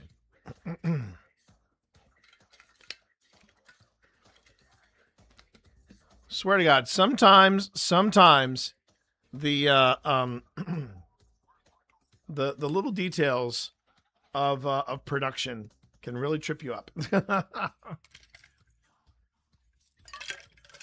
One of the things I have to remember is when I'm doing this, I need to make sure that I remember to always center up my titles. But then again, I had forgotten. Usually what happens with the REM pod is that it goes off for a while, then stops. It goes off for a while, then stops. But I remember here, it did this weird thing where it just go beep, beep, beep. And, you know, it was just very, very quick flashes of what was going on with the REM pod.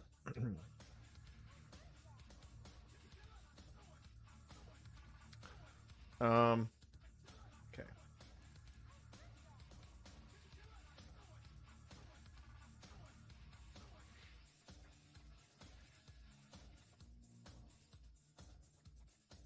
Copying files should not be slowing down Premiere this much.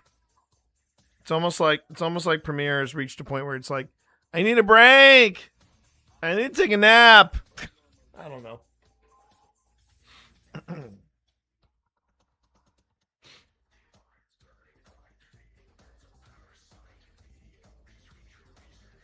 Okay. Now.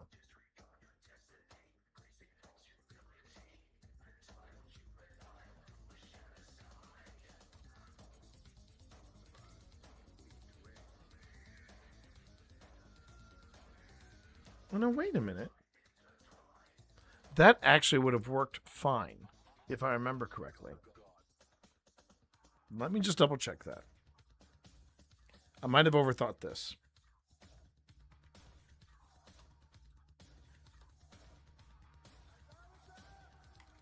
Wouldn't be the first time I've overthought something.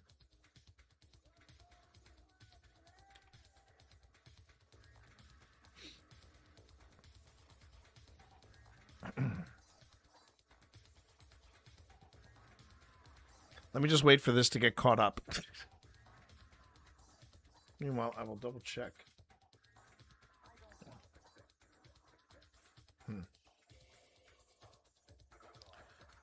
Almost top o'clock in the work. Oh, okay, hey, I appreciate that. I'm sure Sly has already gotten into work and is doing the thing. Good on them.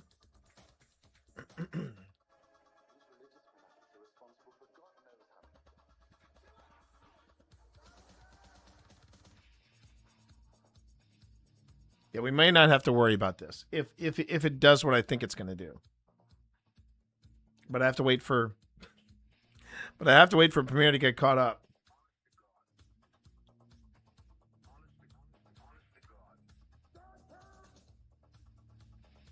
I'm just trying to think if there's anything else I have to worry about that's running. I don't think I do.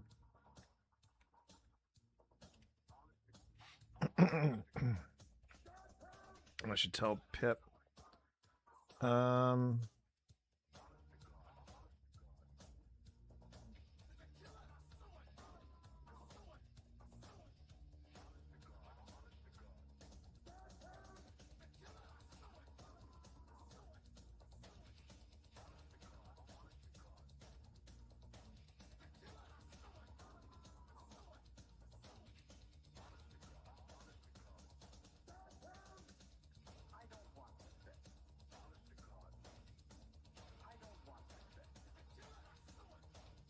That's another thing about it.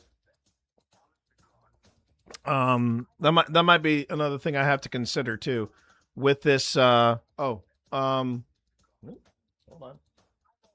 Attention, all personnel. Ads in 20 seconds. Ads in 20 seconds. That is all.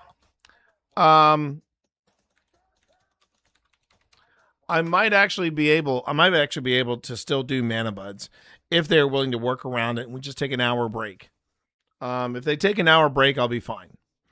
And it may not even need to be an hour break, but I mean, I wanna make sure that, you know what? I think I'll put that out there right now while I wait for Premiere to do what it needs to do.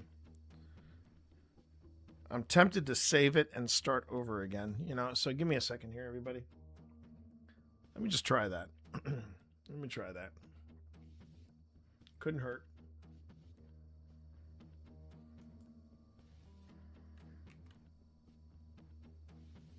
If I didn't know better, I would say that's Trent Reznor and Atticus Ross from The Social Network. That's what it sounds like to me. I'm going to laugh if that's what this is. No, it's called Dark Side by Steve Sochi. Okay. Sounded like the soundtrack to it. Sounded like the soundtrack. Oh, what's that?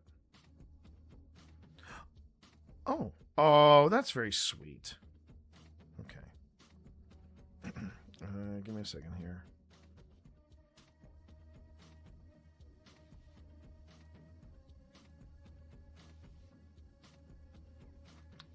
Okay. Good to know. Where is it? Okay. Give me a second, everybody. I just need to do this real quick.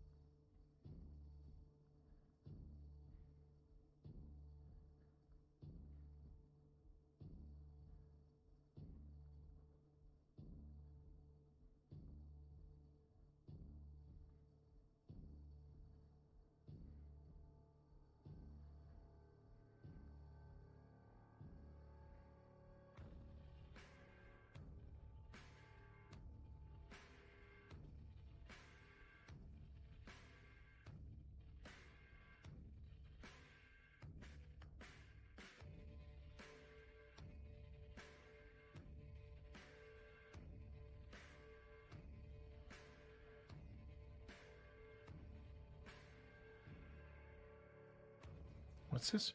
Oh. I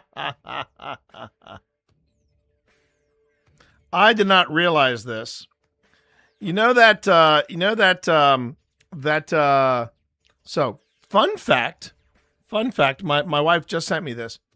You know that famous viral photo of the African American astronaut Leland Melvin? He's the one that has his two. I think they look like golden retrievers, but they were in his official NASA photo with him. You know the one I'm talking about? He's a Lynchburg native. He's a Lynchburg native, everybody. I think that's very cool. That should tell you something about people and their pets. You know?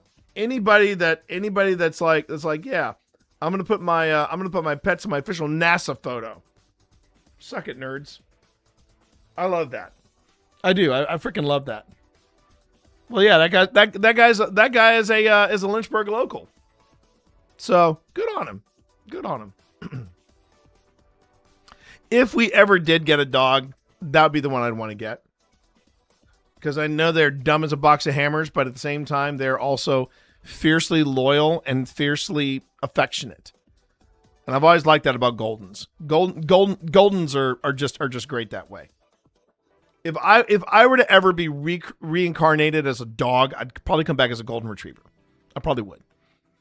How can I help you? Let me love you. Let me love you. And highly amused. Oh yeah. Again, I mean, if I were to ever be classified a chocolate lab, oh my God, Val, my cousins used to have. Well, no, they have chocolate. They've always had chocolate labs, and the chocolate lab they have, his name is Grady, and oh my God, is he the best? He is Tay best. All right, let's see if this works. I just want to see if this works. I'll bring it back. I'll bring it back in, everybody. We'll just see if this works. Okay. All right. Again? Oh, yeah. Now, wait a minute.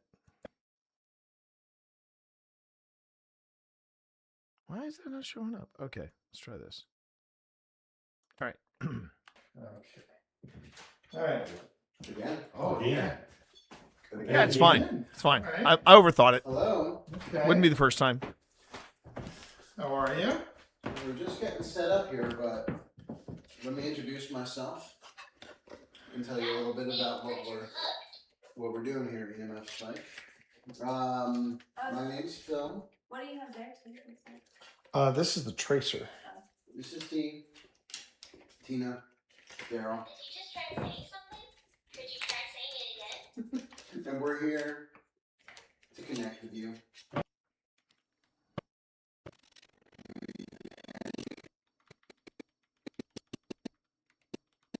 I remember now. The REM pod was an MVP here, if I remember correctly. Yeah. Oh, nope.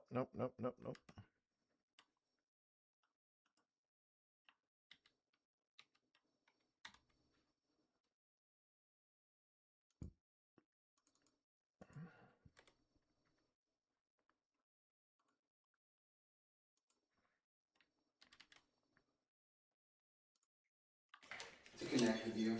Oh. Connect with this space. Okay.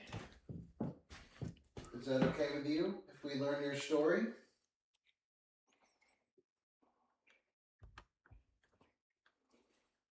I always get so happy when the brown body goes off.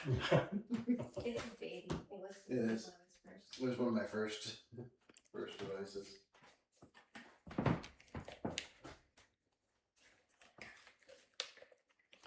But there is something satisfying about it going off. There really is. Without a doubt. It's nice to know that Phil has his little moments of wonder. It really is. It's really nice to have moments of wonder when you're doing this stuff. It really is. My uncle had Jonathan, who was not so smart but so loyal and funny. Chocolate Lab. Oh my God. Ooh, wait a minute.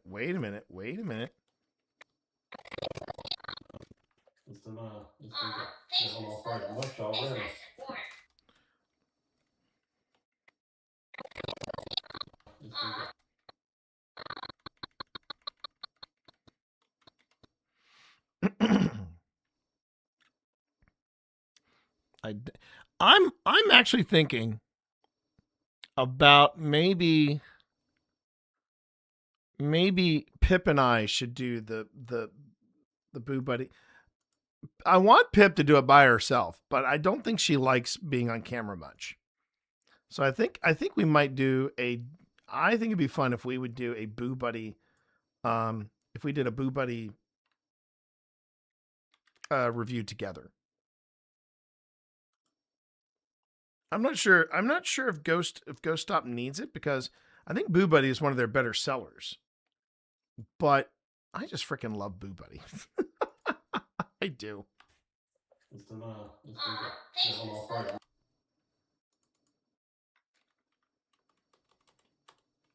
I know some people are not crazy about Boo Buddy, particularly for the voice. But man, I love me some Boo Buddy. Okay. No,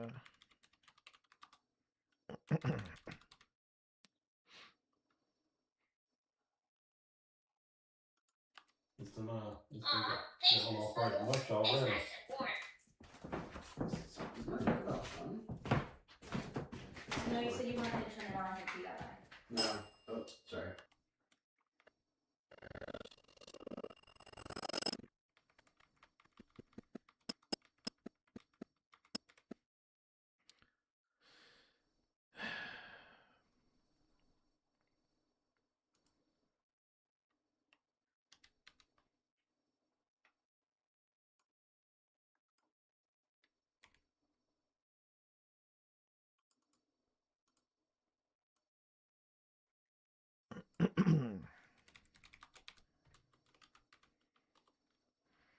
Dead beer. Now that would be a heck of a device right there. The dead beer.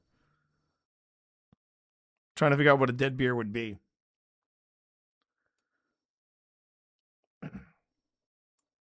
Maybe the dead beer. The way the dead beer would work is that it's a mug of beer, and then every time it goes passes by or passes near it, it gets lower and then lower and then lower. You just got to keep it out of the range of the paranormal investigators, and I think you should be fine, right? I'm all frightened much already.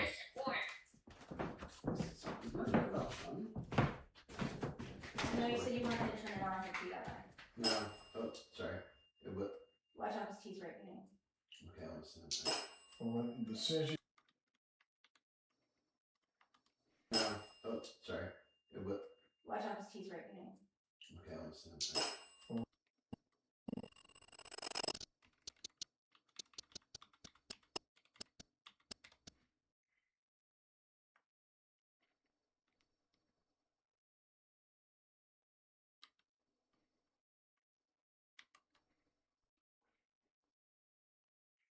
Okay, so I think I need to move Dead Bell over and down. And then I'll copy it, paste it. Oh, darn it.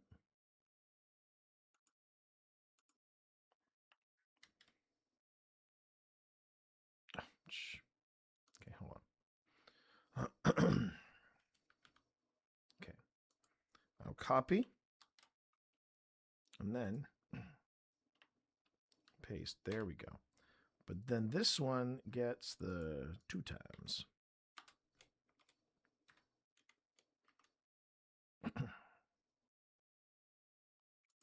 So you wanted to turn it on and see that. No. Oh, sorry. But Watch out, his teeth right beginning. okay, I'll listen to that. well, as soon as you set that, Phil, Yeah. if you would grab the other end of this. What am I going to turn around?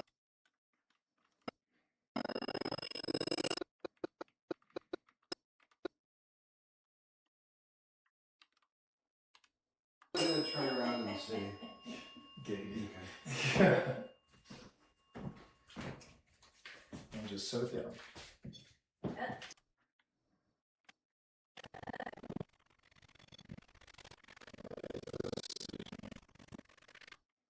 And just set it down.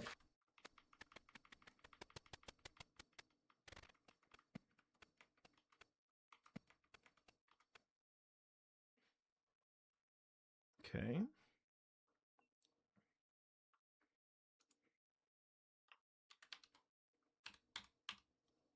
I'm going to turn around and see. Giddy. Okay. And just set it down. Oh, hold on again. Go again. Keeps going on. Oh, hold on again. Go again.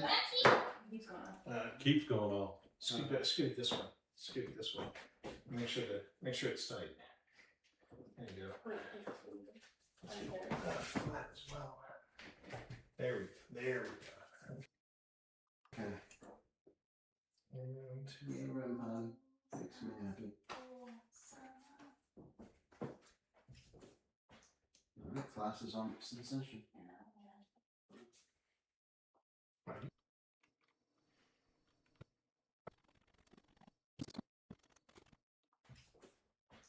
Alright, class is on sensation. What's that?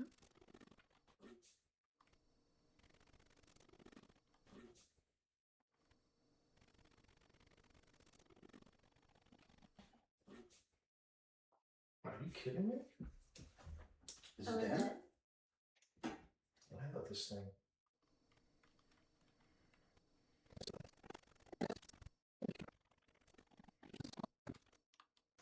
Alright, class is on sensation.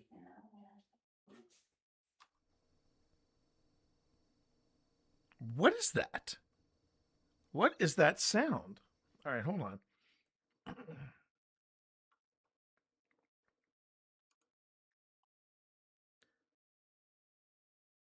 I don't know if it counts as a EVP, but definitely an unknown sound. It's got that texture to it that I only hear in EVPs. Okay. Budweiser or Bud Light. Oh, That just makes me cringe. All right, hang on. Class is on session. What is that?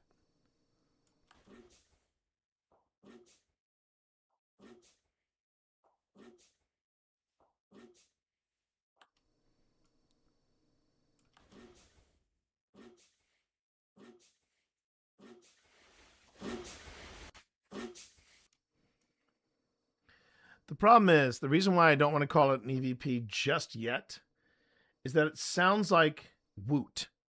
And that's usually what I say. That's a very of all the different nerdy things that have come and gone in my vocabulary, woot is one that I refuse to let go of because I just love it for the simple fact that it's woot. I mean, just yeah, it's just something about woot. I get a lot of satisfaction out of woot. So sue me. Okay, let's see what happens when I play.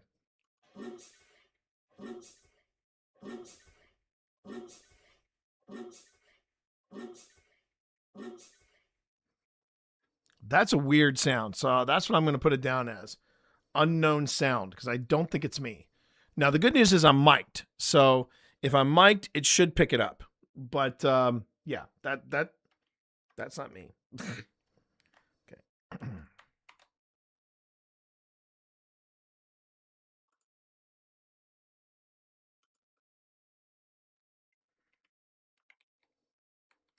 I remember I do remember the schoolhouse being very active. I do remember that.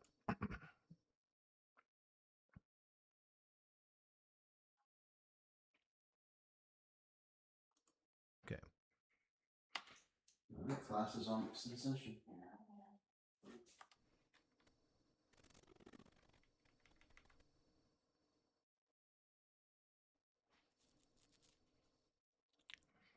Okay. Do I have? Yes, I do. I do. I am on the fence, chat, about leaving the graphic of the Hawk 2 girl. I'm just going to give you a fair warning. I'm kind of on the fence about it because I don't really want to give that individual any more attention than what she so desperately craves.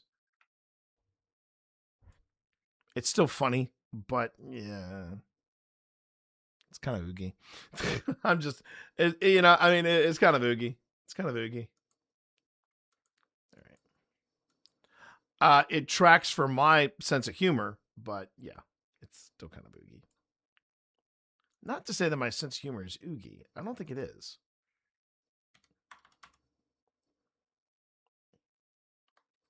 But she's kind of oogie. I don't know how to say that. All right. And I want to give this a filter, video effects, keying. And then we go to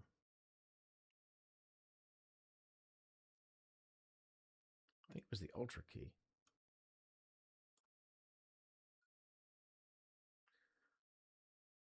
No, it was not. It's not the Ultra key. It was just a plain old Luma key.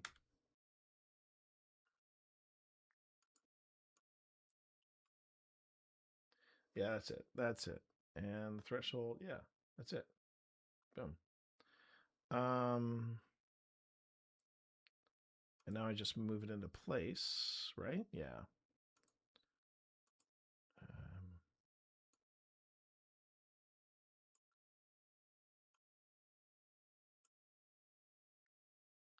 Opacity, I'm going to set at 45 because it is so freaking dark. Yeah. And now we put some text over it. So,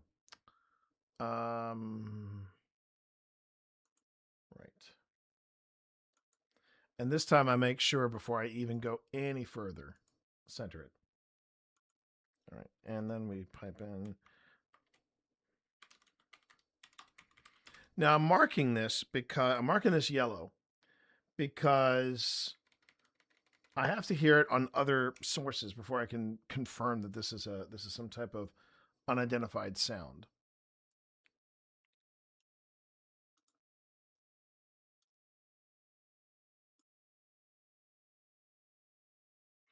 And let me see here.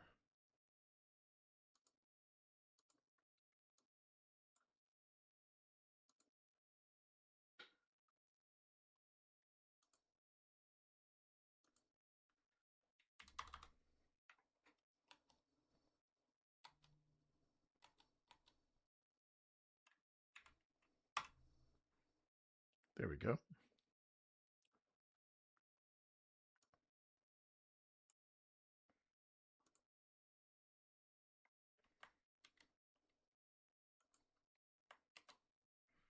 All right.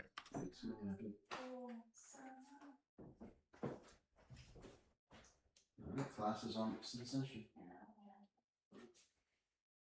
Are you kidding me? Is it dead? I thought this thing. I didn't think we ran it for that long, but I guess it is. Could it have been drained?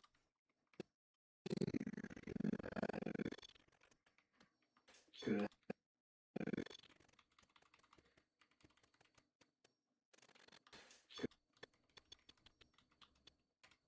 That is always Phil's first thing. Could it have been drained? And I'm like, no. Because sometimes batteries are just crap. Sometimes batteries are crap, and sometimes you forget to charge things. It happens. It is. Could it have been drained? No. Pip could have easily not turned it off. So, but I think we should focus on the REM pod. You know what would have been good in here? Because of all the seats and the desks. What? You know what would have been good in here with the seats and the desks? Would have been good in here because of all the seats and the desks. What? You know what would have been good in here with the seats and the desks? What? The Hydra. Yeah. Would have been like. But I brought this one instead. Such a little squid. No reason to have- No, I'm not. Okay. So did you turn your mic on, T? Yes, please. Okay. Mic's on. Did you want to reintroduce yourself, Phil, or do you want Sure, I'm going to reintroduce myself. All right, so we got Boo Buddy out. We have a cat ball on the desk. We got a REM pod, and I believe we also have a dead bell. So that's a pretty full ship's complement right there. My name's Phil. And I'm T. I'm very pleased to be a guest in your classroom.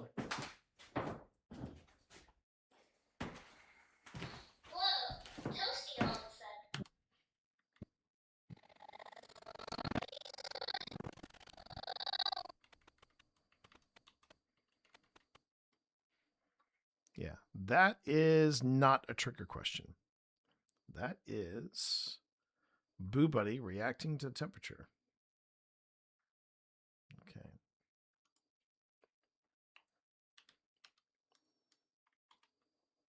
Whoa, toasty all of a sudden. Okay. What? Oh, I brought something though that I know it's charged up. What's that, T? Maybe you should tell Stream, T, what it is that you have charged up. Come on past, T. This isn't your first barbecue.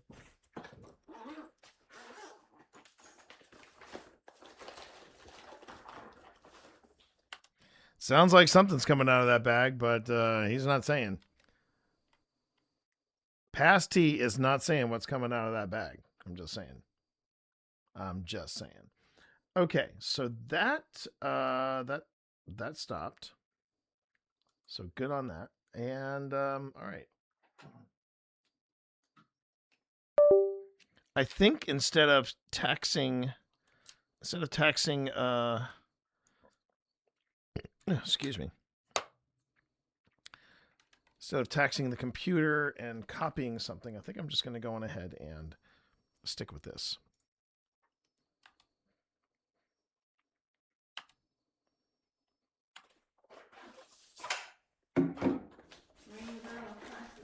Yeah, we can ring the bell if you want, the one that I set up on the table. Is anyone here with me?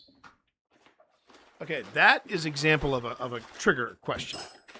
That is an example of a trigger question. So, for him saying, "Is there anyone here with me?" That's just Boo Buddy seeing if they can get a response.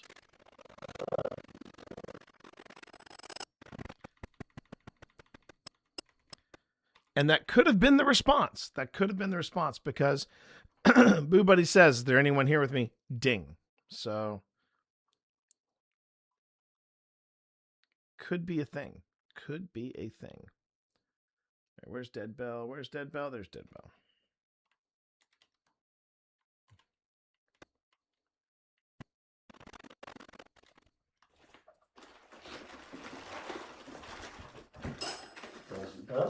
That was me. Oh, come on. I know I picked it. No, I got it.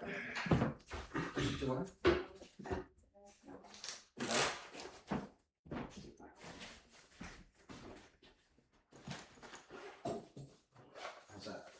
There you are. Okay. Phil, I brought this specifically because it was school. I think this is a perfect time the envoy. For the kids. That's right. I brought out the envoy.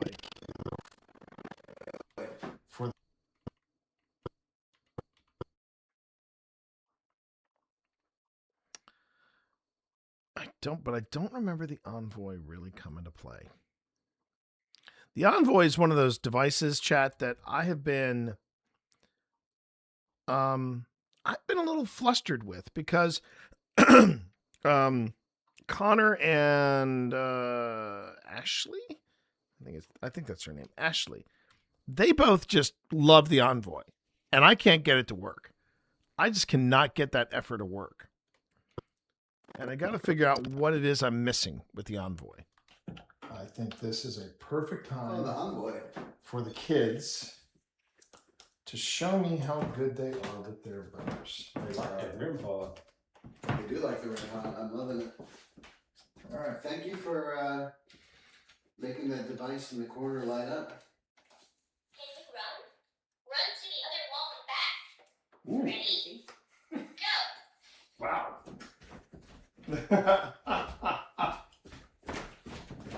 How did I do, everybody? Okay.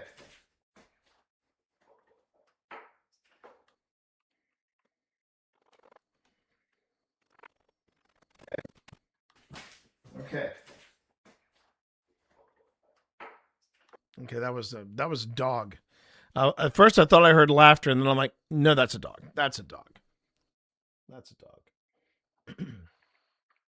Attention, all personnel. Ads in 40 seconds. That is all. Okay.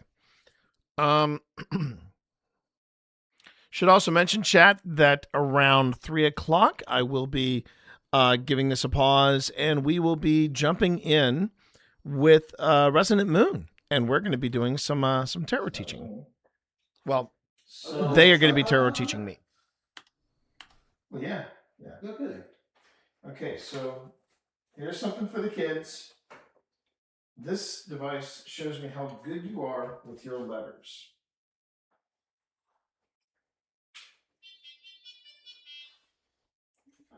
Ooh, I just got the chills. And you can come up and you can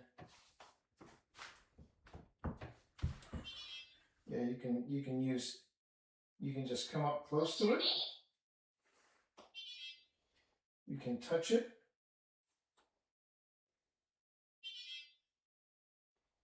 And you can Show me how good you are with your letters.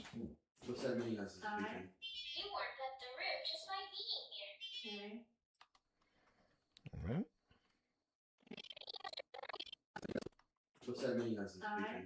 You weren't at the room just by being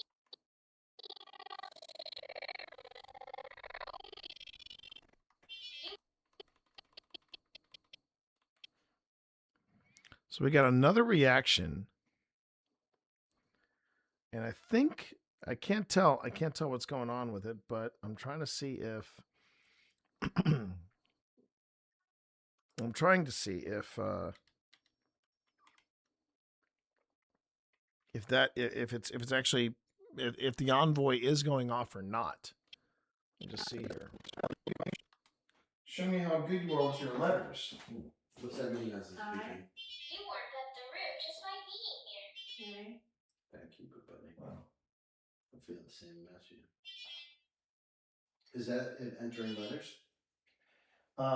Yeah, but I'm also trying to adjust it. Okay. Just trying to find it. The sweet spot. So as soon as I walk away from it, I think it'll be ready for There's prime time. EMF and triggers going on. That's good. Yeah, EMF and touching. And that REM pod, man, that REM pod is just loving life, or That's good. the afterlife. EMF.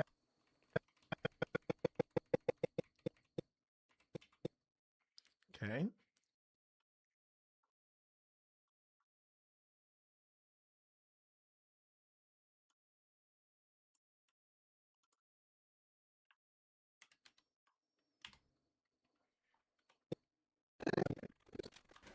That's good. Yeah, EMF and touching. Up. 3 beeps on the REM pod. All right. See, it's interesting because the REM pod is actually beeping intentionally. I'm gonna turn this device on. It's beeping intentionally. It's not just going and stopping. Stop. It's going beep, beep, beep. It's like something is getting close to it and then getting away from it, close to it and getting away from it. It's interesting. It's really, really fascinating how intentional it feels. Or you can touch it and you can show me how good you are with your letters, but also you can also put in words. Like your name. Yeah.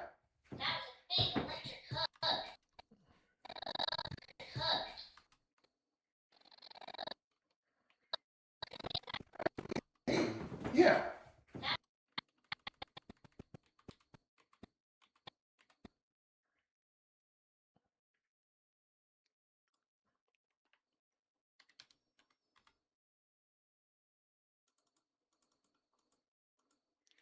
Okay, when he says that was a big electric hug, that means EMF or an electromagnetic frequency or some type of electromagnetic burst was recorded. So EMF detected.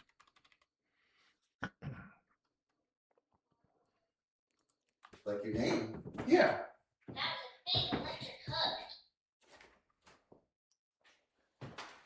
I think I'd love to see you make this work because I have tried this device several times and it hasn't really come through for me.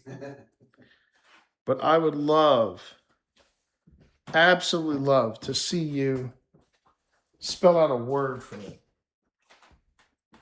In fact, I'll start off with a simple one. Can you spell the word dog?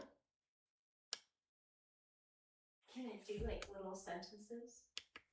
It could, but I haven't even had to do a word for me yet.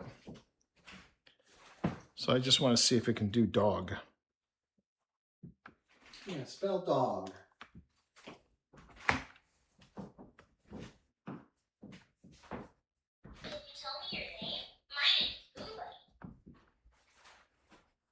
So that's an example of a trigger question, and that's not a response to anything. It's just Boo Buddy does that at random. Nope, too heavy. Well, let me start with the first letter in dog. What letter does dog start with?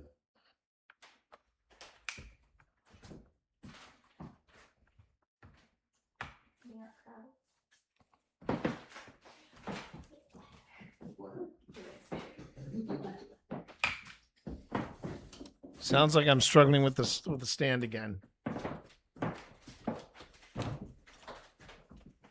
That stand is a great stand until it isn't. I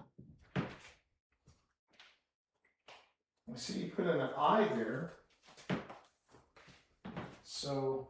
Is my tummy glowing right now? Can you tell me what color it is? Sorry. So can you show me how good you are with your letters? Show me what the first letter of the word dog would be. If I had gotten a D, I would have absolutely freaked the F out. That's me tapping now.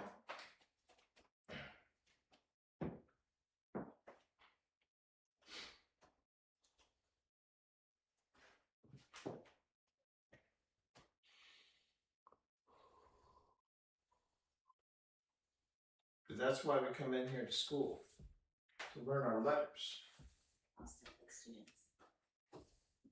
And we also. Do you know any good jokes? I don't know any. We also have, we also come here to get good with your math skills as well. You good over there, Ross? Maybe here forever. This one's got a little rock.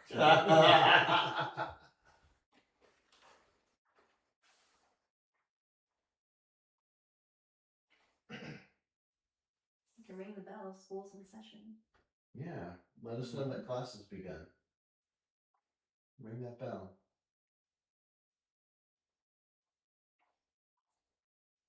I hear that the kids in this school are some of the smartest kids in Virginia. So I can't wait to see what you can show me with your letters. Do you like teddy bears?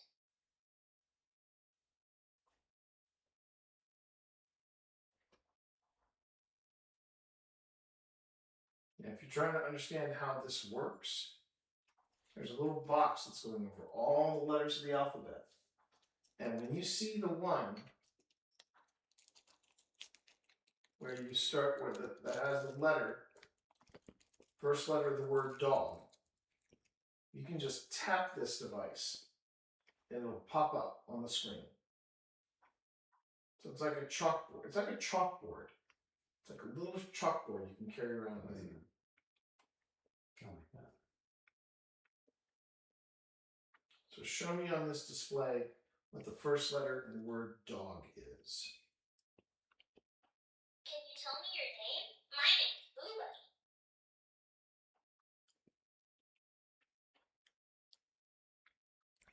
A lot of things happening all at once. But, see how it goes.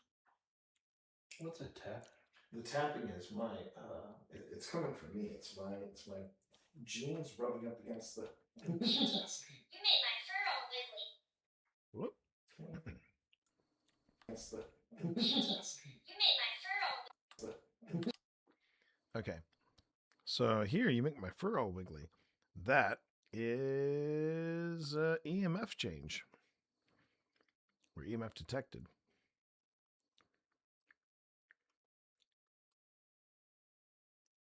Okay.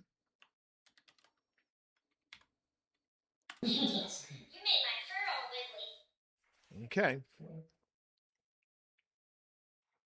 What's fur all wiggly? And that's EMF. That was my wife. I mean, Boo Buddy is neat. Downstairs.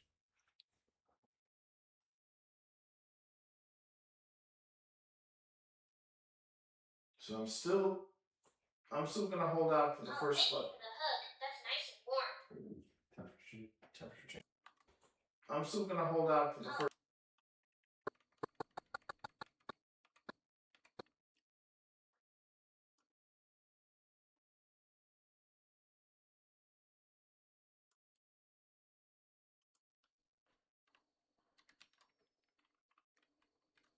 First thank you letter. for the hug. That's nice and warm.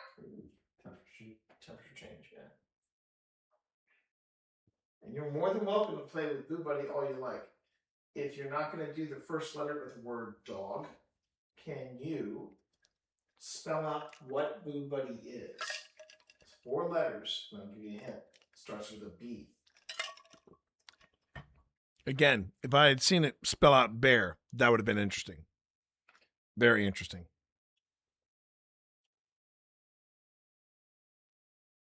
And again, the silence is just absolute. I want so badly for this device to work. I know you do.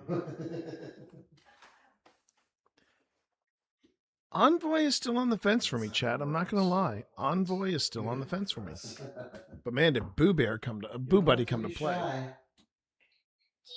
teddy bears? We're all friends here. Hey, Pip. Oh, okay. Just wanted to make sure. How did you enjoy the time with Vi? She was good, actually. After a few screams, she was fine. But yeah. And snow mode on the car, I felt much better. Oh, really? Did you know we had a snow mode? What did it do? I don't know, but it felt better. Okay. Fair enough. It slows down the. I don't know. It's not like it brings it's not like it changes the center of gravity. I mean, that's just. No. But it probably activates some type of. Might be good if we look that up in the manual. Snow mode. Are you streaming? I'm still streaming. Yeah. How's everyone doing? Ooh, pardon me. We're good. Well, the Ionix 5 snow mode makes it a champion in bad weather. A champion. Throttles the input and reduces regenerative braking to prevent wheels from locking up. Okay. It also locks all-wheel drive in a 50-50 split. Ah, okay. So it does have all-wheel drive. Oh, wait. Do we have all-wheel drive on that? I mean, power goes to all 4 wheels, so that's the...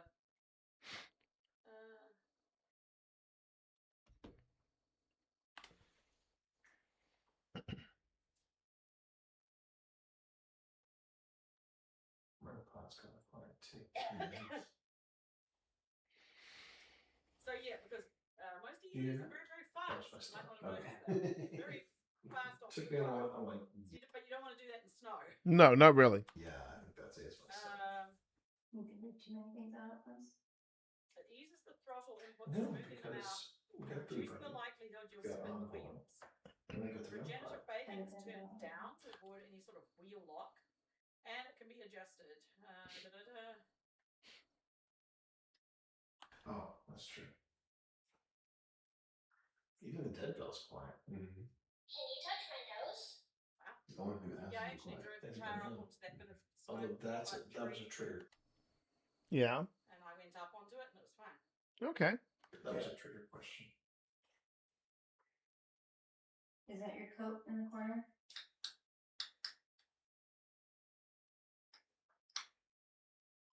Okay. Yeah, I thought, oh, look at this now.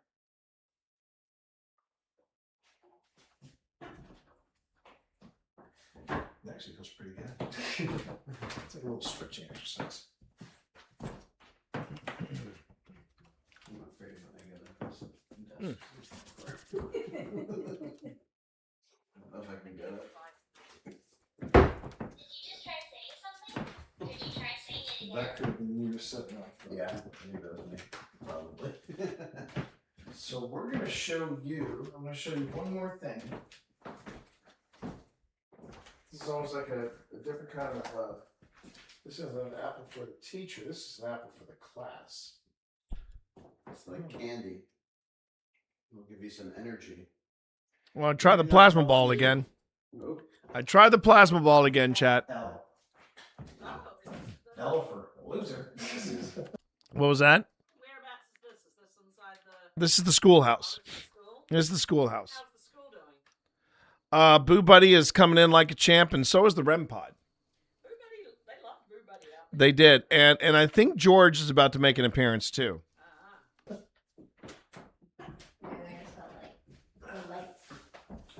L for light. Is that what you did? L for light? Which would have said a lot about the students, because I asked what was the first letter of the word dog, and then I asked them to spell out bear, and I gave them B. And what did they do? They put L out for light. I don't buy that. I don't buy that. because you just want to. Can you tap the floor for me? Okay, that was me. Was it kids practice? Leave me on that. That light that I just put on the teacher's desk, that's just to help you out. It's going to give you a little bit of energy. At least that's the theory.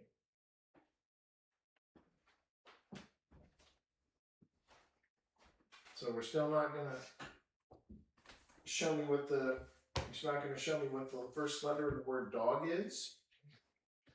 I was determined. I really did, Chad. I was determined to get a D out of that thing. Please, would you show me? Thanks for the ghosty high five. That's. Okay, the ghosty high five. That's EMF. Would you show me?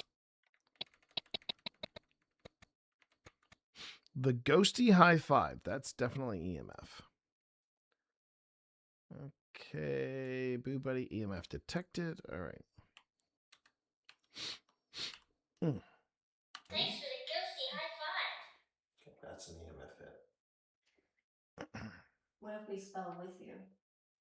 Say the letter and then they can Okay. put it on there. Okay. You want to try spelling out bear? You pick the word with them. Okay. Okay. All right. I'm trying to keep it simple. So again, we're going to practice our letters. I'm going to spell out the word bear. Together. So, first letter, B.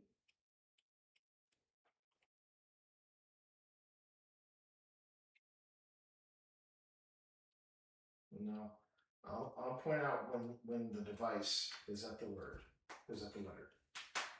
B. Do you want to play a game? Did you hear that? Yeah. What was that? I just heard a whisper. That sounded like a whisper. Okay, everyone's hearing a whisper. Let's see if I can. Let me see if I can hear it. No, I'll point out when the device is at the word, is at the letter. B. Oh, whoa. Oh, it's right in there. Wow. I don't know if that's my overactive imagination kicking in, but I heard it. It was quick. It was quick. Okay, let's see if I can nurse that out. Cause wow. No, I'll point out when the device is at the word, is at the letter. B.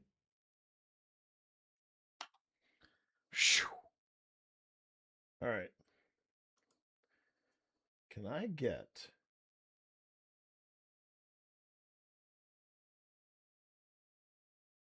okay, show HUD, show preview, show spectral frequency display? Yes. Yes, Queen. That's what I'm looking for. Okay. So, all right.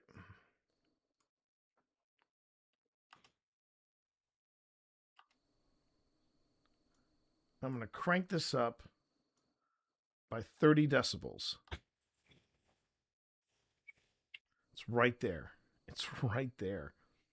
If I can just nurse this out. And here's something else, chat. So you notice I put on the spectral display, right? This is basically a heat map for sound. And I just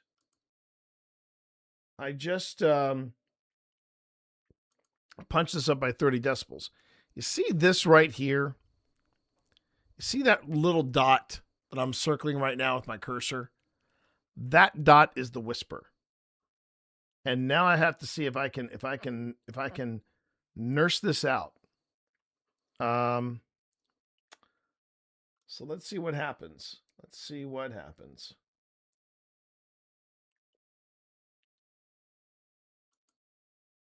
Okay. I'm gonna take down the settings. Okay, and so I can just gradually get it going. Okay.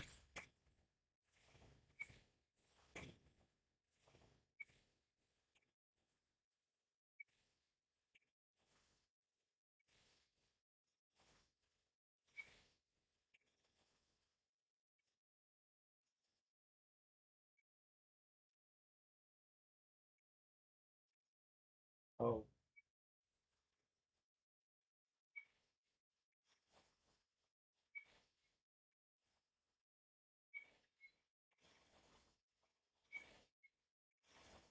Wow. That's okay.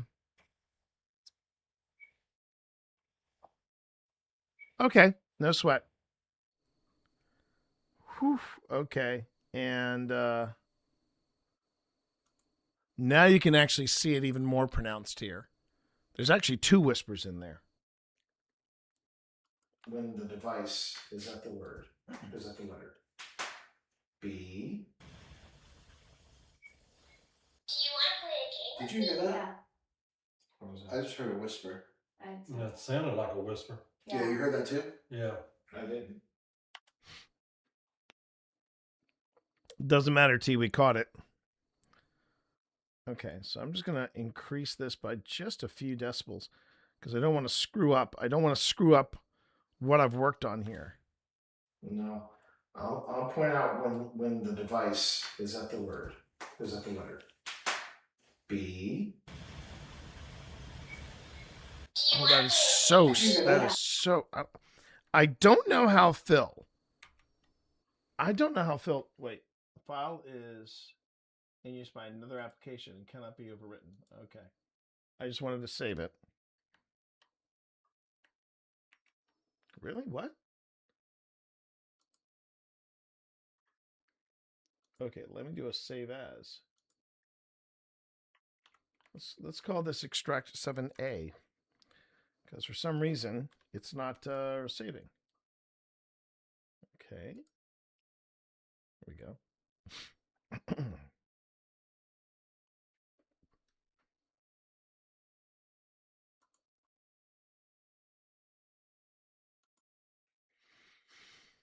Whew. Okay. Okay.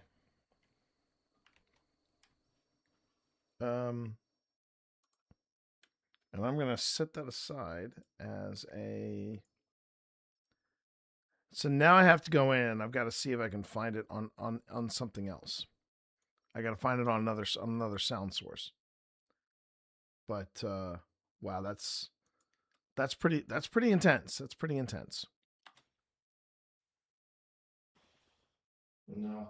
I'll point out when the device is at the word, is at the letter B.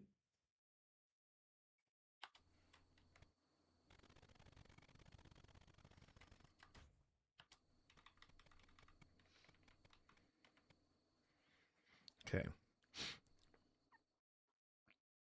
And that's a good note to pause on as we are getting ready for my my weekly tarot lesson with the lovely Spence. Because I wanna get my tarot on for sure. Okay, copy, and paste. Okay.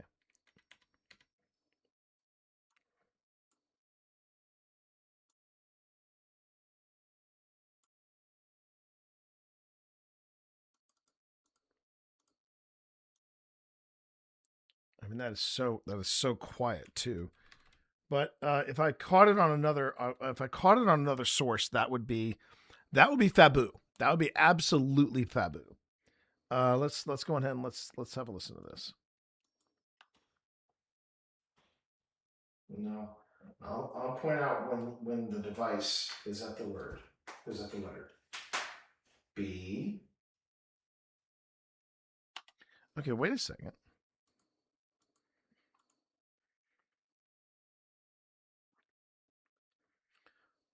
Crud. Okay, how about replace with clip from bin? I guess. Yeah. Hang on.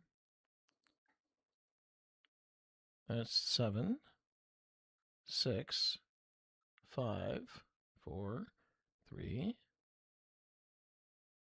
Okay, where is it? Where the heck did it save it? Hang on.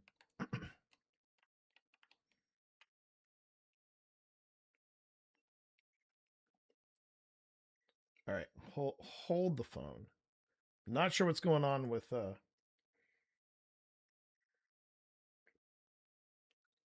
Okay. All right, so there's the one I just made. So where is it? Save as. All right, it's in live stream. Huh. Okay. Hang on.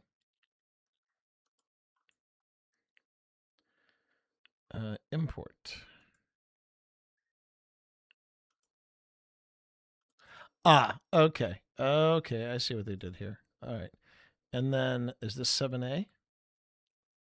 That's Appomattox Historic.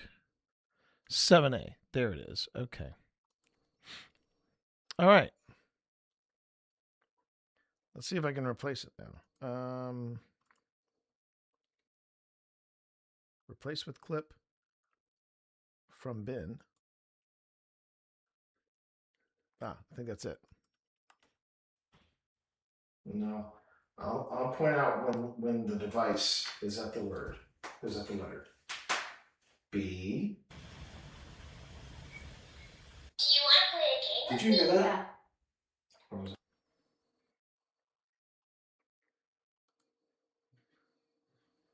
Yep. Yep. Okay. Okay. I got it to work. That's the important thing. I got it to work. And on that, we're going to save that. We're going to save that. And then we're going to start the segue over to chatting with Spence. Because we're doing fun stuff with Spence. We're doing fun stuff with Spence. But first, if you're out there, Spence, just give me a second. I need to use the little paranormal investigators room, and then we will be right back. So give me a second, everybody. This will only take me a moment.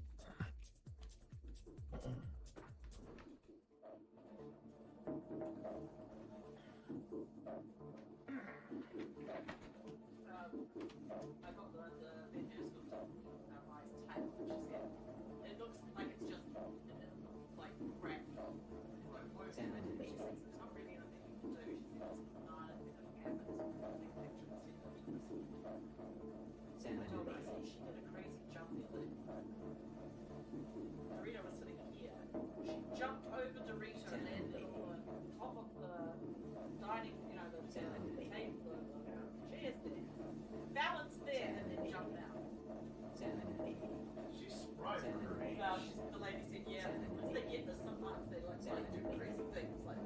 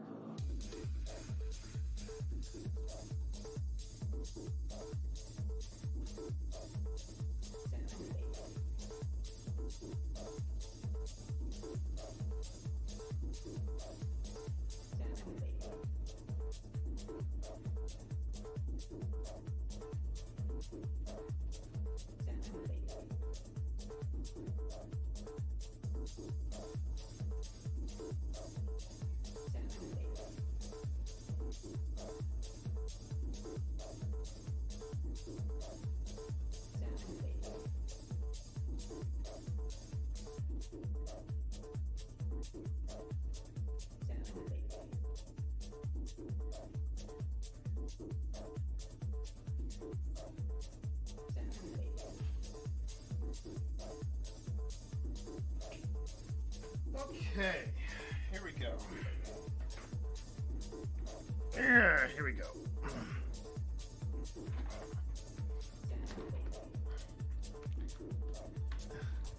Yes, you see a pip. You see a pip. And give me a second. I'm getting everything together. Let's see here. Okay.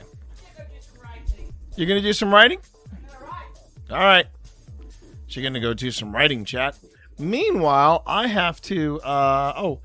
Ad break happening. Hold on. And while the ad break is happening, this is the perfect time to get everything set up.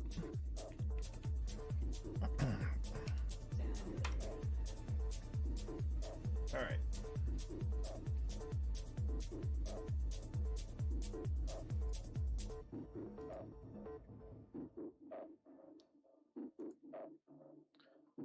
That whisper was pretty freaking dope. I don't mind saying it. That whisper was pretty freaking dope.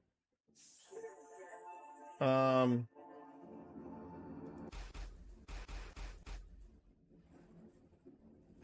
I can go back to previous. I can't go back to previous.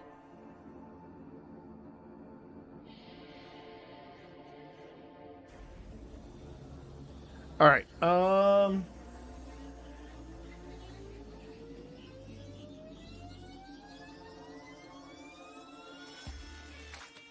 First, I'm going to do this.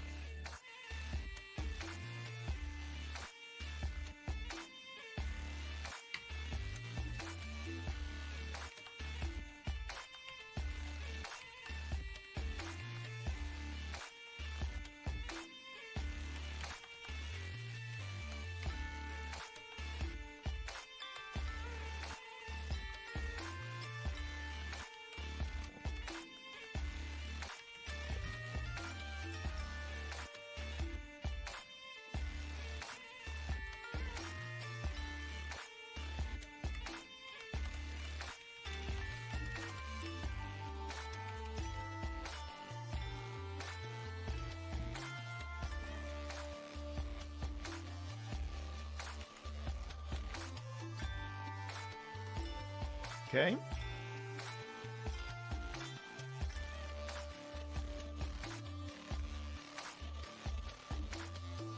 All right, we got that. So chat, what you're about to see here, just so you all know, what you're all about to see here is I'm doing a weekly tarot lesson with my friend and Mod of the Most. That's Resonant Moon there, and they are going to be teaching. They're teaching me the ways of tarot, and yeah, it's been fun. It's been a lot of fun. So let me go ahead and let me find this. Let me find. Nope, one end.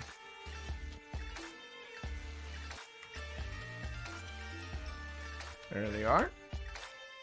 So I got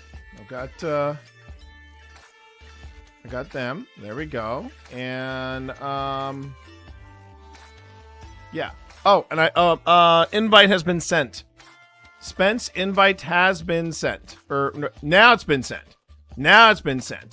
All right, we got this now. And let's see. I think I have to turn on. Do I need to turn on? I don't think I need to turn on my virtual camera, but I'm going to turn it on anyway. And I'm pretty sure I got this going on. There they are. Now I have to get them into. After I get them into my shared chat, I'm gonna turn our shared chat on. So start sharing chat. Boop. And now we are sharing the chats. We are sharing all the chats. Now I have to get them into my Discord. Well, I don't have to get them. There they are. Hello. So I do have to warn you. I am still under a timer for a Holly voice redemption. Oh my god. So I apologize in advance to you and your lovely community. Don't worry, But welcome Puddin'. in the Tea Monster. Don't worry, Puddin'. I'll take good care of you. Oh my god, and Steve just raided. Oh my god. Steve Saylor literally just waited. I think Mr. T, Wait, you've got wait. a great deal to do. And hang on a minute. Pods of War? There's a blast from the past. Pods of War. You know Steve Saylor? The Twitch world gets smaller and smaller. I saw you online, Pods of War. And I didn't say hi, and I really regret not saying hi to you. But and Steve, thank you so much. Thank you so much for that shared that resub. Pods of War, how the heck are you? My God! All right, hang on. But of course, Steve, my sweet little Steve, I love that blind gamer. I'm going to give me 1 second here, Spence. I'm gonna go on ahead and deafen the chat and make sure deafen the Discord and all that stuff. so that I can give you all a proper welcome.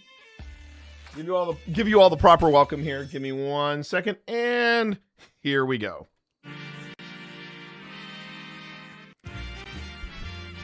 Where am I? Oh my God, no, there it is. It just took a while for the antenna to get all hooked up so that you can see that it's me, your old pal Twitch Dad. I see you there, Steve Saylor, even though you don't see me. And Pods of War, my God, how long has it been? So grateful that you, Steve, decided to bring your community over here. So everybody, you know what to do. Prop your feet up and get relaxed with me, your best new pal on the internet. That's me, your old pal Twitch Dad. There you go, everybody. How you doing? My name is T. You can call me TT Monster or Twitch Dad.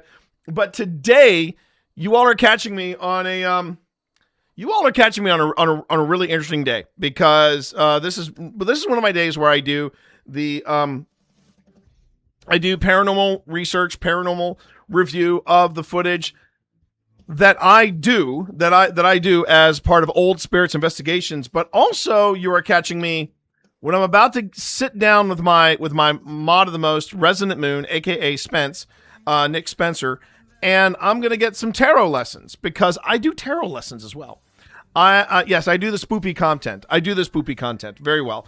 But now we're gonna go into tarot lessons, because I bought this really nice tarot deck and I wanted to know how it worked. So I reached out to my friend Spence and my mod Spence. And they do professional readings online. So if you want Spence to do a tarot reading for you on their channel, you are always welcome. I'm sorry. Oh my goodness. We're talking over each other. My chat is coming for me right now, T. Well, hang on. I just wanted to say real quick, if people want a pro reading from you, they can go ahead and do that on your channel, and we are doing the thing. We're doing the thing now, where yes, you can go on ahead and follow Spence. Give Spence a follow, just like Uncle Jimmy's Basement did. Thank you, Uncle Jimmy, and welcome to the Gravity Well. So this is what we do on Tuesdays. We start off, or what we're going to be doing. We're going to start off the stream by teaching the Tea Monster some tarot. He is using the Twisted Wonderland deck by Ethereal. Is that right? It is Ethereal. Yes, it is Ethereal. Yes. It's actually called Wonderland Shadow Tarot. Yeah, Shadow Tarot. Wonderland Shadow Tarot. But Spence is not lying. Some of the artwork on this is crazy go nuts. It's one of the reasons why I bought it. I'm a big fan of, not necessarily the Disney Alice in Wonderland, but I'm a big fan of the the Lewis Carroll book, as well as its sequel, Through the Looking Glass.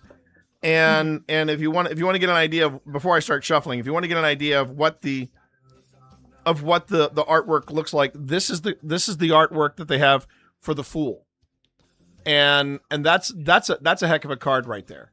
That's a heck of a card. So for my stream, it is an image of a masked Alice falling down the rabbit hole with many hands grabbing at her. Yeah. Just a reminder, I am non-binary, so my pronouns are they, them. Yep. Thank you very much. And let's see here. I'm forgetting. You gave me an assignment. You gave me an assignment. I probably did. I think you did. 4 cards that scare, or 2. I wanted you to get at least 2 cards that scare you. That's right. 2 cards that scare me. Okay, I guess we're gonna be doing that. We're gonna be doing that together. While you do that, I'll talk about my deck. My deck is the MJ Cullinan Crow deck. I have been using this deck for at least 6 years, and not this one in particular, because some of the cards that I have are kind of worn out, but I do take that with me when I go do tarot on the road. Will, you are absolutely fine, and calling me Mama Moon is absolutely fine. You can also call me Daddy Moon, but that's beside the point. That's for a different stream. Right now we're learning. We are learning. I don't think thinking of me as a teacher in front of the class is going to help you, but you never know. So here's the thing. Here's the thing I'm going to say real quick. Okay. So here's the thing real quick about the death card. The death card would be an easy card to go to and say, ooh, that's scary. But here's the thing. I already know the thing about the death card. The death card is not about death. It's not literally about death. And so I kind of know that going into it. And unfortunately, Wheel of Fortune does not cut it either, because when I look at it, I go Wheel of Fish, and that's wrong. That's just wrong on so many levels. So, but I was going to say though, in this case, Wheel of Birds. So I'm set. So you said 2 that scare me, and then what was the other one? The 2 that do what now? So 2 that scare. I'm trying to remember the assignment I gave you because I didn't write it down. Right. 2 that scare you, and 2 that make you go, what? Okay, fair enough. Like, what is going on here? Now, if you want to talk about cards that scare me when they come up, one of them is actually my daily card, and that is the 10 of Swords.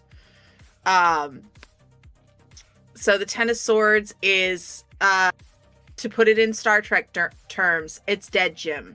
It is over. It is done. Trying to move forward with it is only going to hurt you more. So just let it go. And so in my deck, it's got a bird impaled with 10 swords. I've unfortunately had this come up in a reading for somebody who had recently lost someone very close to them.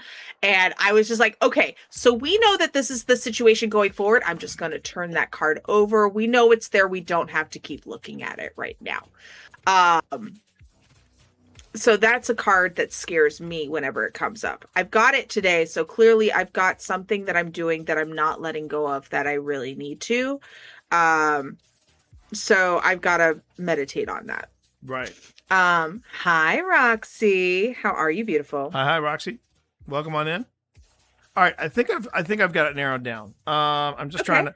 I'm kind of. I don't want to necessarily fast track my. Oh wow. Okay, that I'm setting aside.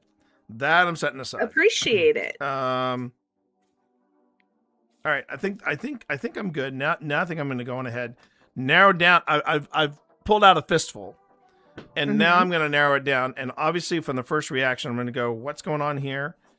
Yeah. What's going on here? That might change. Tag really hates it when this card comes up, the Emperor, because it always comes up for his readings, which is hilarious. So in your tarot readings, folks, if you ever have a card that keeps coming up, like regularly in your readings, for yourself or for a specific person, that means that it's something that still needs to be worked on, that still needs to be addressed, because you're not addressing it. Right.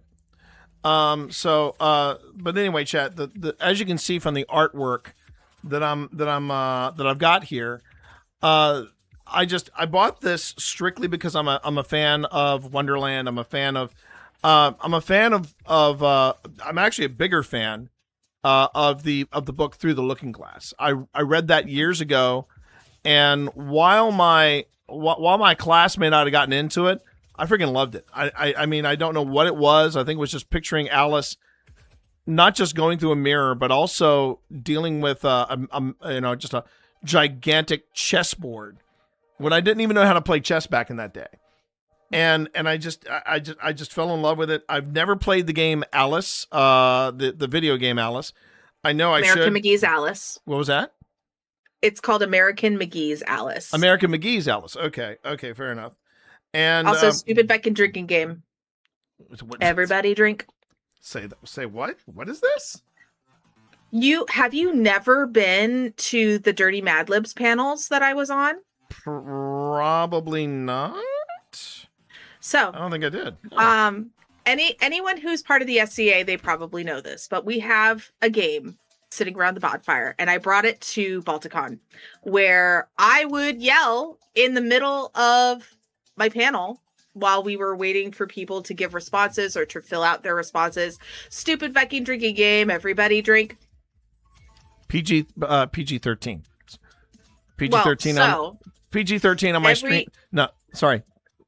PG-13 on my stream. So that was your one F-bomb. You were no longer allowed to use F-bombs on my stream. I apologize.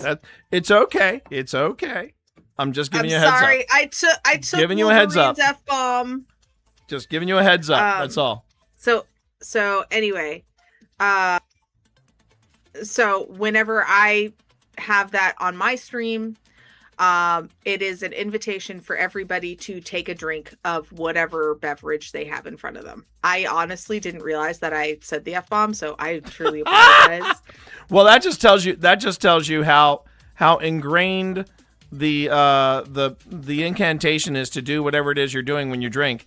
Is just in there. You just got to drop the F-bomb because it's. Wait, I'm saying Viking. It sounded like you said effing. So, but I mean. Nope. All right. I definitely said Viking because Viking is the redeem. I'll take your Viking drinking game. Okay. Oh my God. I'll take your word for it. I feel better now. All right. I am redeemed. You should feel better. All right. So I am. So again, going back to this particular deck. I do not consider myself in any way, shape, or form, chat, psychic or psychic sensitive, according to Spence. After seeing me do a few sessions with something that we do at OSI called spirit writing, they would agree that I am not necessarily psychic, but they are saying that I'm unlocking something. And they've been watching me like a mama hawk very carefully. Okay, going back to the assignment that I did not do until just now. The two cards that I found a little spoopy are these two. All right, so what do we got? The Devil and the High Priestess. Because when I pulled that out, I did not expect to see that thing. And after watching, I'm 2 episodes away, chat, from finishing The Legend of Vox Machina. And I'd like to say to the community of Critical Role, thank you very much for not spoiling online anything concerning Vox Machina, because the thing happened. I'm not happy about it, but there it is. And there's only 2 episodes left, and I'm not happy about where things are going, but I'm putting my faith into both Critical Role and Vox Machina. As you should. As I should. And yeah, I'm loving it. And I'm absolutely loving it. And tonight, the other reason why this pops out at me as scary is tonight I am actually going back to my D&D Ice Spire game. And where we last left off, we were all face to face with a dragon. A massive ice dragon. And this is we're either going to have tonight, we're either going to have one of two things. Either a total victory for the party or a TPK. So I am, and this is Quentin I'm running. So I'm a little worried about our mouseling friend, don't you know? We'll just have to wait and see. So we'll have to wait and see how we go.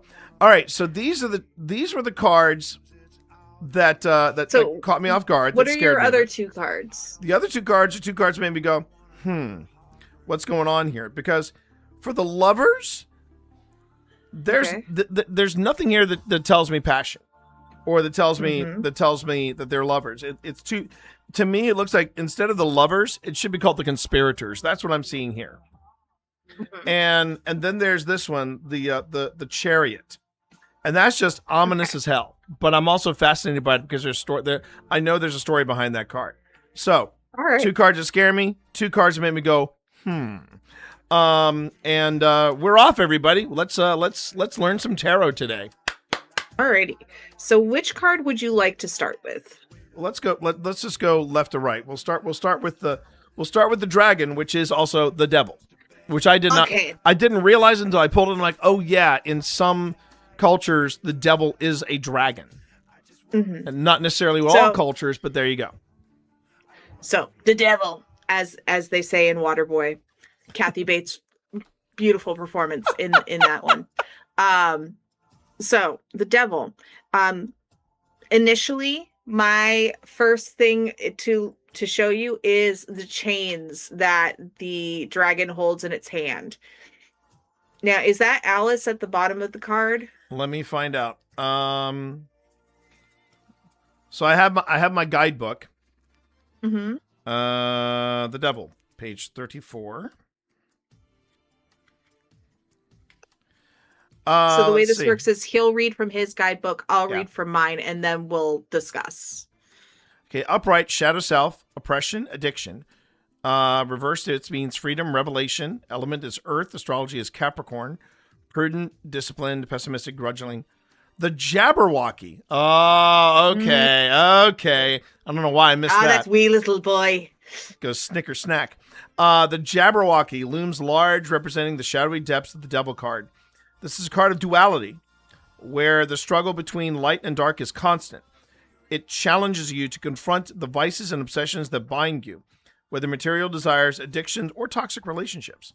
The Jabberwocky's grip is strong, and escaping it requires deep awareness of your inner demons.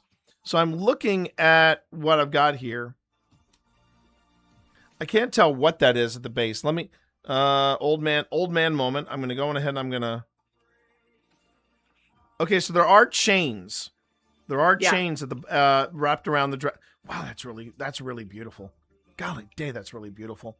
Hang on a minute. I'm trying to get it back. There you go. I want you all to see that, chat. Look at that artwork. The artwork is stunning. It's really stunning. It's like, it's funny. This is going to become that's the second byline of this channel. You hear that really often. My God, that's gorgeous artwork. Because I'm also play Magic, so there's that. Mm-hmm. By the way, again, Steve, if you got a raid and run, I appreciate you. Thank you very much, buddy. I understand if you got a raid and run. I love you, and thank you for that raid. I really appreciate it. So I don't see Alice, but I do see the chains around it, around the wrist. The reason that I ask is because there's blue at the base of it, which reminds me of Alice's dress. Well, that's the thing. The entire the dragon itself is blue. Okay. Oh wow! In fact, it looks like it's mimicking the skin of it. Looks like it's mimicking Alice's dress. Yep. So if you yeah, that's really neat. Okay, so if my camera would focus, that would be lovely. But so in mine, the crow has a ram skull on it with an upside down pentagram, and it has a little sparrow chained. The description in mine is: perched in the middle of a river of blood, atop his latest prey, the devil is disinterested in the lives he has destroyed. His presence can be cold and dark. At times, to catch his prey, he channels his charm, allowing his charming nature, and allows the unsuspecting victim to willingly follow, only to discover later that he has taken their joy and replaced it with despair. Chained, yet able to free herself if she sincerely wishes it, the little bird symbolizing purity and a free spirit that has succumbed to the forceful demands of the devil. This card can mean that there is an addiction that is preventing you from finding real freedom and happiness. It may also indicate a fear of change. This card points out that the chains that have you bound may be of your own creation. The devil reversed is a sign that you are no longer blinded by the materialism and overindulgences of the devil. You can free your mind and body from the shackles that have kept you from realizing your real potential. Interesting. So, and one of the things that I'm minded of with regards to the Jabberwocky, if we go back to the Danny Elfman movie, or the Tim Burton movie. Right. I love Danny Elfman. Enough said. Right. Anyway. Right.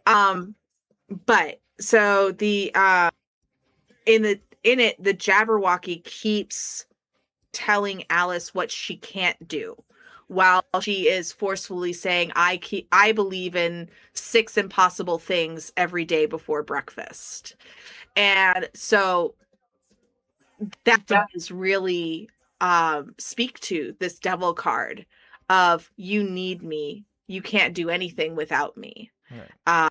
And that's where the devil card comes in. And it should scare you if it shows up. It's Right. meant to be a mirror, a really truthful mirror going, hey, this is some destructive behavior that's going on. Can you analyze it? Can you break free of it for yourself? Right. Okay. So yeah, the devil card is part of the allegory. It is, and it comes right before the Tower card, which breaks everything. Right. We went over the Tower card last time. We went over the Tower card. Yeah. Mm-hmm. Okay. So yeah. So in this part of the story, this is the point where the hero's been captured and has to figure out how they're going to free themselves because nobody's coming for them. So it's about so really the devil card is about addiction. It's about let's see. It's about so it's about addiction. It's also about vice, coercion, and oppression, and shadow self. So probably the darker desires one has. Okay, that's fair. That's fair. Yeah. Vice, as you said earlier, vice. Okay, then we get to the High Priestess. Yep. Val said earlier that the High Priestess was her card for the day. Today. Upright, higher power, divinity, intuition. Reverse, confusing, fading intuition, withdrawal. The element is water. The astrology is moon. The Cheshire Cat. Oh, there it is. Okay. The Cheshire Cat, with its knowing grin and ability to appear from the shadows, embodies the High Priestess' divine consciousness. He guards the mysteries of the unseen, urging you to trust your... Here's might be why... Yeah, thank you. There it is, everybody. There it is. Urging you to trust your intuition and tap into higher knowledge. Follow his guidance, for the cat sees beyond the veil of reality. Reversed, the High Priestess becomes elusive, like the fading smile of the Cheshire Cat. Intuition grows cloudy, signals become mixed, the path ahead is unclear. Trust in your instincts only when the mind is calm and clear, lest you be led astray by illusions. Okay, okay. Very apropos. I very much like that description for the High Priestess. Here's what the Crow Tarot says. Okay. The High Priestess takes the spark created by the magician and transforms the idea into a tangible reality. Like a shadow passing in the night, her energy is present and can be felt in the gut, but not always seen. Her intuitive power lies in the spiritual unconscious, allowing the High Priestess to soar back and forth through the veil, bringing with her divine knowledge. Perched on the moon and surrounded by the 4 suits, your connection with the High Priestess is active at this time and should be utilized. She comes ready to deliver the answers you seek through dreams and symbols. Pay attention, she is with you. If the High Priestess appears reversed, it is a message that your connection with your inner self has been lost.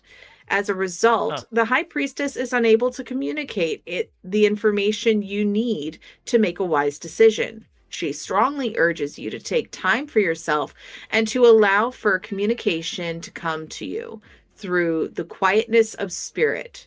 Her message is to pay attention. There is magic in this world. You only need to allow yourself to experience it. Interesting. Now, I like how they describe it with the Cheshire Cat, because the Cheshire Cat aims to make things out of nothing, makes himself out of nothing. And in the journey of the major arcana, The magician has forceful words, and the words have power. The high priestess is those words coming into action, coming into reality. And that, so the magician is the manifestor, and the high priestess is the one who actually does the physical work and the guidance to make it happen. See, what I find more fascinating about these two paired up together as the cards that scare me. This card is about the vice. This card is about all the stuff that that if I gave into those vices, bad things are going to happen. And they're completely countered by this card where it's like, yeah, but trust those instincts. Yeah, you got vices, you got a dark side there, Morris, but trust your instincts. Go with them instincts always. Trust those things. I just find the duality of these two cards really fascinating. I find that very, very fascinating. So even when you're stuck, there's always something that can be done to get yourself unstuck. Yeah. And I like that you have made that realization without any prompting from me. I really like that. Because now you're starting to think like a reader and finding a pattern or a connection, which is wonderful to see. Now you're thinking with portals. Okay. All right. Interesting. So now we get to these other two cards. The cards that are making me get. Oh, because I just also realized something about the chariot. Alice has got this.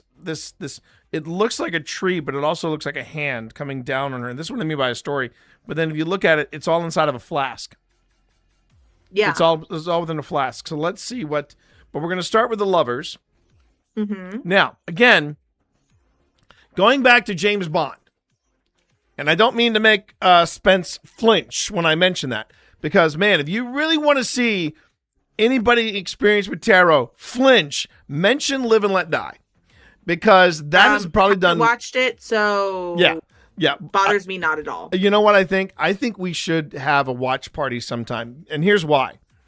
It's going to be for you, I think it's going to be for you what Grave Encounters is for me and others in the paranormal community, which is one of the funniest slapstick comedies ever created. And if you haven't seen Grave Encounters, you're missing out. It's a stupid movie, but God bless it. You could tell that the writer-directors were like, yeah, we wish this would happen to Zach Baggins, because right down to so you got Zach Baggins, and then there was the paranormal investigator in Grave Encounters, Lance Preston. And he introduced himself like this, everybody. He introduced himself like this. I'm Lance Preston. It's great. It's a great film. It is a cinematic wonder, in my opinion. And apparently they are working on a reboot of it. I don't know why, but they're working on a reboot of it. And I'm like, you will get my attention if you get Jordan Peele involved. If you get Jordan Peele involved in this reboot of Grave Encounters, let's freaking go. How they didn't get sued, I don't know. Val, why would you sue the classics? Hail to the king, baby. Exactly, hail to the king. Okay. Supposedly Jordan Peele is going to be in on the reboot. Is that what you're saying? Oh, really? If he is, I'm in. I'm freaking in. Okay. So, but yeah. So, like in James Bond, they kept throwing the death card out, and they kept throwing out the lover's card, right? And that is not necessarily what the lover's card means. It's not a literal thing. It's like the death card. The death card doesn't necessarily mean death, as you heard me say earlier. So let's say what the lovers. However, the lovers here, according to my book, says upright, it's harmony, love, and relationships. Reversed, it's detachment, misaligned values, heartbreak. The element is air. The astrology is Gemini. Well, now this is fun. I was wondering why the lovers in this card didn't look like lovers. It's because it's Tweedledee and Tweedledum. Tweedledee and Tweedledum. This deck, everybody, it's got a wicked sense of humor, as you can tell.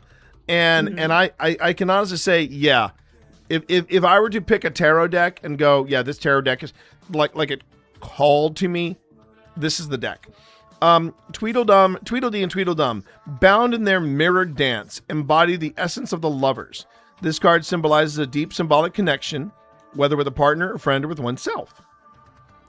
Their bond reflects the magic and balance that comes from true unity and shared experiences. Reversed, the harmony between them falters, with cracks appearing in the once strong bond. Misaligned values and inner conflict lead to detachment and discord. The lovers, reversed, warns of the struggle in aligning heart and mind and the potential heartbreak when unity is lost. Okay. So, in my book, it says that the keywords are love, business partnership, choices, and relationships. So, on the surface, this card represents love and unity. However, it goes deeper as it describes karmic passion and soul relationships that span lifetimes. The crows have traveled together through time and space, drinking from the same heart that binds them.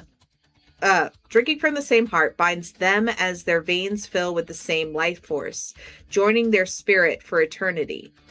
Together, each decision is made as the outcome will forever affect both of them.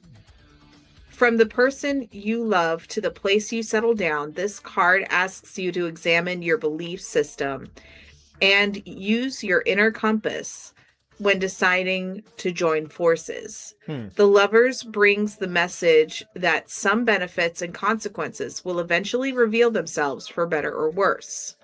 The Lovers reversed may tell of an imbalance in a relationship. As a result, you may discover you are not being honest with yourself about the reasoning behind your decision. Take the time to check in, meditate, and examine your choices. So, and I think that applies in both scenarios. So whatever Tweedledee does, Tweedledum is affected. Right. So this is a divine partnership, a divine pairing. And yes, it can be awesome and you can flourish together and there's growth. But the opposite is also true. And so you have to take everything with you have to make sure that you're making your decisions with care, because we are not alone in our world. We are not alone in our circles, unless, and even if you are a hermit alone in the woods, if you pee in the creek, it's gonna go downstream. Yeah. Okay. So. Yep. Makes sense. Sorry for the graphic description. No, but it makes sense. And, you know, it's the old adage, crap rolls downhill. Exactly. So yeah, that makes sense. All right. So this is How you doing there? Why am I hearing feedback? You're not hearing feedback. Now that was secondhand. That was secondhand. That's there. That is her opening blurp sound effect. Yeah. All right. So what are you thinking about this card, knowing a little bit more about it? Well, what's interesting about it, at least right off the bat, it honestly feels a little tied in with these two. You know, here are the vices, trusting your instincts, and then relationships with other people, which these two would have. This would have a direct effect on this card as well, which I find interesting. I find extremely interesting. You're gonna love the connection you're gonna see with the chariot. I bet I am. Mm-hmm. But that's what I'm actually seeing here. I'm seeing the thread between these three cards, even though these are supposed to be two cards that just make me go, huh, there's a story there, versus these two cards, which gave me a bit of a fright. And and I'm assuming it's based on not necessarily even the name, but just artwork alone. And so what I'm seeing here is a thread, and now I'm like, well, then where does this one come into play? And I'm sure there's something. I'm sure I'm getting ready to hit myself onto something that that's gonna probably blow my mind, everybody. So let's see what happens when I read to you about this card right here. And the more I look at it, the more details are coming out, which makes me say, okay, there is a story here. For example, this is supposed. I'm assuming it's supposed to look like a tree. It is, because I think there are some leaves at the end of it. But from where I'm sitting, like no, it's looking not. at it from a screen, it definitely looks like It looks hands. like a hand. It looks like a It hand. looks like a hand reaching down. Yeah. And you've got Alice. She's standing on the chessboard. So this is definitely a through the looking glass thing. It looks like it's in a flask or a bottle of some description. And then just off the screen, just within the frame, there are playing cards. So all these little details are coming out, and it's like it's Alice looking forward to the path down the chessboard. So let's see what it has to say about the chariot. Upright, action, determination, ambition. Reversed, obstacles, forceful, no direction. Element is water. Astrology is Cancer. Loving, protective, moody, over emotional. Alice stands at the threshold, ready to step through the doorknob. Okay, ready to step through the doorknob and into the unknown. The chariot, embodied by her determined stride, symbolizes the drive to move forward and conquer challenges with unwavering focus and ambition. It speaks of clear purpose and ambition propelling you toward your goals with unstoppable momentum. Reversed, the chariot's momentum stalls. The shadow hand looms as a barrier. That's the shadow hand. Looms as a barrier, representing obstacles and doubts that hinder progress. You may feel trapped and directionless, a reminder to regain focus and not let the shadows derail your journey. Very interesting. Now, I also want to point out that the chariot comes right after the lovers in the major arcana. This is all about relation. Yeah, I noticed that too. I saw that when I turned the page. These are all. This is just a linear story about relationships. So to me, that's what I'm seeing anyway. Okay. Yeah. So in the Crow Tarot, I have to use both hands because I have to flip pages. I understand. So the triumphant crow, soaring through the stormy sky with fearlessness and strength, rides a chariot of thunderous clouds to victory. The chariot is a sign to go forward with confidence, knowing that your well-executed plan will be a success. It asks you to summon your power to fly above the barriers and soar through the obstacles. The crow who rides victoriously on the chariot has learned to harness his aggression, extracting only the positive energy required to finish the task. Reversed, in contrast, the reversed chariot could indicate a loss of control or being dragged into a situation that may not lead to the best outcome. So it's determination. You know, you're going through a lot, and the question is, do you face the adversity with a commitment to move forward and an ambition to move forward? Or do you let the overwhelming odds consume you? It goes back to that. It goes back to the thing I was talking about, I think on our first lesson together. Mm-hmm. When I was saying, I always regarded I regarded myself once upon a time. I had a rock star mentality. I was fearless. Mm-hmm. And then I went through many, many years of just dealing with, I wasn't able to separate what was happening to me in the corporate circles versus the creative circles. Mm-hmm. And I think it came back to haunt me. This is a return, at least the way this card is speaking to me right now in this moment. This is a return to that rock star mentality that I've talked to Pip about. I've talked to people about. I want to be that fearless T. Morris that I once was. Maybe Mm-hmm. and think this card could also be like, well, what do you mean was? It goes back to, Pip has always said, you don't realize how fearless you've been. Very few people would say, you know what? I'm in my 50s. I'm going to take up ghost hunting. I'm going to take up paranormal investigation because why not? And what I see in the connection of all these cards, and I don't know if I am supposed to. I know you're kind of letting me not stumble through the gray, but basically figuring out how to walk on my own. there's a connection to all 4 of these cards. And it's Mhm. it's almost a linear one. It's about recognizing your vices, but trusting your instincts. Having these elements play in relationships, both professional and personal, Mhm. but also maintaining a fearless attitude about all of it, and not allowing myself to be overwhelmed by self-doubt. Mhm. That's what I'm seeing in all 4 of these cards, which kind of blows. Again, if you want to see my mind blown every week, this is where and when you do it.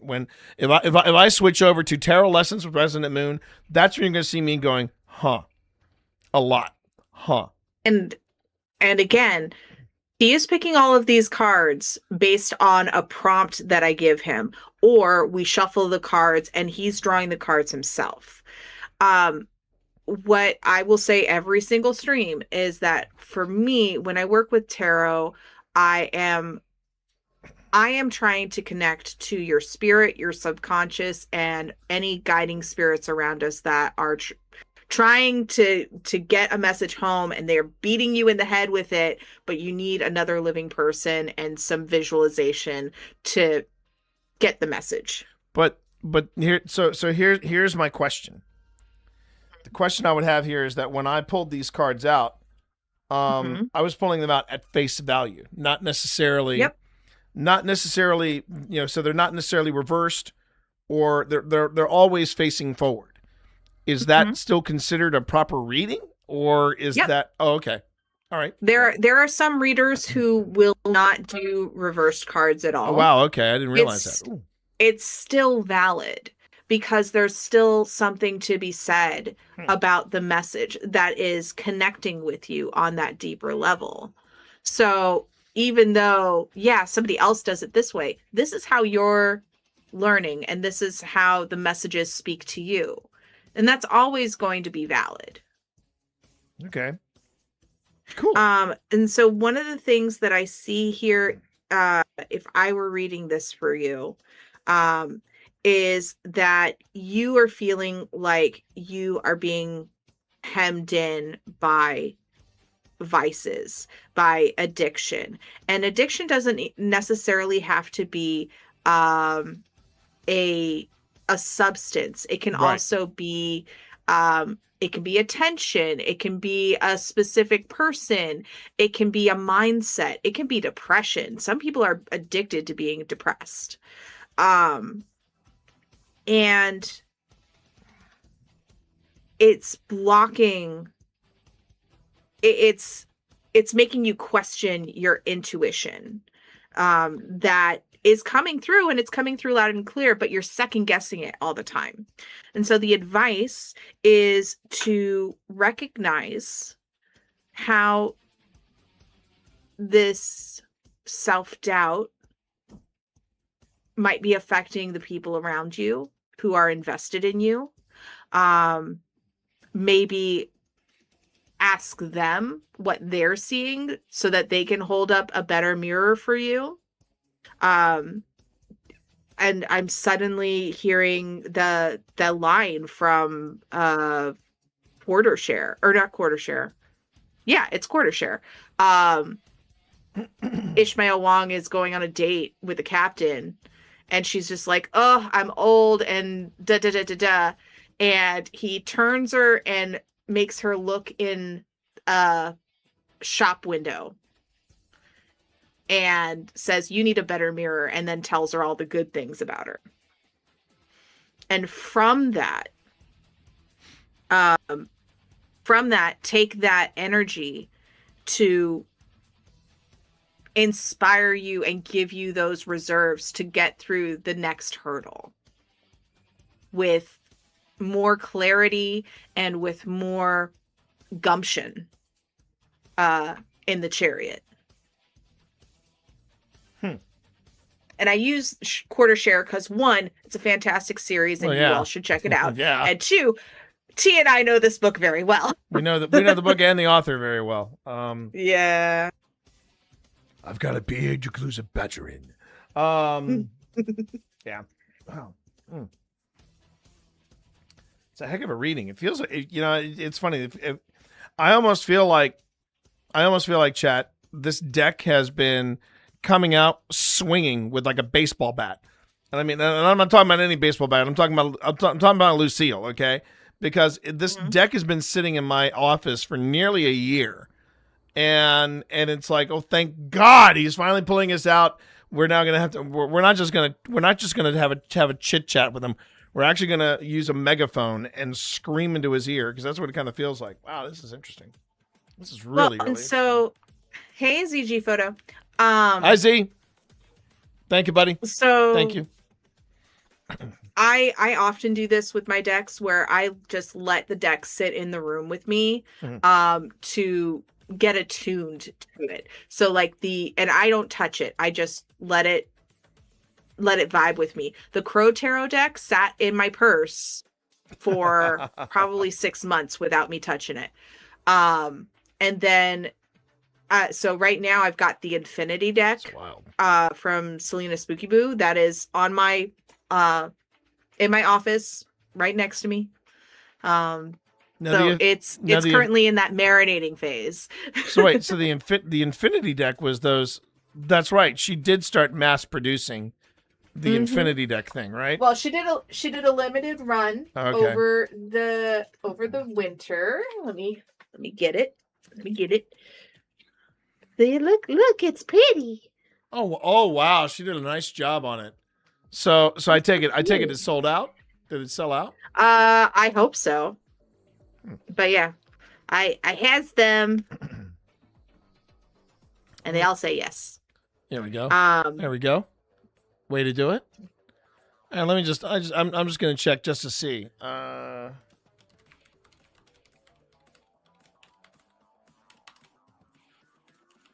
But yeah, I think that was one of my Christmas presents to myself. Aha. Or it was, yeah. Okay, here you go. Lalo, I assume this is her store. I think this is her store. It is. Oh, wow. They still have... That is way less expensive than I thought. Yeah, it wasn't bad. That is way less expensive than I thought. Wow. Huh. How bad were the tariffs on it?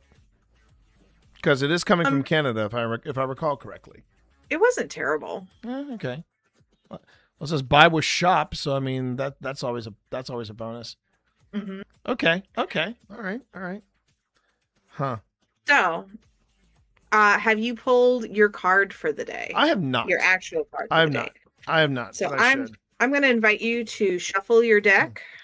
Well, I already have. And I have shuffled. I have cut. I have flipped around. So I have. Well, you didn't integrate the other cards because I just saw it. Oh, okay. I just saw them on the other side of your screen. Well, I was going to leave them set aside, but that's okay. I can go ahead and incorporate them, and I'll reshuffle. And again, chat, I mean, I wouldn't say this is paranormal, but it's paranormal adjacent. There are people that, actually, I think Spence told me that there are people that use tarot cards on investigations. Yes. I don't know in what respect or what fashion they would do that sort of thing. I think Phil would be open to it. So next time you bring me along, I will bring one of my decks with me. So we got to figure out when and where that's going to be, because I know there are a couple places that I'm keeping in mind for us to go to as a larger group. I just want to make sure we don't overwhelm the space. Well, I mean, I'm coming down in March, so after doing the Festival of Light, I can always spend a couple hours being spooky. Well, yeah, but no. What I was thinking was, so one of the places that I've been thinking about, I've been thinking about taking a group where we can split the cost and make it worth the while. Is the doing a repeat of the weekend that we did in Western New York when we went to the Hinsdale House and then we went to Wildwood. Wildwood, I don't think is as big of a problem as Hinsdale.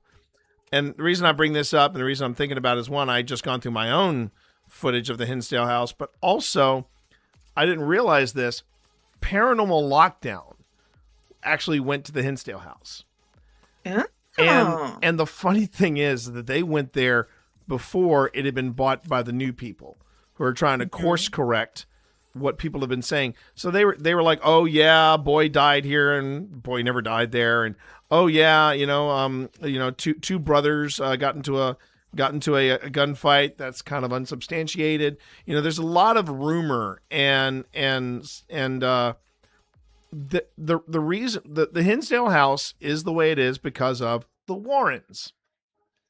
We all know on my channel how I feel about the Warrens, so I'm trying. In fact, at one point during Paranormal Lockdown, Tony Spera from Nesper showed up, and I'm just like, oh great.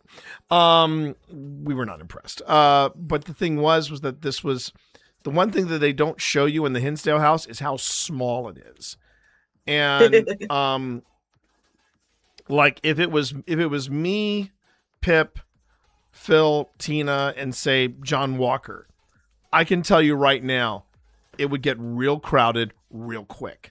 And that's only a group of 6 people. 6. Yep. So I'm trying to think of a really good place for us to go. That'll be worth. Now, one of the other major, but that's another problem. I'm trying to think of some place that isn't going to be a major road trip. The problem is, the place I really want to go to. I believe it is the Ohio Reformatory. That was where the Shawshank Redemption was filmed. Interesting. And that place, even members of the Shawshank Redemption cast were like, yeah, there was a vibe about that place. They made no bones about it. There was something about that place. And so I'm trying to keep options open. And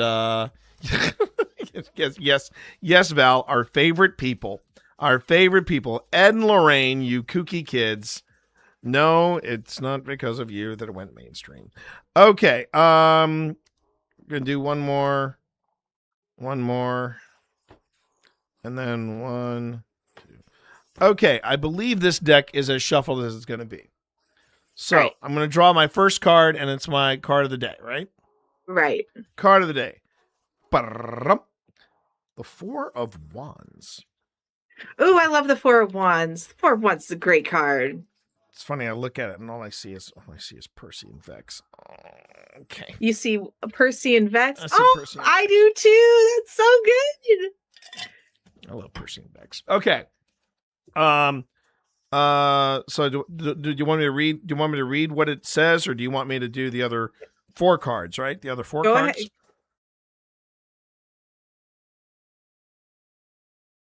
Daily card. All right, so this is my daily card, everybody. 4 of Wands. I had good sleep last night, everybody. I did too. But apparently, it was not enough. Nope, never is. 98.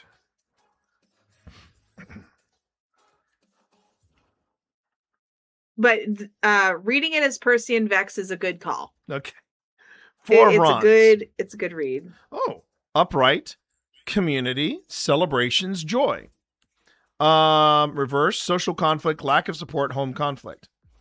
Alice dances joyfully with the white rabbit's shadow, symbolizing celebration, harmony, and the joys of success. And the joy of shared success. The 4 of Wands represents a time of festivity and achievement, where the foundations you built are strong and secure. This card encourages you to take a moment to celebrate your accomplishments and to enjoy the company of those who have supported you along the way. Ooh. Oh, that's nice. It's a beautiful card. That is a nice card. To me, so there's a couple things in the 4 of Wands to take note of. First, 4 is a card of stability. Right. Think of like 4 posts in a challah, 4 posts to hold up a tent, to hold up a house. So 4 is a stabilizing card. Now, the way that the wands work is it's about creating that community. The wands are fire, so it's creativity, it's warmth, it's community. So in my book, it says, two crows harmoniously chatter as they celebrate the end of another beautiful day. The Four of Wands denotes a time of peace and harmony, especially regarding home and family. Four of Wands also predicts that a joyous occasion, such as a birth or a wedding, could be on the horizon. You may also see the Four of Wands as a reminder to connect with those who bring you joy and happiness. Yeah. Throw a dinner party, arrange for a backyard barbecue, or Go to have friends D&D! over. Go to D&D. That's what we're doing tonight. Go to D&D. We're doing D&D tonight. And D&D is perfect for it because not only is it a gathering of friends, you're also gathering to be creative and tell stories together. It's funny. It may not feel like it at this moment, but you will soon feel like you have a reason to celebrate. Oh God, I hope so. Because man, if we have a TPK tonight, I'm gonna be bumming. But I hear you. I hear you. So I'm trying to find the cards because I should not have shuffled just yet. So that it's also cool Here's tonight. the card. This weekend. Where is it? Oh, okay. So that's your Four of Wands. Okay. Mm-hmm. I'm trying to see where the Four of Wands are in here, but I don't see the actual wands themselves. I just see the two of them dancing, which still works. But I mean, it still works. But oh wow, okay. So yeah, that's the overall for today. So just enjoy the people that you're with. Shoot, I just realized. Please hold. My card camera just kind of went tilt. Give me a second here. That's okay. I need to step away for just a moment because I smell burning and I need to figure out where it's coming from. Okay, no sweat. You do that. All right. It might be coming from my neighbors, but I just want to double check. No worries. Okay. Okay, so my card cam is still working. Okay. So chat, I know this is a pretty dramatic change from what we've been doing. Yes, exactly. I know it's $31.75 for Friday and Saturday, which is why we would have to do, if we did the Ohio State Reformatory, we definitely would have to do it like during the week. Which it's kind of one of the bucket list things. We'd also have to collaborate with somebody. We'd have to collab with somebody to be willing to invest in this. I know it's expensive, but the thing is, everyone that I've seen go there, and everyone I've talked to about that place, they just say you feel it the moment you get on the ground. It's similar to Trans-Allegheny. It's also a nice big space. So if we wanted to take half the team, send them point, highly entertained. If we wanted to send half the team to 1 point, send half the team to another point, we could always do that. But it's definitely on the wish list. And from what I understand, if I recall correctly, the Ohio Reformatory is similar to Trans-Allegheny and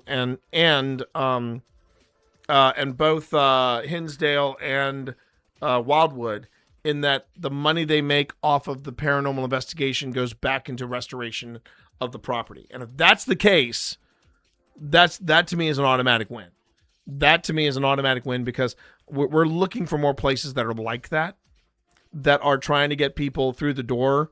And they're like, hey, you know what? If you want to rent the place out for a paranormal investigation, it helps to rebuild, the place for public consumption. So X, Y, Z, yeah, that kind of thing. I'm okay with that. Yeah. But I know it's an expensive place, Val. I know it's an expensive place. So All right. So Val had a "that was me" moment. Fair enough. Okay. So Because I'm just like, do you want to check and make sure? And she's like, oh yeah, I guess it's burnt. Don't.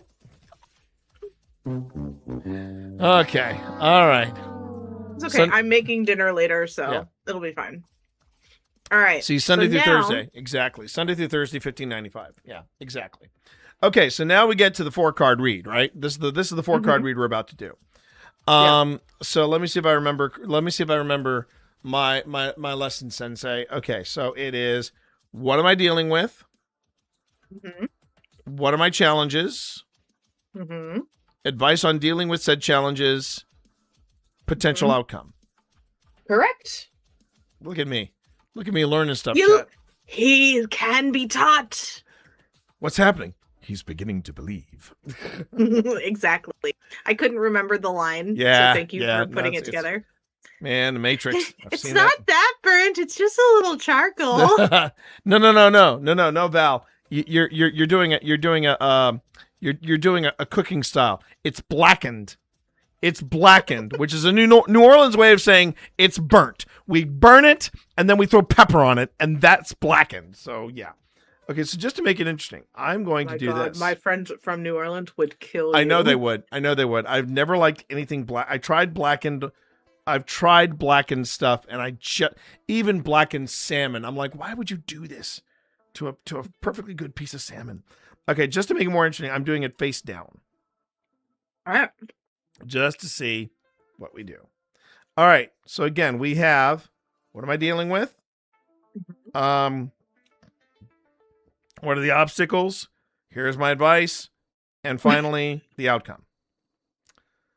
I should name my deck. Well, I don't have to name my deck. I can just call it Alice. That's that's the big A. Alice. And then you can start singing Jefferson Airplane. There. Ask Alice when she was just small. Okay. Actually, the funny thing is, when I hear that song now, I think I'm trying to remember. Was it Bjork? I want to say it was Bjork that did a cover of White Rabbit for the much aligned, much understood, slightly misogynistic film Sucker Punch. It is the only movie that I give Zack Snyder credit for making. I love Sucker Punch. Sucker Punch is a great film. I'm just going to come out and say I was going to do a baby doll cosplay at one point. Yeah. It's a great movie in my opinion. But I think it was Bjork that did a cover of White Rabbit, and it was chilling as F. I mean, it was a crazy good okay, here we go. All right, so first thing, the obstacle is 8 of Pentacles reversed. Do you want me to do this one at a time, or do you want me to reveal it as I go? I just want to point out that when I pulled cards just a little bit ago before you pulled your daily card, one of the ones that came up for me was 8 of Pentacles reversed. Oh, wow. Okay. All right. So let's have some fun. I'll do this one at a time just to build the suspense. Okay, so 8 of Pentacles reversed. Here we go. And I want to also throw out this disclaimer for anybody watching. Yes, I born and raised Christian, proud Episcopalian. Why am I dabbling in the tarot? Because I'm curious. It's to me, it's no different. It's to me, this is just something that I've always been fascinated by, and I yeah. I would say this: if playing around with tarot makes me question my faith, I wasn't strong in that faith to begin with. So for any Christians watching, trust me, I'm good. Okay, this is very fun for me to delve into. Plus, the deck is baller, and you can't change my mind on that. If you're worried about it, think of it like a thought experiment. Yeah, I mean it's okay. I'm good. So let's talk about 8 of Pentacles reversed. And I'm just going to read the reverse stuff, or should I read both? Just read the reverse stuff. Okay. Reversed, cheapened quality, bad reputation, perfectionism. Ooh. A shadowy figure diligently builds a clock, symbolizing dedication, craftsmanship, and the pursuit of mastery. Reversed, the craftsmanship falters, indicating a lack of focus or cutting corners. The reversed 8 of Pentacles warns against complacency or the temptation to take shortcuts, reminding you that true mastery requires dedication and attention to detail. And so for me, while this card of perfecting your skill While this is a card of perfecting your skill, reversed, it may signal that it is your perfectionism that is standing in the way of your success. Okay. You may be focusing Okay. on a small detail while more important matters are left to chance. Step back and see the piece as a part of a whole. And if this card doesn't call me out every single freaking time it comes up. Well, that was the thing. Yeah. I was like, this doesn't apply to me. I was ready to say this does not apply to me because, if anything, I'm not someone that takes shortcuts. But your description sounds closer to what I could see. Sometimes I get hung up on the details. Mm-hmm. To quote a mutual friend of ours, Scott Sigler once said to somebody that we're acquaintances with. Scott Sigler said to him, "The biggest problem with T. Morris is getting past T. Morris." Mm-hmm. I'm sure Scott meant that in the nicest possible way too, because I love that bald palooka. I love him. I love me some Siggy. Okay, here we go. So this is the all right. So that's what I'm dealing with, and here are the obstacles. Ooh, have we got a theme? No, we don't have a theme going. Because that was the Eight of Pentacles. Mm-hmm. Now I got the Queen of Wands. Queen of Wands. We love her. So let's go back here. Queen of Wands. Flames on the side of my face. Oh, Madeline Kahn. Oh, Madeline. Oh, regards to that cover that you were talking about, it was done by Emelina Turini, and she also did Gollum's song in The Two Towers. Okay. So she does haunting very well. She does haunting very well. Okay. So Queen of Wands. So we've got what I'm dealing with. Here are the obstacles. Queen of Wands. Upright, passionate, charismatic, self-assured. The Queen of Hearts, surrounded by blooming roses, embodies the Queen of Wands, symbolizing confidence, authority, and the fiery energy of leadership. This card represents the power of self-assurance and the ability to command respect and loyalty. The Queen of Hearts encourages you to stand tall in your power, to embrace your creative talents, and to lead with charisma and determination. Her presence reminds you to harness your inner fire. Oof. Oof. I can tell where this reading's going. So is this saying what I think it is? It's like you're dealing with. Is this basically saying in so many words these two things right here? Get over yourself or get past yourself? Because I feel like that was my first impression. I'm like. Yep. So the Queen of Wands. So basically, I've got Scott Sigler in my cards. Is that what you're telling me? Scott Sigler, get out of my freaking tarot deck. FDO starts speaking out of So the Queen of Wands is a dominant creature sitting on her throne of lions. No one would accuse this bird of being demure. With a plan ready for success, the Queen of Wands often appears as bold, fearless, and determined. The Queen appreciates the potential each journey offers and takes the opportunity to learn something new about herself with every challenge. The energy of the Queen of Wands is healthy and agile as she moves through the world with a vibrant flair, with a taste for the best. This is one crow you won't find near the garbage cans as she uses her creative quick-witted mind to discern the finer things in life. Again, we stan the Queen of Wands. She is a boss. But this is where I'm seeing it going as well, is like, yeah, you're focusing on the minutia because you think you know everything. So what's the advice? I'm afraid now. It's the first time I've been afraid to turn around a card. All right. All I see now is Scott Sigler staring back at me. Jeez. Okay. The Six of Pentacles. That's not bad. Six of Pentacles upright. Let's see what we got to say about the Six of Pentacles.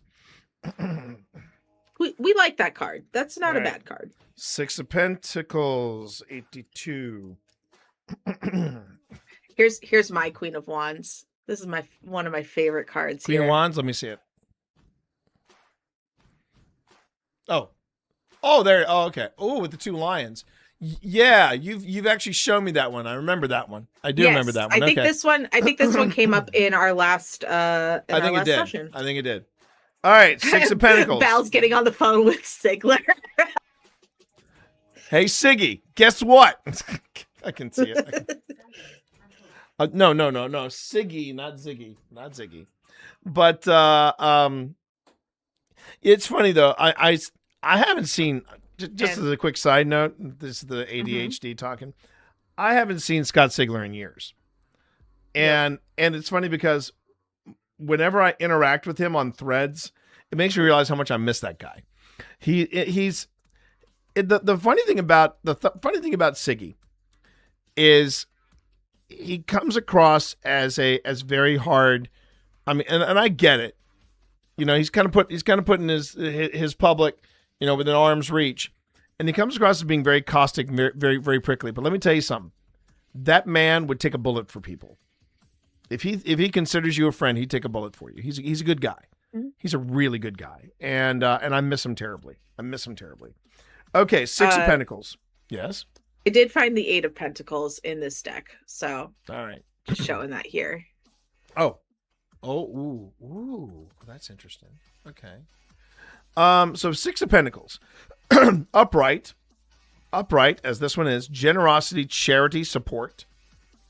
A shadowy figure generously hands out a bunch of clocks, symbolizing the balance of giving and receiving. The Six of Pentacles represents generosity, charity, and the flow of resources.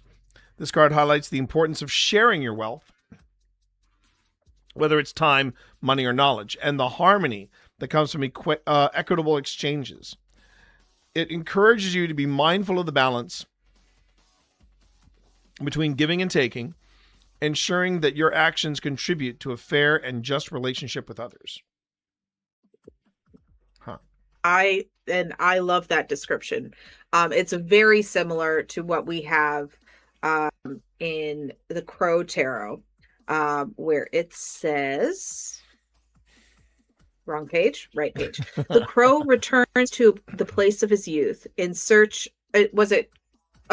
Pentacles, not cups. Pentacles. The generously charitable crow happily shares a fish since he has two, and it is not worried about finding more. Although he is a compassionate crow, he is not necessarily a philanthropist, as he does not expect some form of payback, or as he does expect some form of payback in the future. The Six of Pentacles denotes a time of receiving or offering help with strings attached. It's about balance. It's about reciprocity. But it's also about the initial giving at first.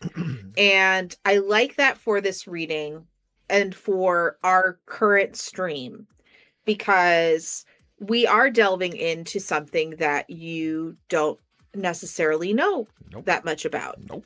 And you're also learning a lot of things just in general as you continue on your journey.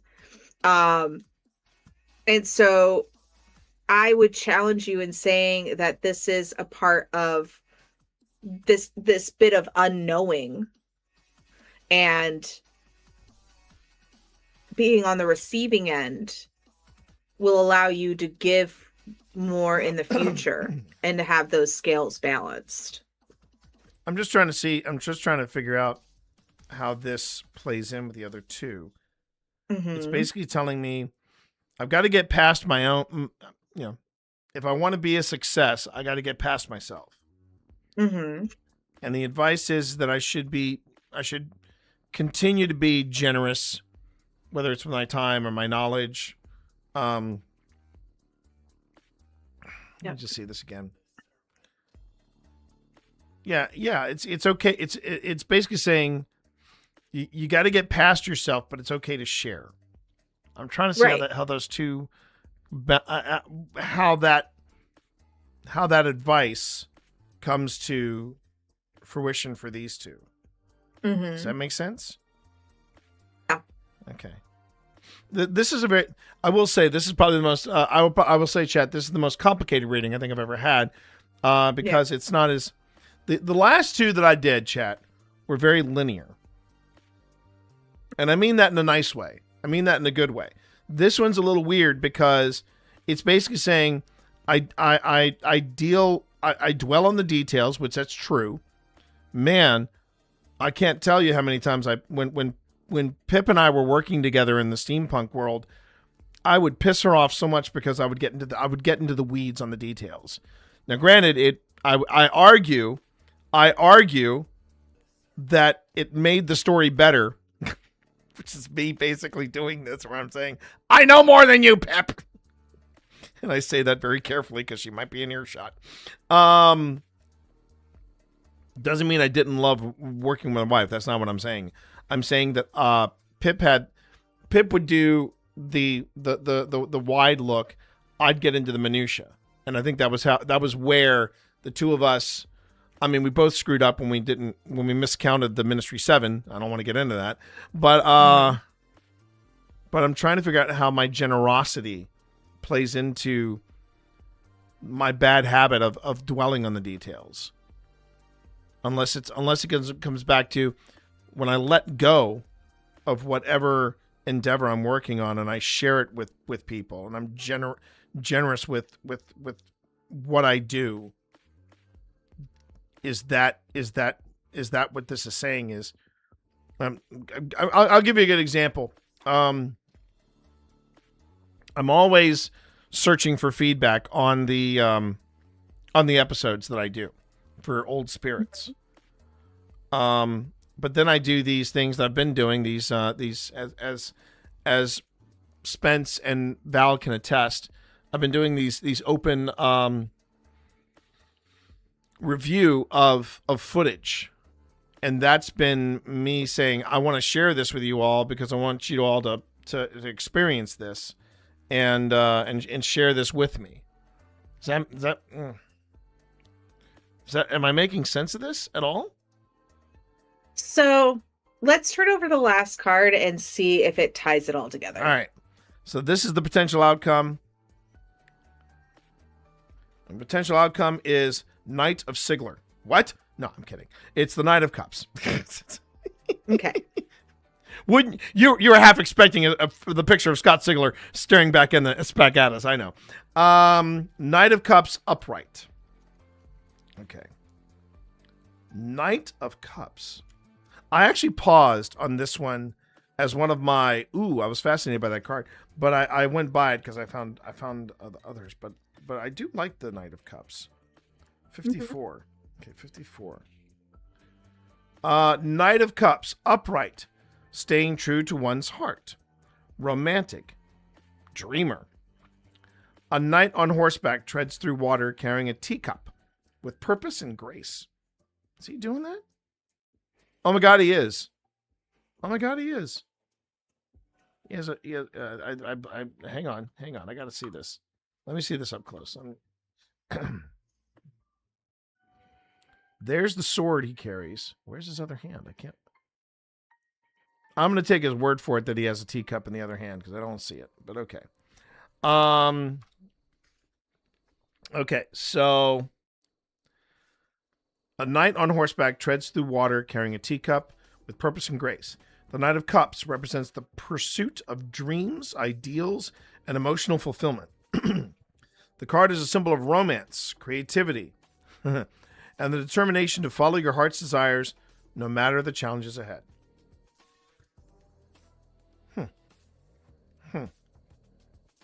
Okay.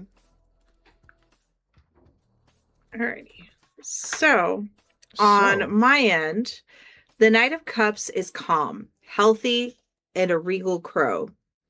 He does not charge alongside his horse, but instead he has mastered the skill of harnessing the energy needed to deliver his message calmly. The flowers that decorate his horse and the fish make a pattern in the sky to symbolize the night's gifts of creativity and intuition. He is a dreamy bird who can quickly sweep you off your feet. However, there is a tendency for this knight in shining armor to get wrapped up in his dreams. He is often unable to follow through with his plans. The Knight of Cups may enter your life as a creative thinker who will help you with a project. He may appear in your dreams or thoughts as ideas pop into your head. Pay attention to the message of this royal messenger. So, looking at this,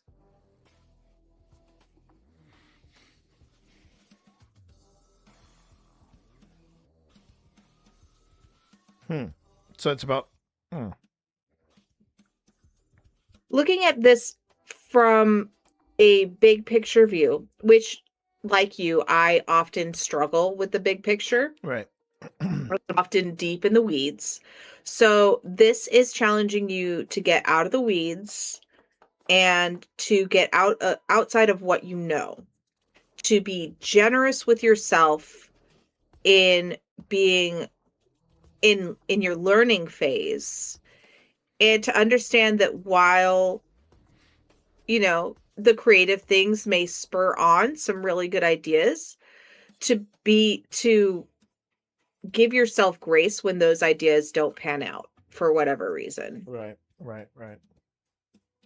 That's what I'm picking up from this reading.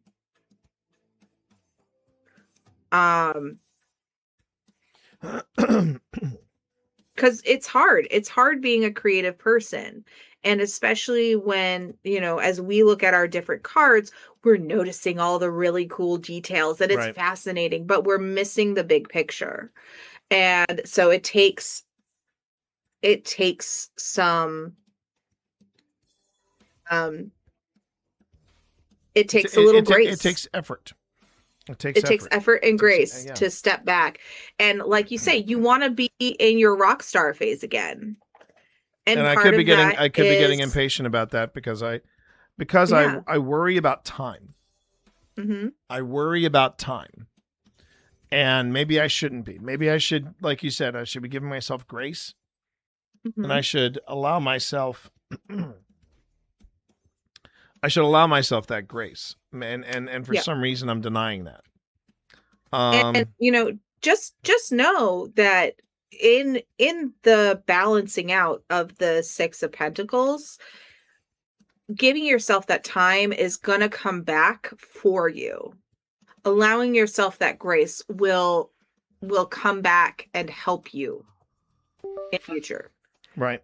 It's similar if you approach it in a negative light. If you know, the eye for an eye thing, we can perpetuate one thing or another. We get to choose what we perpetuate. We get to choose how we set the cycle. So are you choosing? So when you choose what aspects of the Queen of Wands you want to hang on to, right? And what aspects of Knight of Cups you want to invite back into you. Because the Knight of Cups was always a part of you. That was a big part of your journey. And then you had to get serious because you were a dad and you also had to work and da-da-da-da-da-da. Right. And the Knight of Cups is patient and is go with the flow, the very water sign. So let it flow back into you is the invitation. Okay. Sorry, I lost you. No. No, it's me kind of not even kind of. It's me processing this particular complicated reading. I will sometimes get readings that are absolute gibberish. And I don't want to say this is gibberish because I see where it's going. Well, let me finish. Okay. I will let you finish. And so the part of the reason that it's gibberish is because the person that I'm reading for doesn't want to look inward and does not have the spark to be like, how could this apply to me? What things have I been thinking about that am I ignoring because I don't want to believe this is true, or I don't want to examine it further? Right. So you can find what you want to take from your readings. And I say this with anybody who comes and sits at my table. You know, take what makes sense and what feels right and what resonates, and leave the rest. If you're just doing it for funsies, that works too. Well, it doesn't have to be serious. It's not like I'm. It's not like I'm questioning it or going, how dare, or anything like that. It's more about, I'm just trying to see the first two readings that I've done with you.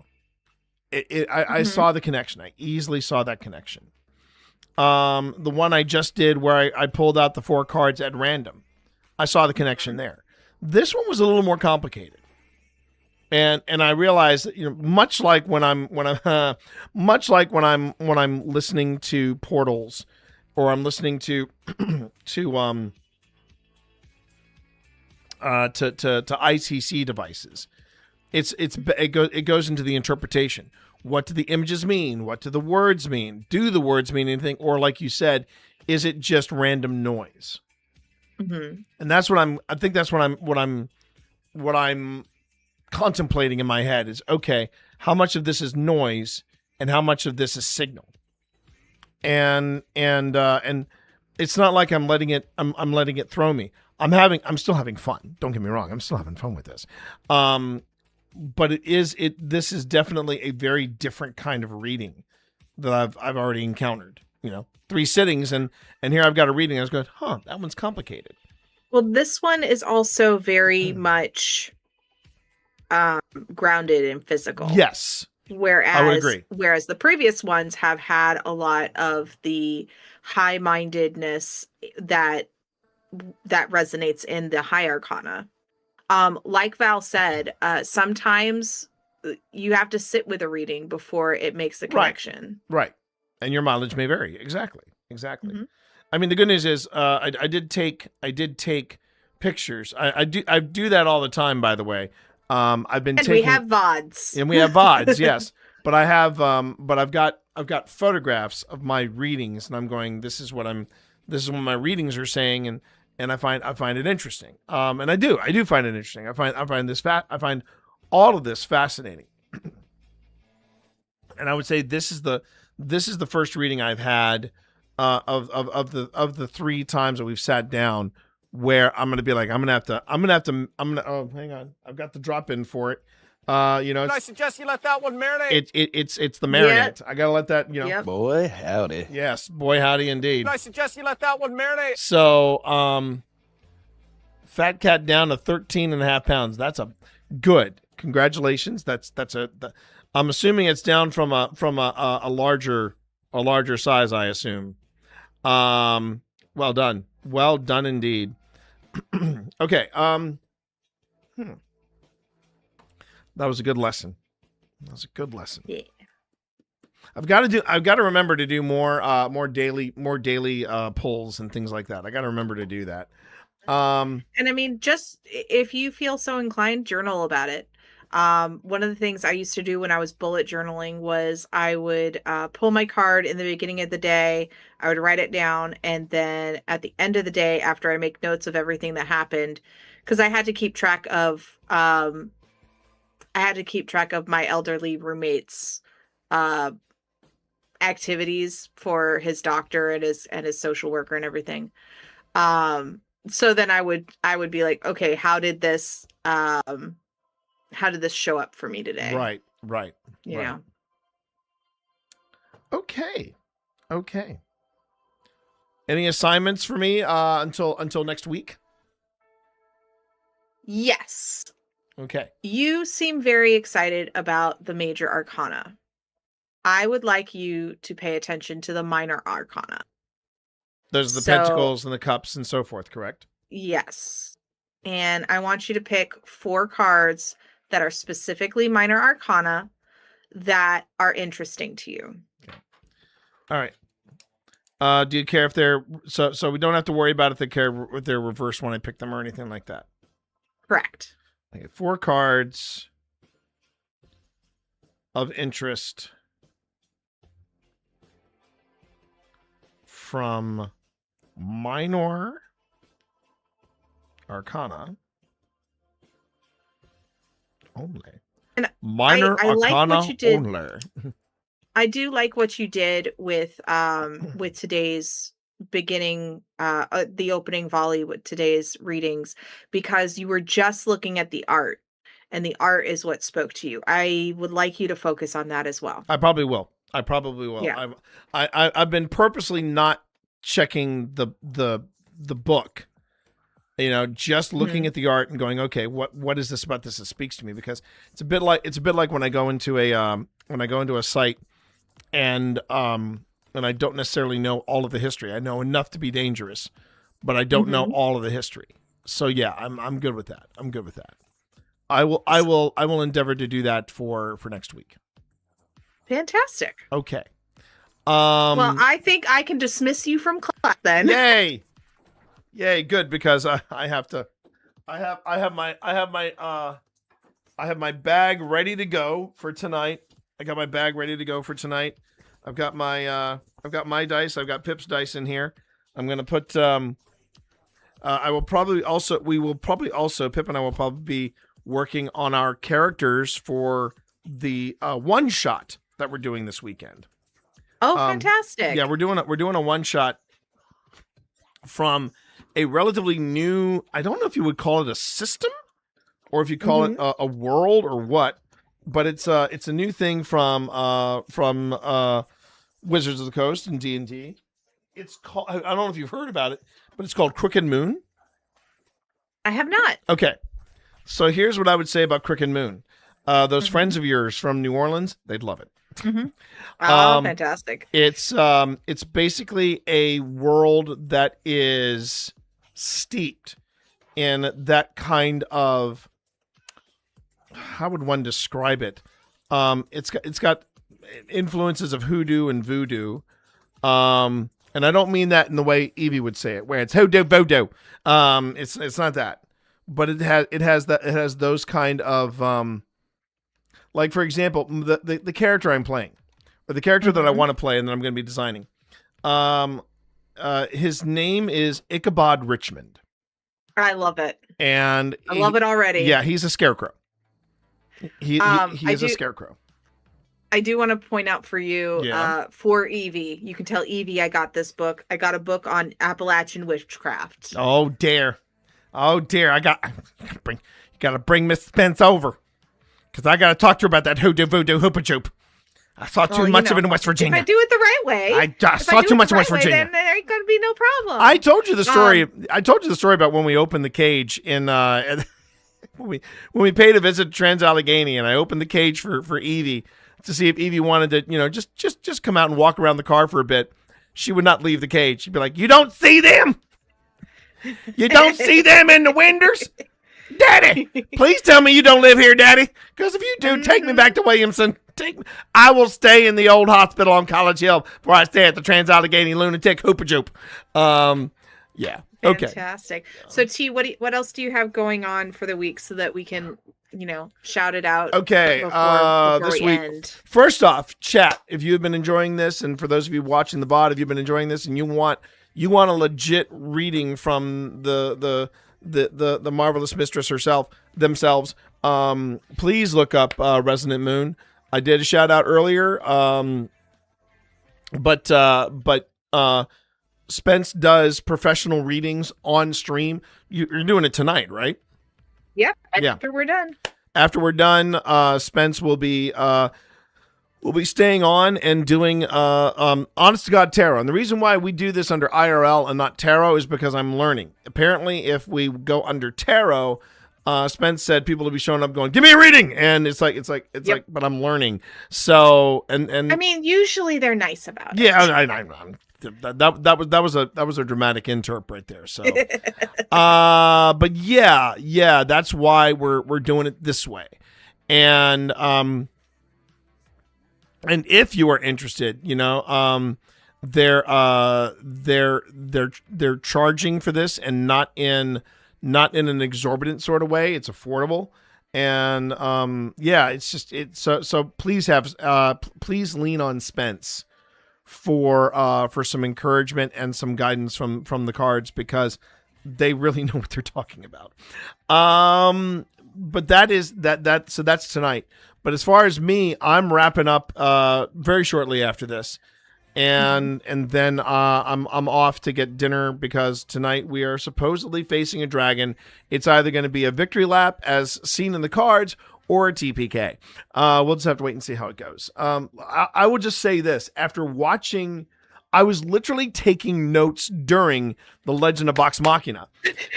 That's how stressed out I am about this thing tonight. I was taking notes, and I'm like, well, Quentin does have explosive bombs, and he does have a grease bomb, and it could be used as a lubricant. And then I'm like, Sean will think I am broken if I propose that. But if it comes to that, we just might have to, because it did work for some extent for Vox Machina. Not to give anything away. For stream, tomorrow we will be. I will be starting as close to. I've been having a really off week of starting on time. And tomorrow I actually get the mop chop, so I'm finally getting my hair cut. When I do, I'm hoping that I will be back in time to start promptly at noon. If not, I will start as close to noon as I can. But today and tomorrow we will probably be finishing up the Clover Hill Historic Village footage, because we're now currently in the schoolhouse, and I'll be looking at that. Of course, tomorrow is also a brand new Grim Gazette. So if you want to see me do weird news and paranormal debunks, then that's the place where you want to go. That is at the end of the stream on Wednesday. Thursday, again, more footage review. Chances are I might actually be working in. I'm curious if people want to see me actually put the episode together, like put in better sound and put in better camera angles and things like that. So we're going to give that a shot tomorrow, see how that goes. And then, of course, Friday is the Friday Fun Run. I play a horror or thriller style game. Currently, I am at the end of BioShock. I am near the finale of BioShock, and we may be pulling out BioShock 2 immediately afterwards. So that is where we are headed. If you ever want to do a fun horror style group game, let me know, because I think I told you about the Headliners.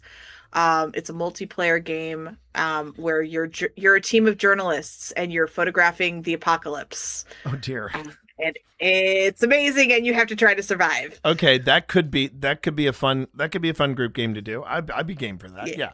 I'm always trying to keep it. I'm trying to keep it open for different for different ideas. I actually just saw someone. They are streaming under the category Hellmart, but they're not streaming the game yet. So I was curious as to what Hellmart would be. Okay, but yes, and before anybody says it, before anybody suggests it, as a promise to another mod, I think I'm gonna wait. And in October, I think I'm gonna finally pull the Band-Aid off and play the Mortuary Assistant. And I'm finally gonna play that. But the thing that makes me nervous about playing that game, chat, this game scared Phil Rossi. So I don't know if I can handle it. I've watched people play Mortuary Assistant, and it is freaking terrifying. So I haven't made any promises yet. Anyway, okay, chat. Then let's go on ahead and let's say again, thank you, Spence. Love you dearly. My pleasure. And we will talk later. Okay. All right, sounds good. Bye, Tease Chat. Okay. We are out. We are out and we are clear, and I'm gonna just go on ahead and take care of the shared chat and all that stuff. I want to make sure Spence is on my. Are they on my list? They are on my list. Oh, add to favorites. There it is. Add to favorites. Boop. Okay, I've added them to favorites. I want to end the collaboration. And don't tell Spence, but I think we're gonna raid them because they are still doing tarot stuff. Let me get out of here.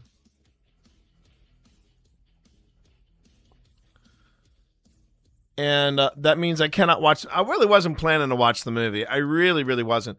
In fact, if I'm going to go see any movie, the one I want to see, believe it or not, the one I want to see is Iron Lung. I really want to see Iron Lung because today, a writer that I really respect, and is just an all around good guy, Chuck Wendig. When Chuck Wendig blogs about something that you do, you struck a chord. And he didn't just blog about Iron Lung. He blogged with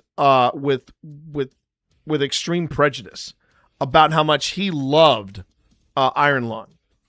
And I just find that Chuck is one of those people that's very, very, very hard to please when it comes to nerdy, geeky kind of stuff. But man, he couldn't say a bad thing. Well, he did say, yes, it's low budget. Yes, it's this. Yes, it's kind of janky. But then he turns around and he goes, but Markiplier, that guy's got some filmmaking chops. And for Chuck Wendig to say that about you, I mean, in my opinion, Markiplier should take. Now, granted, I'll be the first one to say it. I got major Steam and Undies and hero worship over. I suggest you let that one marinate. Over. Oh, yes, you should let that marinate. Over Chuck Wendig. Hail to the king, baby. I love me some Chuck Wendig. I've always loved me some Chuck Wendig. I've enjoyed his books, but I've always loved his blog. And I would love to be able to do something that would gain his attention and say, go ahead and check this out. But when Chuck Wendig talks about how good he thought your movie was and how he wished there was more movies like it, in that it was weird as hell, especially near the end. My thoughts are, okay, this is a good movie. This is a very, very good movie. And I'd love to see it. I would absolutely love to see it. As far as Mortuary Assistant goes, I mean, I saw the trailer and if you like old school Alien and older sci-fi movies with the slow build up, yes, exactly. Mortuary Assistant, when I looked at the trailer for that, I wasn't picking up the vibe on that. I really wasn't picking up the vibe on it. It just felt like, I'm not 100% sure on that one. But what I am sure of is that we have a brand new follow from Kymond. And Kymond, thank you very much for that follow. I appreciate it. There we go. Kymond, I hope you're. Yeah, I appreciate it. Also, thank you very much, Pods of War. Pods of War is following me, and bless their cotton socks. I have, man, I'm pleasantly surprised the Pods of War remembers me.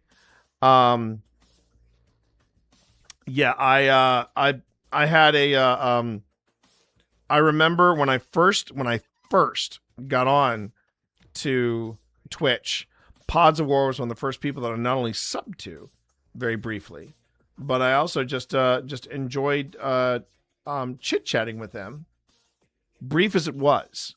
And I noticed that they are starting to stream again. So hopefully we'll be seeing more. Thank you very much for that. You know, I appreciate you popping out a lurk to say hey. Thank you, Kai. And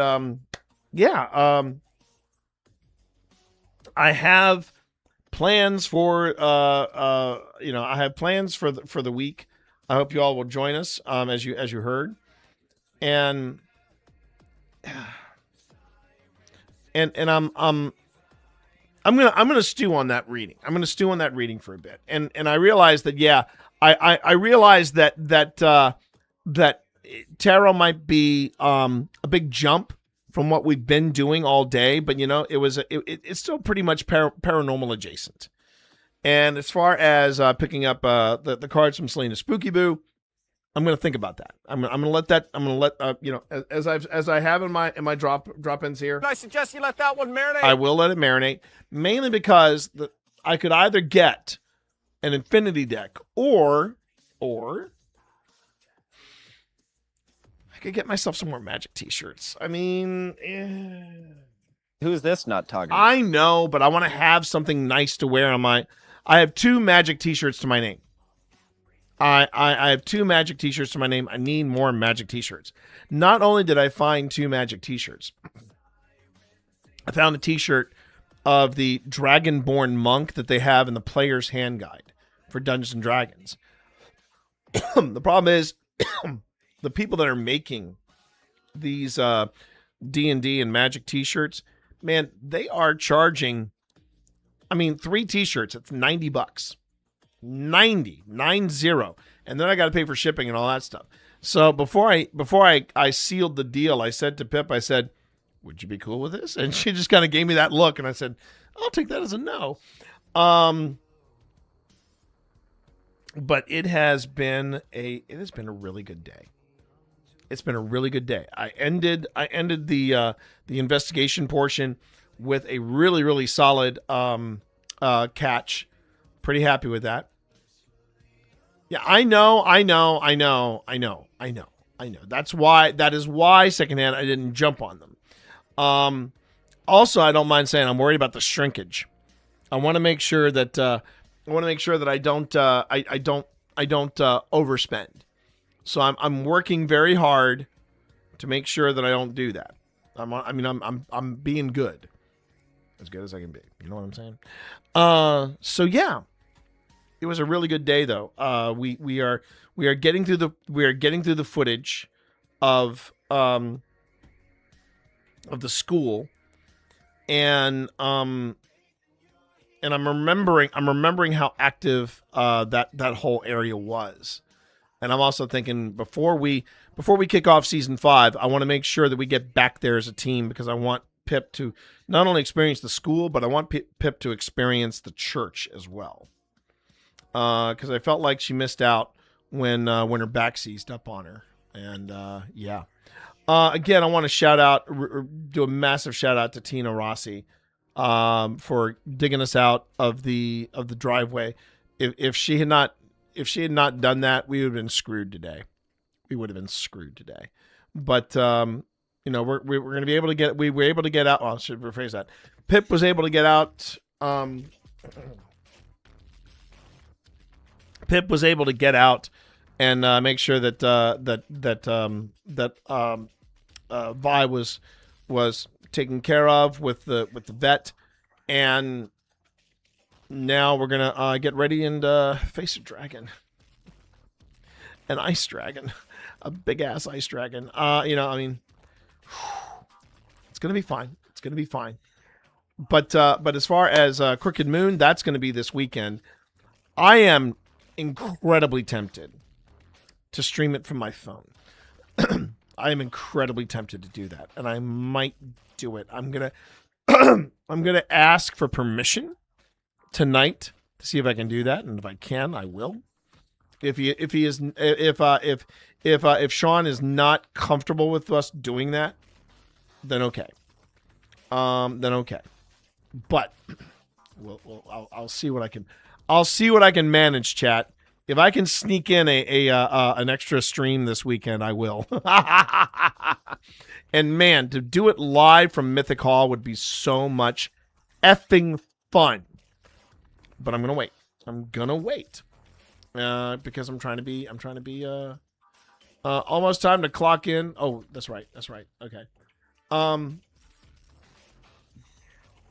So again, we're gonna go ahead. We're gonna raid Spence. We are gonna raid Spence, and then you're gonna take in as much tarot as you can, because Spence is awesome.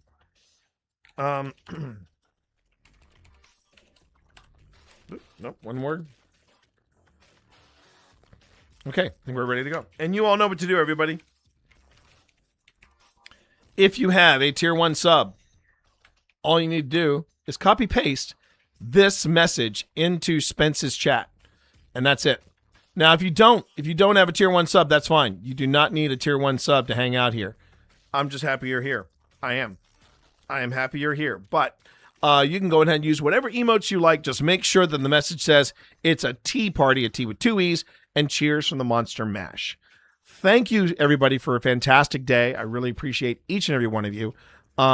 You are what makes the Monster Mash happen, and it means a massive crap ton to me for that. Tomorrow I'll be back, hopefully on time.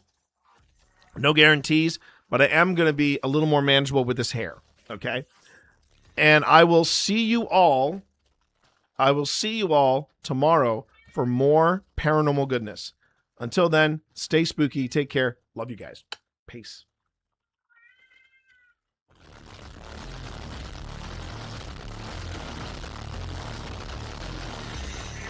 Yeah!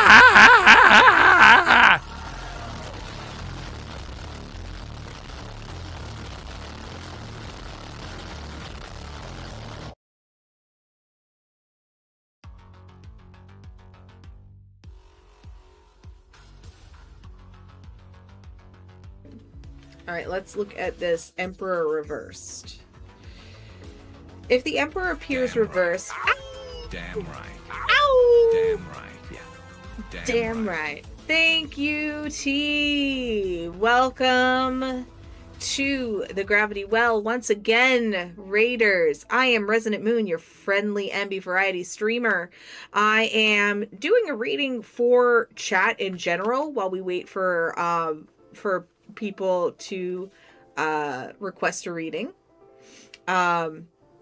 So if you have not met me before, welcome in. I am Resident Moon, your friendly MB variety streamer. I do tarot, I do crafting, I do gaming, I do work and lurks.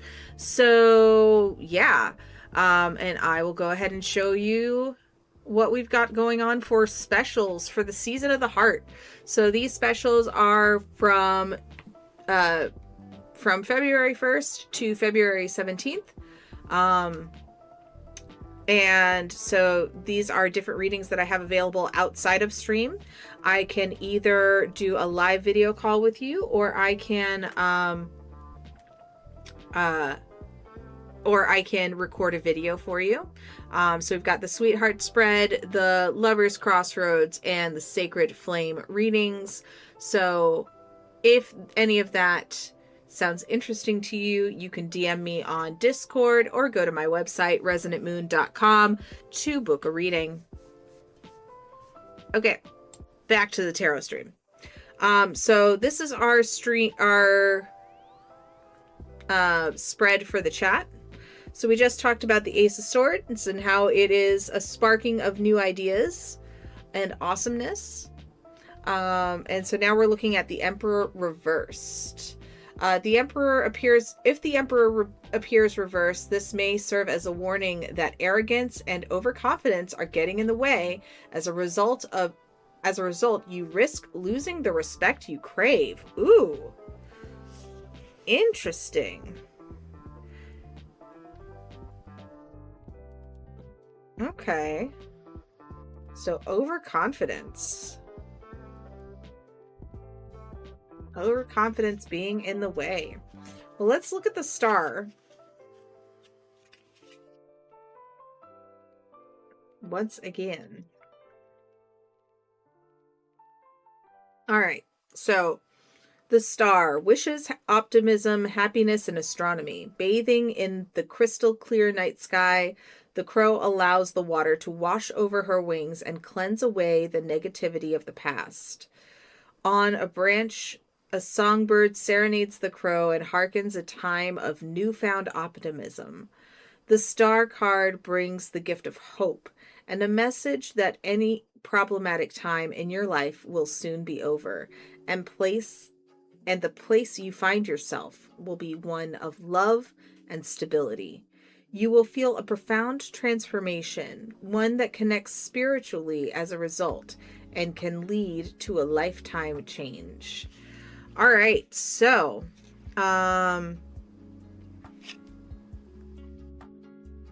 So what's in the way is overconfidence, maybe feeling like you're overconfident, and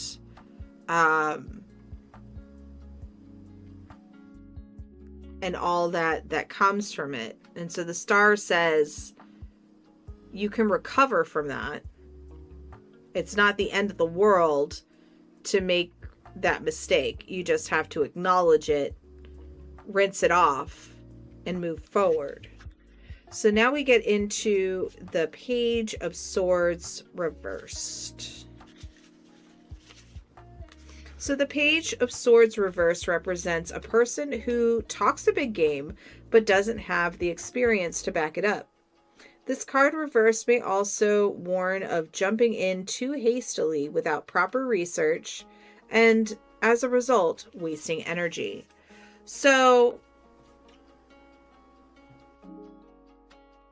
setting realistic boundaries when it comes to starting something new. So somebody who needs this message, you've got a lot of new ideas coming in, which is amazing, but going in overconfident can turn people off from you. So shake it off and be advised not to bite off more than you can chew. If the project seems too far out of scope of your skill set, acknowledge that and make sure that you are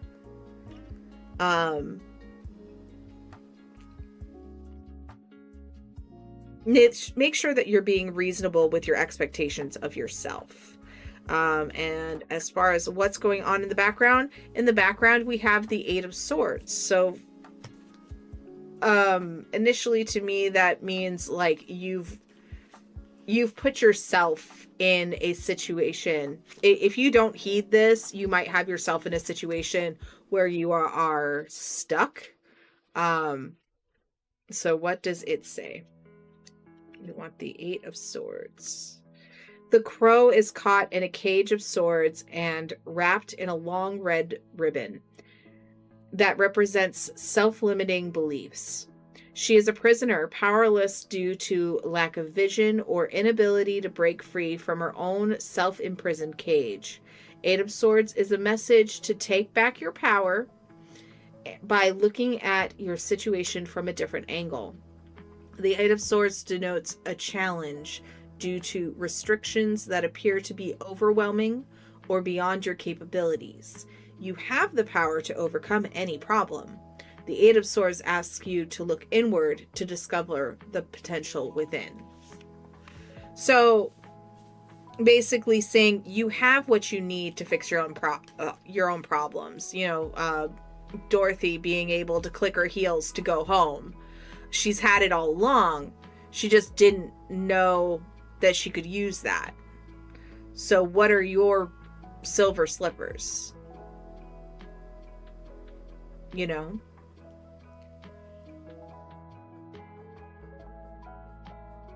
Yeah. I feel pretty confident that this was meant for somebody. I don't know who, but I hope it serves you well. And if you're watching this on your on the VOD and you're like, "Oh my god, that's me." You're welcome.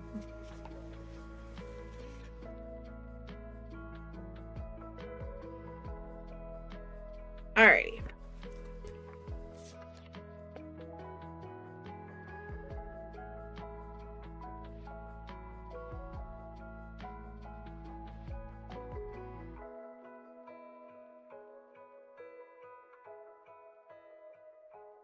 So I think what I'm going to do, since everybody's being delightful and probably, you know, taking a stretch break, I'm also going to take a stretch break.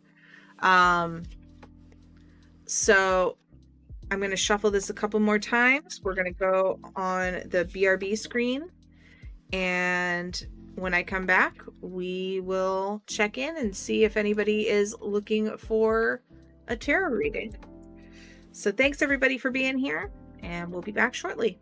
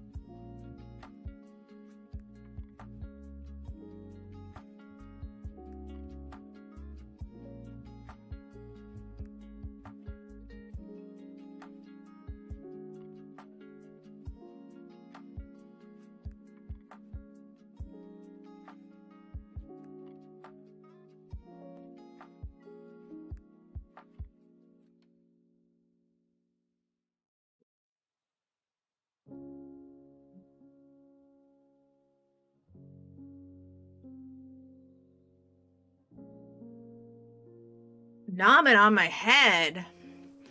Nomming on my head. What's all that about, Neko? Why are you nomming on my head? Nom nom. Do do do do do. Okay. So, what I'm gonna do, because I still have work to do. But welcome in, and thank you for redeeming the hello mushrooms.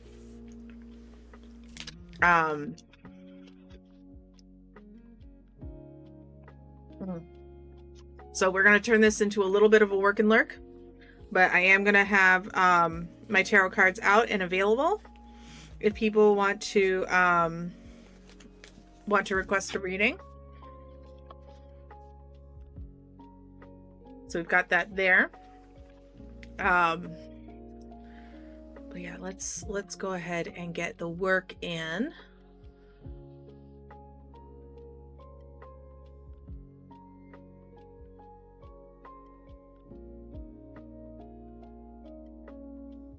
Okay. We may even be blessed with a cat, but at this point, I do still have work to do. So we're going to turn this into a tarot work and lurk.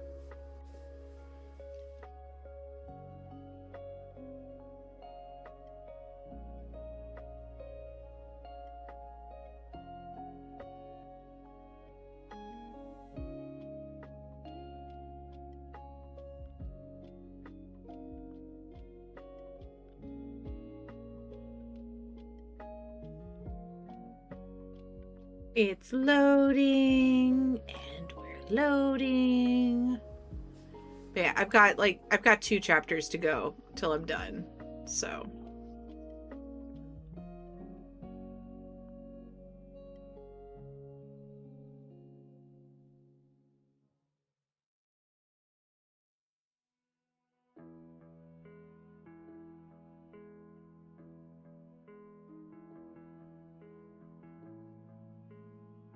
but how's everybody doing? Y'all hanging in there?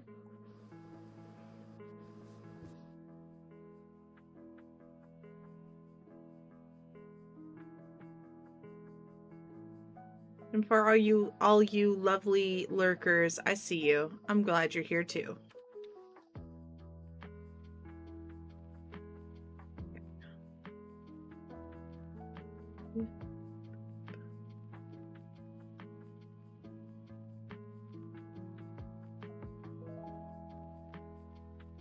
Yeah, I've got 2 chapters and the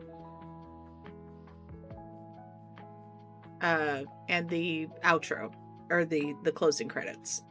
But you all are free to request a reading, and I will pause what I'm doing and do the reading.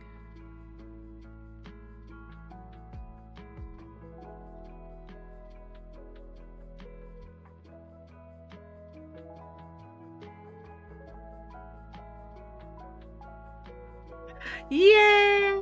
You should be able to have enough points. Tarot Tuesday is only 300 points, so as long as you're a follower, you should have earned it by now for sure.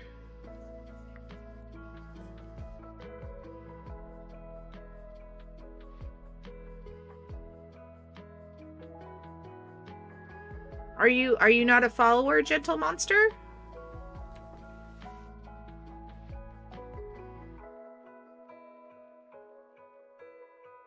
Okay, so you should have channel points then. Because the Tarot Tuesday, you have 200.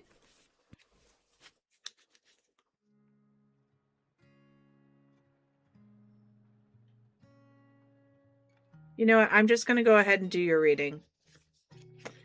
Because that's very silly.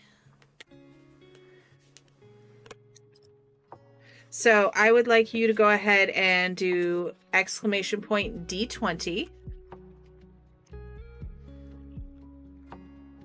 Thank you so much for waiting patiently. I appreciate it.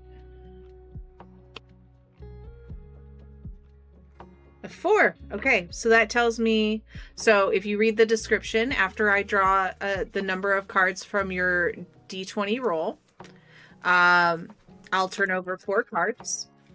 The 4 cards represent the present situation, the obstacle, any advice or opportunities, and potential outcome.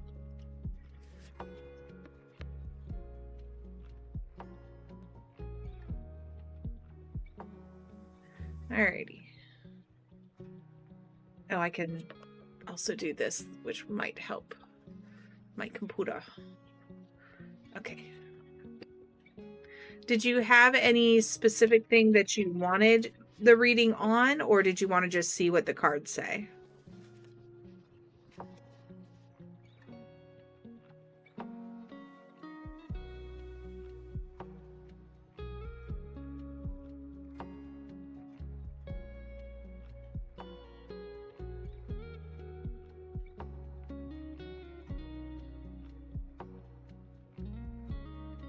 Are they going to change or are they going to heal? Neko, not while I'm tarot reading.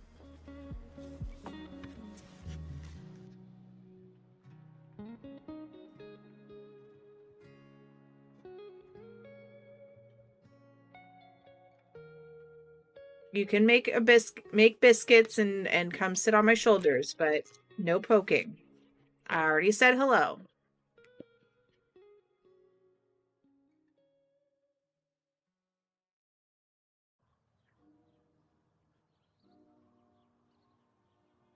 Alrighty, so 1, 2, 3, 4. We're gonna put those to the side. Okay.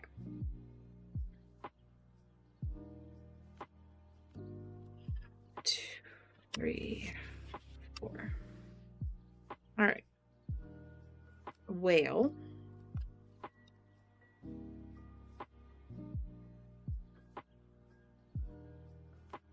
Are they going to change or are they going to heal? So looking at this initially, so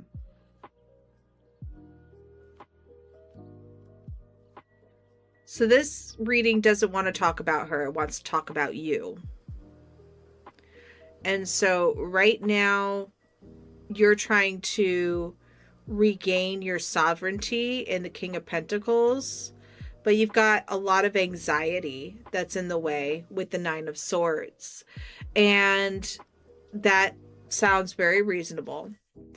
It's asking you to focus on your own emotions as opposed to your ex's, because you're going through some things too. And while yes, you still have things to you still have good things going on in your life, it's okay to grieve. It's okay to feel whatever feelings come up with regards to your ex.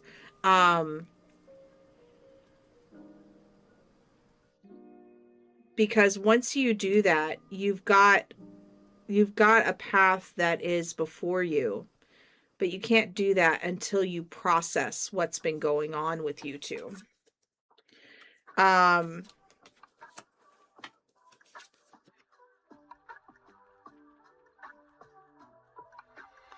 So it doesn't look like she's going to change. With the Queen of Wands, we were just talking about the Queen of Wands in the previous segment.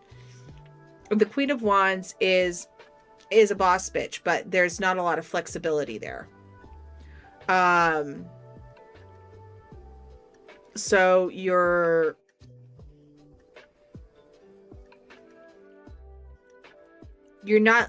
not likely going to see some change. You can try to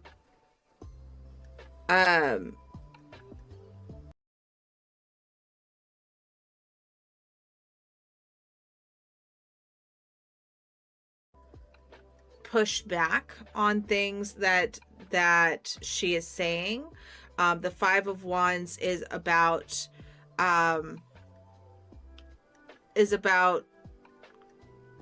constructive criticism and competition.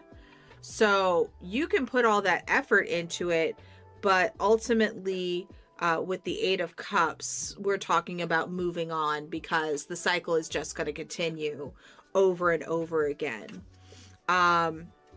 Your words do have power with the Magician.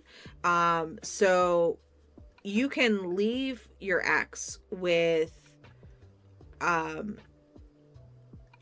whatever wisdom that you feel compelled to tell them, but ultimately their life is no longer your concern. In the background, you have some excellent things waiting for you with the Nine of Pentacles, sitting in abundance after working really hard to get there. You just have to let go of the hang up. And work through the emotions that you're going through, because it's not serving you. Okay.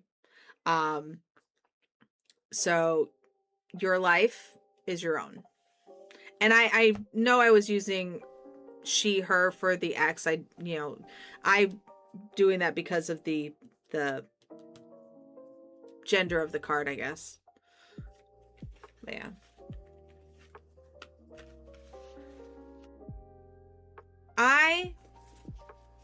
I think you need to sit with that, because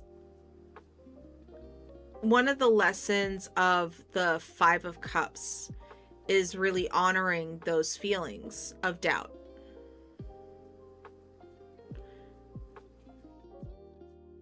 I mean, so you can definitely, you can still care about a person after the romance is gone. But if they aren't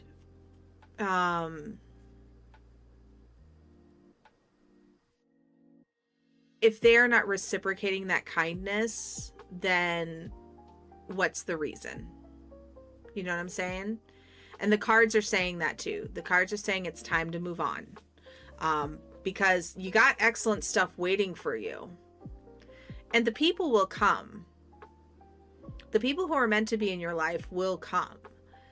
You just have to be patient with it and go through that, all the processes of, human experience.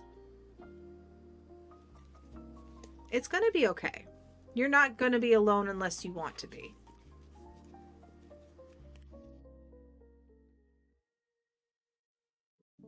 But thank you for requesting a reading. I'm glad I was able to get it in, even though the channel points were being dumb and not getting you to 300, even though you should have, a while ago. Okay, Neko, now you can poke me, now that I'm done with the reading.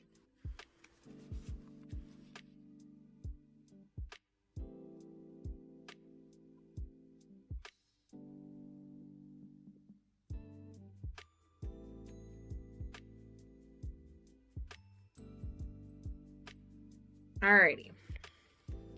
If there's anybody else who has been waiting for a reading, you can go ahead and do exclamation. You can go ahead and redeem the channel points, or do a donation, or tip biddies, or do a subscribe, and I will do a reading for you.